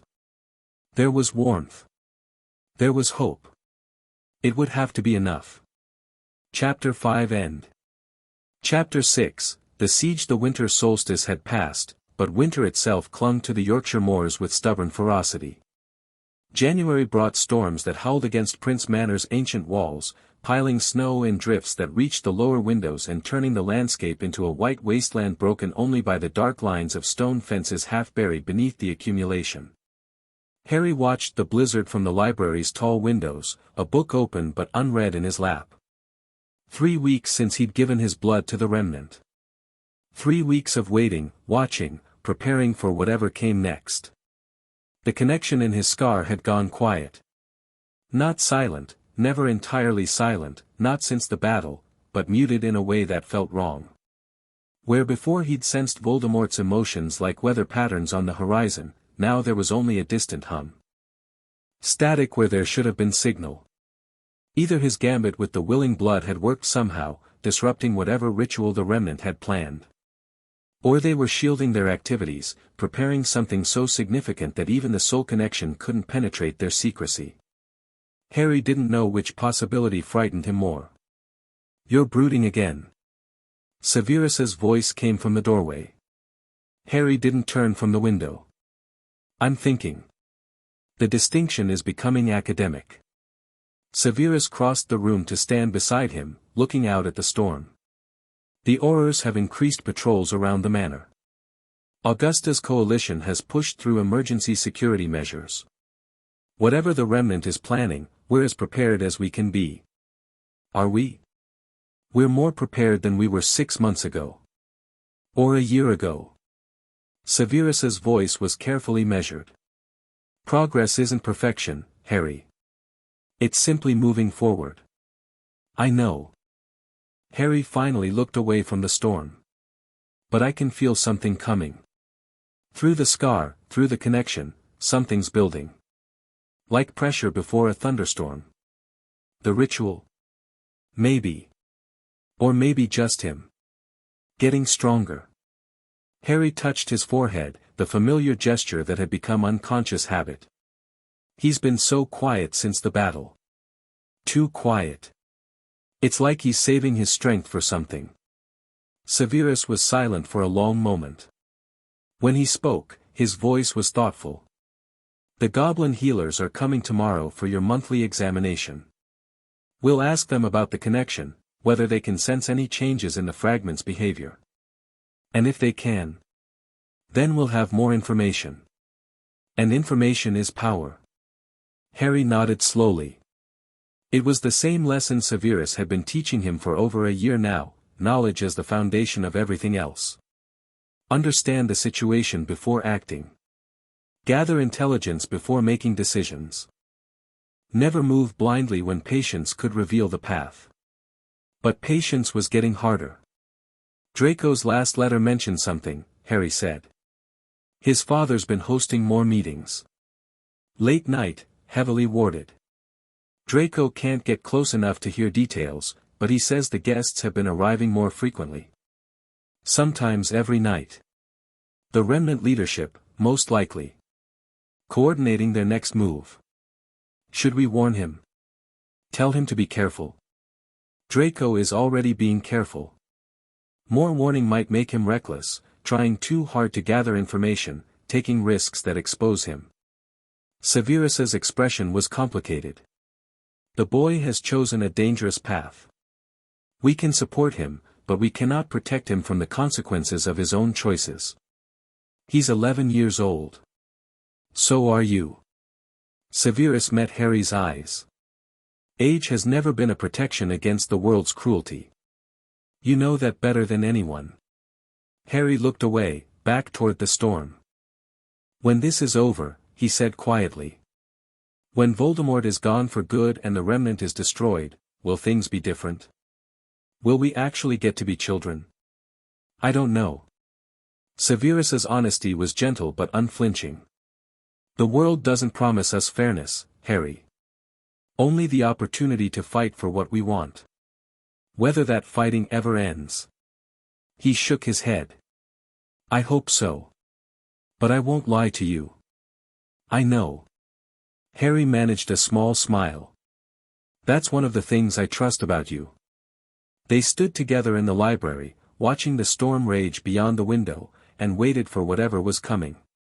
The goblin healers arrived the next morning with their usual brisk efficiency.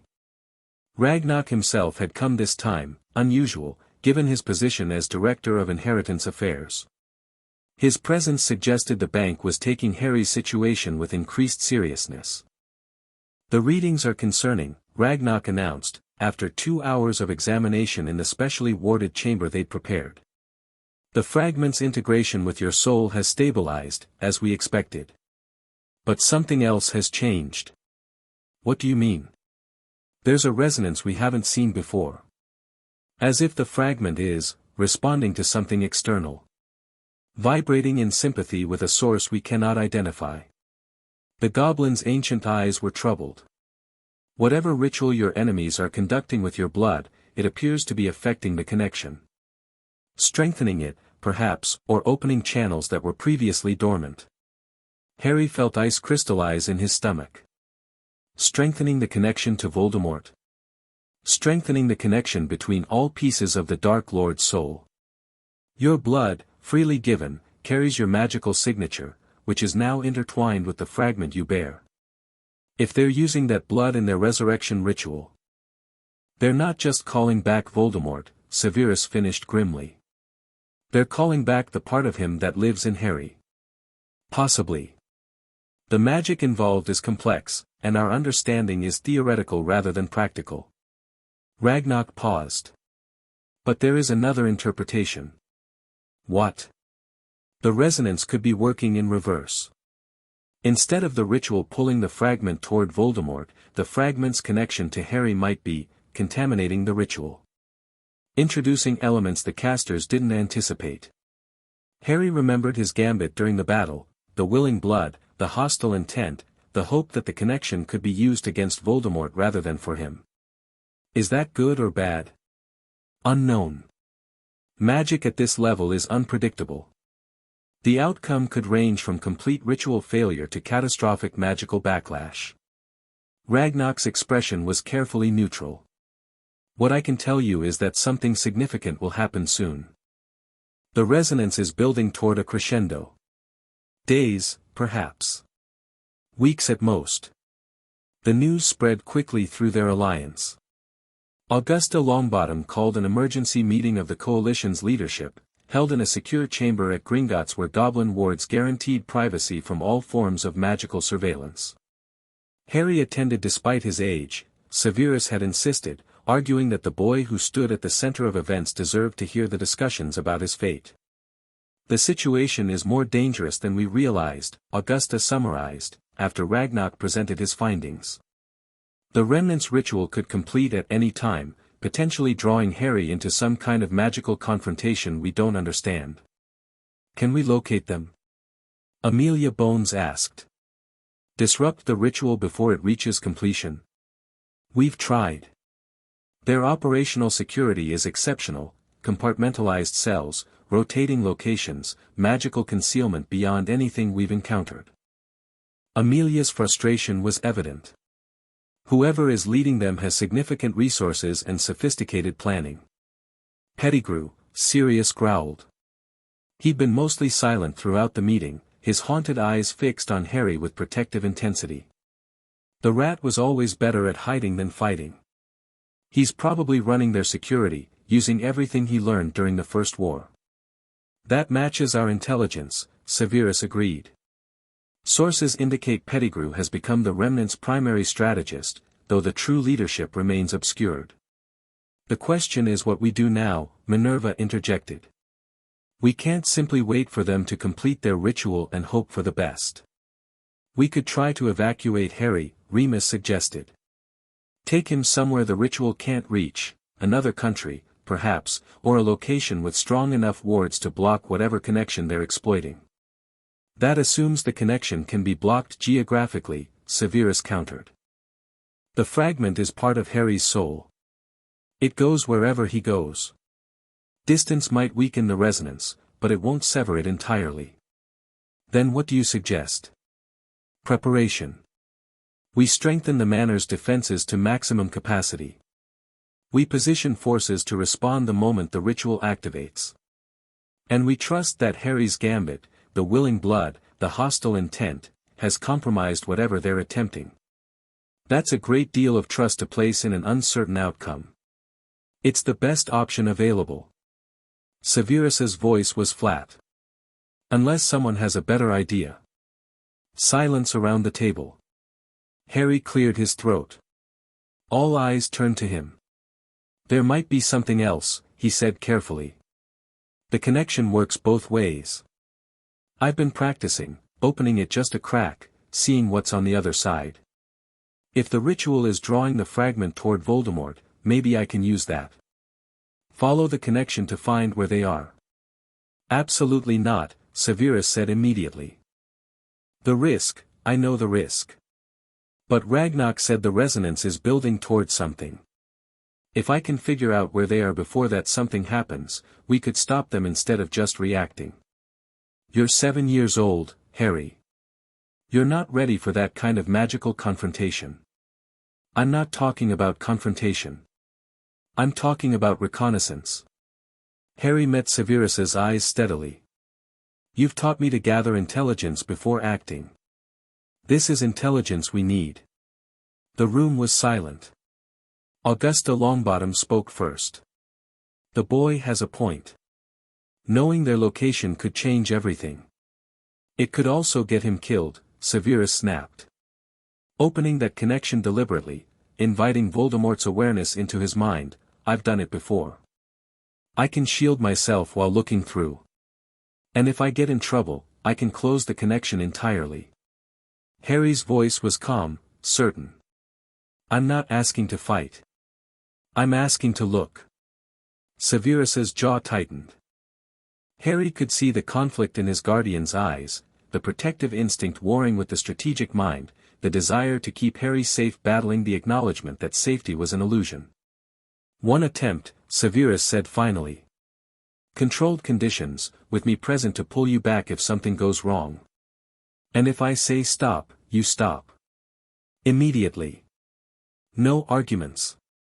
Agreed. Then we do it tonight. Before the resonance builds further. The ritual chamber in Prince Manor's basement had been repurposed for the attempt. Goblin warders had added additional protections, runes carved into the stone floor, crystals positioned at precise intervals, enchantments designed to contain whatever magical forces might be released. Severus stood ready with a dozen different counterspells memorized, his wand never leaving his hand.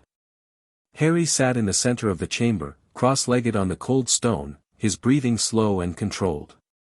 Remember, Severus said. You're observing, not engaging.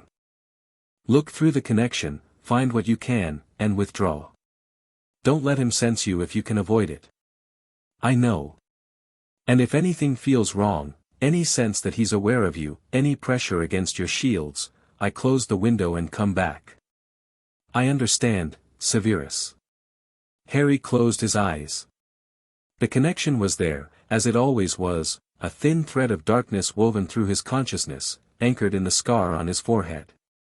Usually he kept his mental walls tight against it, blocking the whispers and impressions that tried to seep through. Now, deliberately, he opened a gap. The sensation was like diving into cold water. His awareness plunged through the connection, following the thread of dark magic toward its source. Images flickered past, fragmented, confusing, impossible to fully process. A dark room, lit by candles that burned with green flame. Hooded figures arranged in a circle, their wands raised. A cauldron at the center, bubbling with something that smelled of copper and power. And standing before the cauldron, directing the ritual, a figure whose face Harry couldn't quite see but whose presence made his scar burn with recognition. Voldemort. Not the shade Harry had sensed before, not the weak inspector clinging to existence through sheer will. This was something more solid. More present. The ritual was working, feeding power into the remnant of the Dark Lord, giving it form and substance. But something was wrong. The magic in the cauldron churned unevenly, its color shifting between sickly green and something brighter. The hooded figures were chanting, but their voices carried uncertainty. And Voldemort himself, pain. Harry felt it through the connection, a sharp, tearing sensation, as if the magic that was supposed to rebuild the Dark Lord was instead pulling him apart. The willing blood, Harry's blood, was in that cauldron. And it was fighting back. What have you done? Voldemort's voice sliced through Harry's consciousness, suddenly aware of the intruding presence. What did you give them? Harry tried to pull back, to close the connection and return to himself. But the resonance the goblins had warned about surged, locking him in place, binding the two fragments of soul together across whatever distance separated them. You thought you could trick me? Use your blood against me? The Dark Lord's fury was a physical force, battering against Harry's mental shields. You're a child, Potter. You don't understand the forces you're playing with. Maybe not, Harry managed, his own will pushing back against the assault. But neither do you. Through the connection, he could see the ritual chamber more clearly now, stone walls, ancient architecture, a location that nagged at his memory. And in the corner of his awareness, a map forming, distances and directions, the magical geography of the connection revealing where Voldemort was hiding. Malfoy Manor. The realization hit like a thunderbolt. The remnant was operating from Lucius Malfoy's own home, conducting their resurrection ritual under the protection of one of the most prominent families in Wizarding Britain. Draco was in that house. Had been sleeping steps away from Voldemort's attempted return. "Clever boy," Voldemort hissed. "But knowing where I am won't save you. The ritual may be disrupted, but I am still stronger than you can imagine. And when I finally rise, you will be the first to suffer." Harry felt the Dark Lord gathering power, preparing to strike through the connection itself. His shields were strong, but Voldemort's will was ancient and terrible. Then Severus's voice cut through the darkness, sharp and commanding, "Harry. Now." Hands gripped his shoulders. A potion was pressed to his lips. The connection shattered, snapping back like a broken elastic band, and Harry gasped as he returned fully to his own body. He was lying on the floor of the ritual chamber, his head in Severus's lap, his scar burning with residual pain. "Malfoy Manor," he managed. "They're at Malfoy Manor." Severus's expression went very still. "You're certain?" "I saw it. Felt it. The ritual chamber is somewhere in the basement, I think. And Voldemort, he's coming back, but something's wrong with it. The willing blood is fighting him somehow." "How wrong?" "I don't know. But he was in pain. Real pain." Harry pushed himself upright, ignoring the pounding in his head. "We need to move. Now. Before they can adjust. You need to rest. I need to warn Draco. He's in that house, Severus. He has no idea what's happening beneath his feet." The mobilization was the fastest in the coalition's history. Amelia Bones gathered every Auror she could trust, a smaller number than the full core, but loyal and competent. Augusta Longbottom activated emergency protocols, calling in favors and obligations that had accumulated over decades. Minerva McGonagall recruited fighters from among Hogwarts alumni, witches and wizards who remembered the First War and were ready to prevent a second. Severus reached out through darker channels, former Death Eaters who had genuinely reformed, contacts in the criminal underworld who had no love for Voldemort's ideology, people who would fight for gold or grudges or simply the chance to be on the winning side. Within 3 hours, they had assembled a force capable of assaulting Malfoy Manor. Harry insisted on coming. "Absolutely not," Severus said, for the 5th time. "You've just burned yourself attempting mental contact with the Dark Lord. Your magical reserves are depleted. You're in no condition. Draco is in that house. If we attack without warning him, he could be caught in the crossfire. We'll extract him during the assault. Amelia's teams are trained for rescue operations. And if something goes wrong? If he gets hurt because we didn't give him a chance to get clear?" Harry's voice was fierce. "He's been helping us for months, Severus. Risking everything to feed us information. I'm not going to repay that by treating him as acceptable collateral damage. So you propose to put yourself in danger instead?" "I propose to do what's necessary. Like you taught me." They glared at each other across the study, guardian and ward, protector and protected, two people who loved each other and absolutely could not agree. Sirius broke the standoff. "I'll take him." Both heads turned. Sirius stood in the doorway, looking more alive than he had since his release from Azkaban. "I can apparate Harry to the edge of the property, near the service entrance the house elves use. He can get a message to Draco, warn him to get clear, and then we both retreat before the main assault begins." Sirius's jaw was set. "I'm his godfather. Protecting him is my job. You've been out of Azkaban for weeks. Your magical strength is enough for this.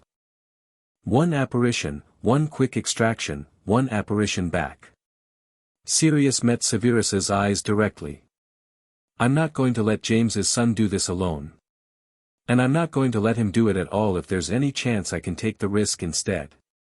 The tension in the room shifted. Severus's expression was complicated, old hatred warring with grudging respect, protective instinct forced to acknowledge that Sirius had a point. If anything happens to him, then you can kill me yourself. But nothing's going to happen. Sirius looked at Harry. In and out, quick and quiet. You deliver the warning, I keep you safe. Deal? Harry nodded. Deal. The snow had stopped by the time they approached Malfoy Manor. The estate rose from the frozen landscape like a fever dream, its Gothic towers and elaborate architecture black against the grey sky. Lights burned in the windows, but the grounds were empty, no peacocks strutting, no guards patrolling. The manor looked deserted, which Harry knew it absolutely was not. Service entrance is around the back, Sirius whispered. The house elves use it for deliveries. Should be less warded than the main approaches. They moved through the trees at the edge of the property, staying low, using the natural cover. Harry's scar was throbbing steadily, the proximity to Voldemort making the connection flare despite his shields. The service entrance was a small wooden door set into the manor's western wall. Sirius examined it carefully, his wand tracing the outline of potential wards. Basic security. Nothing too sophisticated, they didn't expect anyone to know about this route. He murmured a series of counterspells, and the door clicked open. You have 5 minutes. Find Draco, deliver the warning, get out. I'll be waiting here. Harry slipped inside. The servants' corridor was narrow and dim, lit only by occasional torches that guttered in unseen drafts. Harry moved quickly, trusting his memory of Draco's descriptions, the layout of the manor, the location of the family quarters, the routes the house elves used when they didn't want to be seen. 3 minutes in, he heard voices. He pressed himself against the wall, hidden in shadow, as 2 hooded figures passed an intersection ahead. Their conversation drifted back to him, fragments caught and released. Nearly complete. The Dark Lord says tonight, Blood's effects are fading. The boy's interference merely delayed, Malfoy doesn't suspect. Too focused on his own position to notice, they passed. Harry waited until their footsteps faded, then continued. Draco's room was on the 3rd floor, in the family wing that the remnant had apparently decided to leave undisturbed.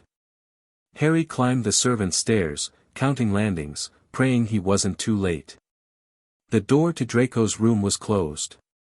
Harry knocked, 3 quick raps, pause, 2 more. The pattern they'd established in their letters, a private code that meant it's really me. The door cracked open. Draco's pale face appeared in the gap, his expression shifting from confusion to shock to fear. Harry. What are you? Get dressed. Grab anything essential. We're leaving. Now. What are you talking about? The remnant is here. In your basement. They've been using your family's manor to conduct the resurrection ritual for Voldemort. Harry pushed into the room, closing the door behind him. The assault starts in less than an hour. You need to be gone before that happens. Draco's face went white. The meetings. Father's secret meetings, were remnant leadership coordinating with Voldemort himself. I don't know if your father's a willing participant or if they're using him somehow, but it doesn't matter right now. What matters is getting you out. I can't just leave, my mother, we'll try to warn her too if there's time. But right now, you're the priority. Harry gripped Draco's arm. You've been helping us for months, Draco. Risking everything. Let us help you in return. Draco stared at him, torn between fear and loyalty and the dawning realization that his world was about to collapse. Then, slowly, he nodded. Give me 2 minutes. He dressed quickly, grabbing a small bag that Harry suspected had been packed for emergency use for some time. A Malfoy preparing for the possibility of sudden flight, Draco's doubts about his father's allegiances had run deeper than Harry had realized. My mother's room is down the hall. If we're quick, then we'll be quick. They crept through the family wing, moving as quietly as two children could manage. Narcissa's door was also closed, but light glowed beneath it. Someone was awake. Draco knocked. Mother? It's me. Open up. The door opened almost immediately. Narcissa Malfoy stood in her nightgown, her beautiful face drawn with worry. Draco? What? Her eyes fell on Harry, and her expression flickered through surprise, recognition, and something that looked almost like relief. Potter. You're here for the boy. I'm here for both of you. The Aurors are coming. Whatever's happening in your basement is about to become very public. Narcissa was silent for a moment. Then she stepped back, reaching for a traveling cloak. I always knew Lucius's ambitions would destroy this family eventually. I just hoped I would have more time. She pulled the cloak around her shoulders. How do we get out? Service entrance. My godfather is waiting. Then lead the way, Mr. Potter. They almost made it. The servants' corridor was quiet as Harry led them back through the maze of passages, Draco and Narcissa following close behind. Sirius was exactly where he'd promised to be, his wand ready, his expression shifting to relief when he saw Harry emerge with two unexpected companions. Change of plans, Harry said. We're evacuating. The spell came from nowhere. One moment Sirius was standing, the next he was flying backward, his body hitting the wall with a crack that made Harry's stomach turn. Hooded figures poured from the darkness, 6, 8, 10 of them, surrounding the small group with wands raised. The boy thought he could sneak in and sneak out, said a voice Harry recognized. The lead figure stepped forward, pulling back his hood to reveal a face Harry had seen in Azkaban photographs. Barty Crouch Jr. should have been in prison. Should have been kissed by Dementors years ago. Yet here he stood, very much alive and very much triumphant. The Dark Lord felt your presence the moment you crossed the wards, Potter. Did you really think we wouldn't be ready? Harry's wand was in his hand, but 10 against 1, against 3, counting Draco and Narcissa, were impossible odds. Sirius was down, possibly unconscious, definitely hurt. Let them go, Harry said. I'm the one you want. Yes, you are. But why would we let potential hostages walk away? Crouch's smile was cruel. The Malfoy heir and his mother, caught fleeing with the enemy. Lucius will be so disappointed. My husband knew nothing of this, Narcissa said, her voice steady despite the fear in her eyes. Whatever arrangement you made with him, he believed you were conducting normal business. Did he? Or did he simply choose not to ask questions when the answers might be uncomfortable? Crouch shrugged. It doesn't matter now. The ritual reaches completion tonight. The Dark Lord rises, and everyone here gets to witness the beginning of a new age. He gestured with his wand. Bring them. All of them. The Dark Lord will want to see the Potter boy face to face. They were taken to the ritual chamber. It was exactly as Harry had seen through the connection, stone walls, green-flamed candles, hooded figures arranged in a circle around a bubbling cauldron. The air itself felt wrong, heavy with magic that pressed against Harry's senses like a physical weight. And at the center of it all, standing before the cauldron, was something that was no longer quite human. Voldemort's new form was incomplete, pale and skeletal, with features that seemed to shift and blur like a reflection in disturbed water. His eyes burned red, the only solid thing about him, and they fixed on Harry with an intensity that made the scar explode with pain. Harry Potter, the Dark Lord said, his voice a whisper that somehow filled the chamber. We meet again at last. Harry forced himself to stand straight despite the agony in his forehead. You look terrible. Voldemort's lipless mouth twisted. Your blood has complicated matters, I admit. The willing gift, the hostile intent, clever. But not clever enough. He gestured at the cauldron. The ritual proceeds. Delayed but not defeated. And now that you're here in person. You'll what?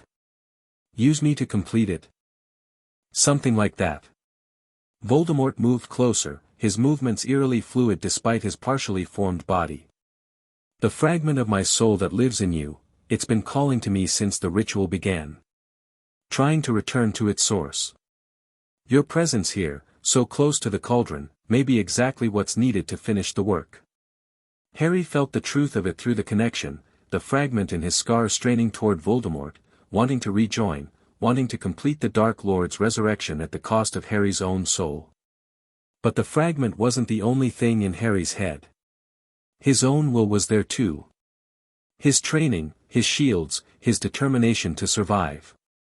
And his plan. Before you do anything, Harry said, there's something you should know. Voldemort paused. And what is that? I'm not alone. The chamber doors exploded inward. The assault had begun early. Severus had watched Harry and Sirius disappear toward the service entrance, counting seconds, calculating timelines. When his instincts screamed that something was wrong, when the precise timing of the operation began to slip, he'd made a decision. The coalition forces attacked 20 minutes ahead of schedule. Aurors poured through breaches in the Manor's wards, their spells lighting the night. Augusta Longbottom's fighters struck from the gardens, overwhelming the external guards. Minerva McGonagall led a team directly through the main entrance, her transfigurations turning the grand foyer into a battleground of animated furniture and conjured beasts. And Severus himself, with Remus Lupin at his side, cut through the chaos toward the basement. The ritual chamber should be below the east wing, Severus said, his wand blazing a path through remnant defenders. If Harry's information was accurate, it was accurate. Remus's voice was grim. I can smell the dark magic from here. They found the entrance, a hidden door concealed behind a tapestry, revealed now by the chaos of the assault. Stairs descended into darkness. Whatever's down there, Remus said, we face it together. Severus nodded once. They descended. Harry had known the assault was coming. Had felt it through the bond with Severus that wasn't quite magical but was absolutely real, the awareness of someone who would never, ever abandon him. When the doors exploded, he was ready. The confusion was immediate and absolute. Robed figures scattered, some turning to face the new threat, others trying to protect the ritual that was their purpose. Voldemort's partially formed body staggered, his concentration shattered. Harry moved. His wandless magic had never been stronger than in this moment, fueled by desperation, by determination, by the absolute refusal to die in this chamber at this monster's hands. Power surged through him, and he directed it not at Voldemort but at the cauldron. The vessel that contained the resurrection ritual, the blood that tied Harry to Voldemort's return, if he could disrupt it, end it, destroy what they'd built, the cauldron shattered. The magical backlash was catastrophic. Energy erupted from the destroyed ritual, wild and uncontrolled, tearing through the chamber like a physical storm. Remnant members screamed as the magic they'd gathered turned against them, their carefully constructed enchantments collapsing into chaos. Voldemort shrieked, a sound of pure rage and agony, as his partially formed body began to dissolve. The resurrection was failing, incomplete, and the magic that was supposed to restore him was instead tearing him apart. But he wasn't dying. Not quite. Not yet. Potter. The Dark Lord's voice was barely recognizable, distorted by the magical storm. You cannot stop me. I will return. I will always return. Harry felt the truth of it through the scar, the Horcruxes still existed. Whatever happened here, whatever damage was done to this form, Voldemort's anchored soul fragments would preserve him. He would find another way back. Eventually. But not tonight. Severus burst through the chamber doors, his wand blazing. Behind him came Remus, and behind them a wave of Aurors and Coalition fighters who swept through the remaining remnant members with brutal efficiency. Harry. Severus's voice cut through the chaos. We need to leave. The Manor's collapsing. The wild magic from the destroyed ritual was indeed doing more than just attacking the remnant, it was tearing at the very structure of the building, destabilizing enchantments that had stood for centuries. Stones cracked. Walls buckled. The ceiling groaned ominously. Draco. Narcissa. Harry looked around frantically, finding them huddled against a wall, shielded from the worst of the magical storm by Narcissa's protective spells. Severus reached them first. "Can you move?" "Yes." Narcissa's voice was strained but steady. "Get us out of here." They ran. The manor was dying around them, ancient magic unraveling, structural integrity failing, centuries of dark enchantments finally breaking free. Other fighters were evacuating too, carrying wounded companions, operating when they could find clear spaces. Sirius met them at the service entrance, supported by 2 aurors. He was battered and bleeding, but his eyes were bright with fierce joy when he saw Harry. "You did it," he said. "You actually bloody did it. It's not over." Harry looked back at the collapsing manor. "He's still out there. The Horcruxes, we know." Severus gripped his shoulder. "But tonight, we survived. Tonight, we stopped them. That's enough."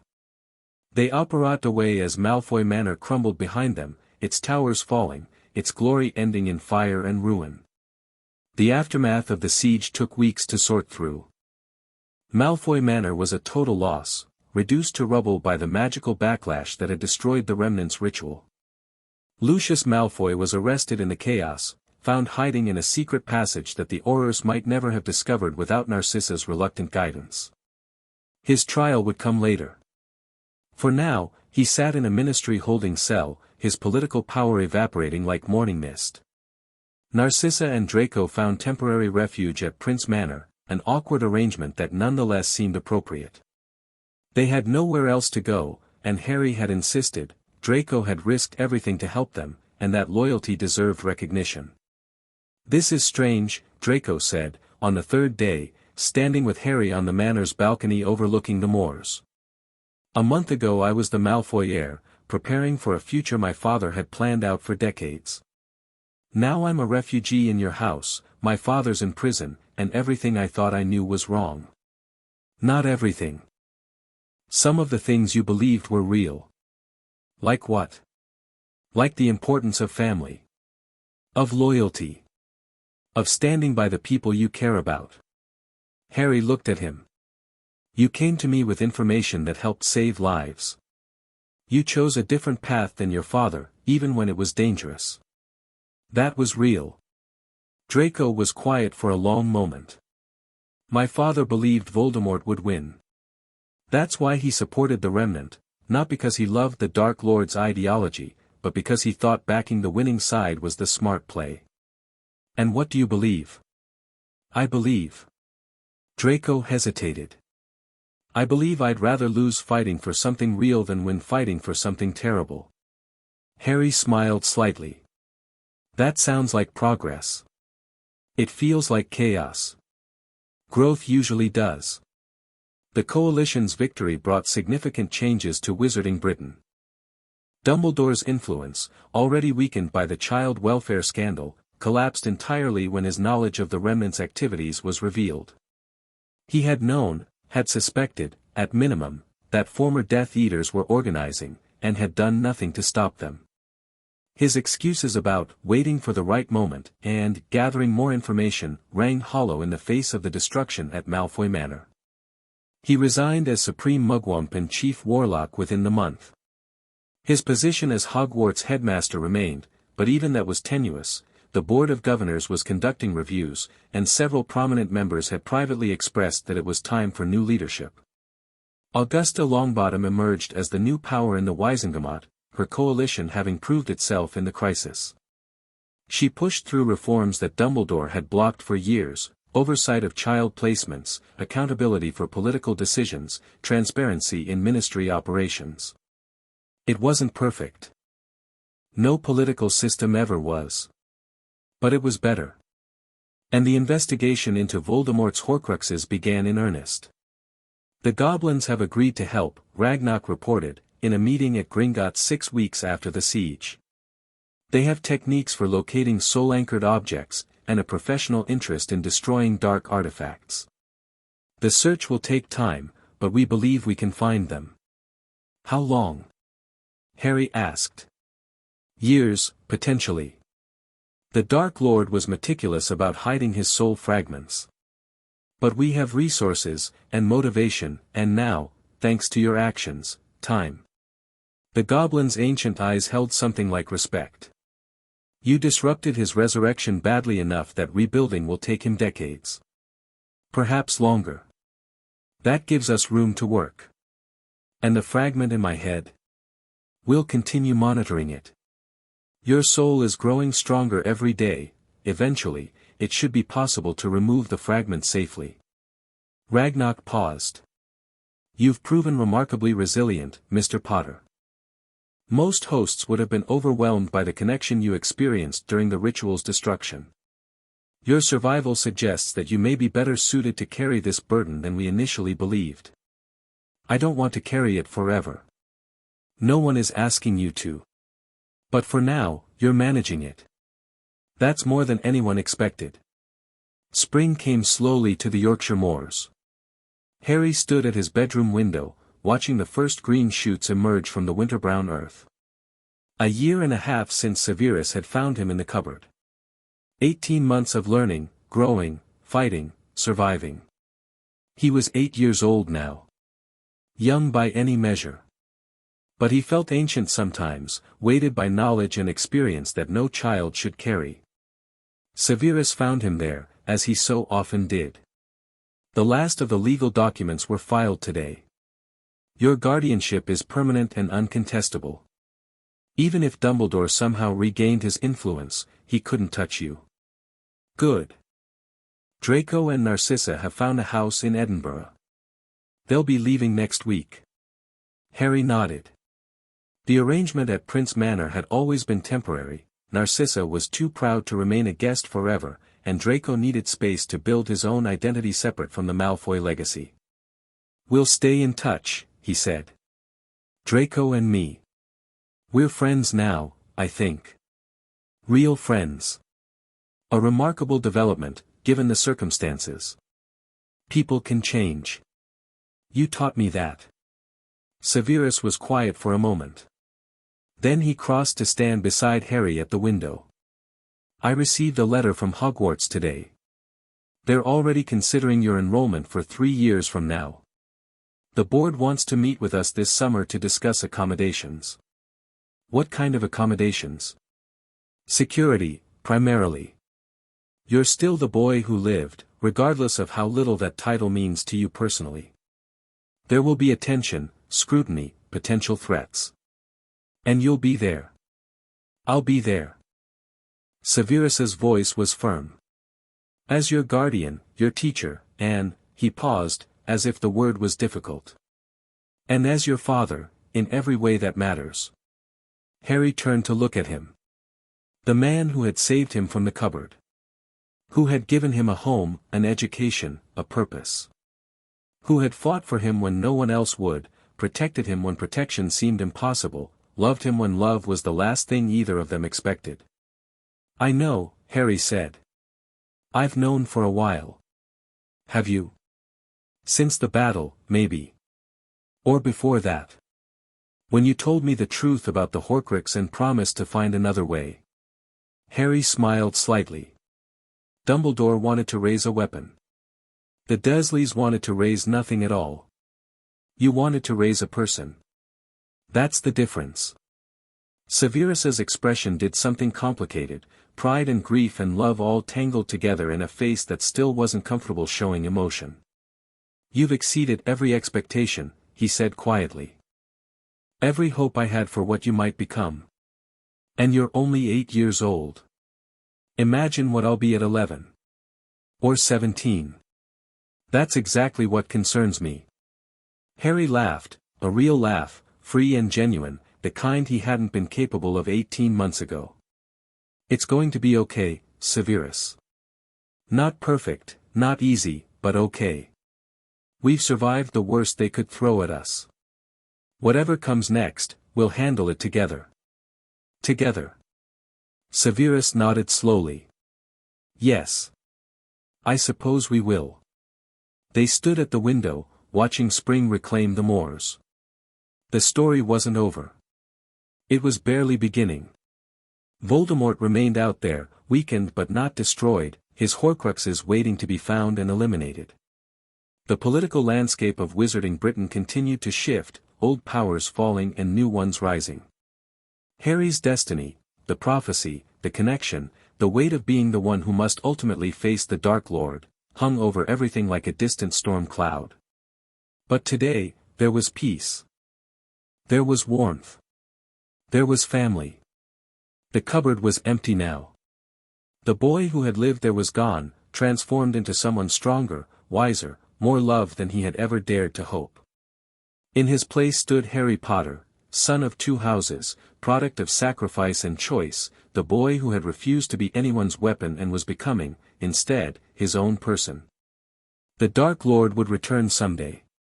The final battle would come. But not yet. For now, there was a home on the Yorkshire moors, ancient and strong and full of people who had chosen each other against all odds. There was a guardian who had found redemption in protection. There was a boy who had found family in the last place anyone expected. And in the end, that was magic enough. The cupboard is empty now. The boy who lived there is gone. In his place, a son of two houses, loved and protected, preparing for a destiny that no longer feels like a chain. The Dark Lord will return. The war will resume. The prophecy waits. But tonight, there is warmth. There is family. There is home. And that, perhaps, is magic enough. Chapter 6 End.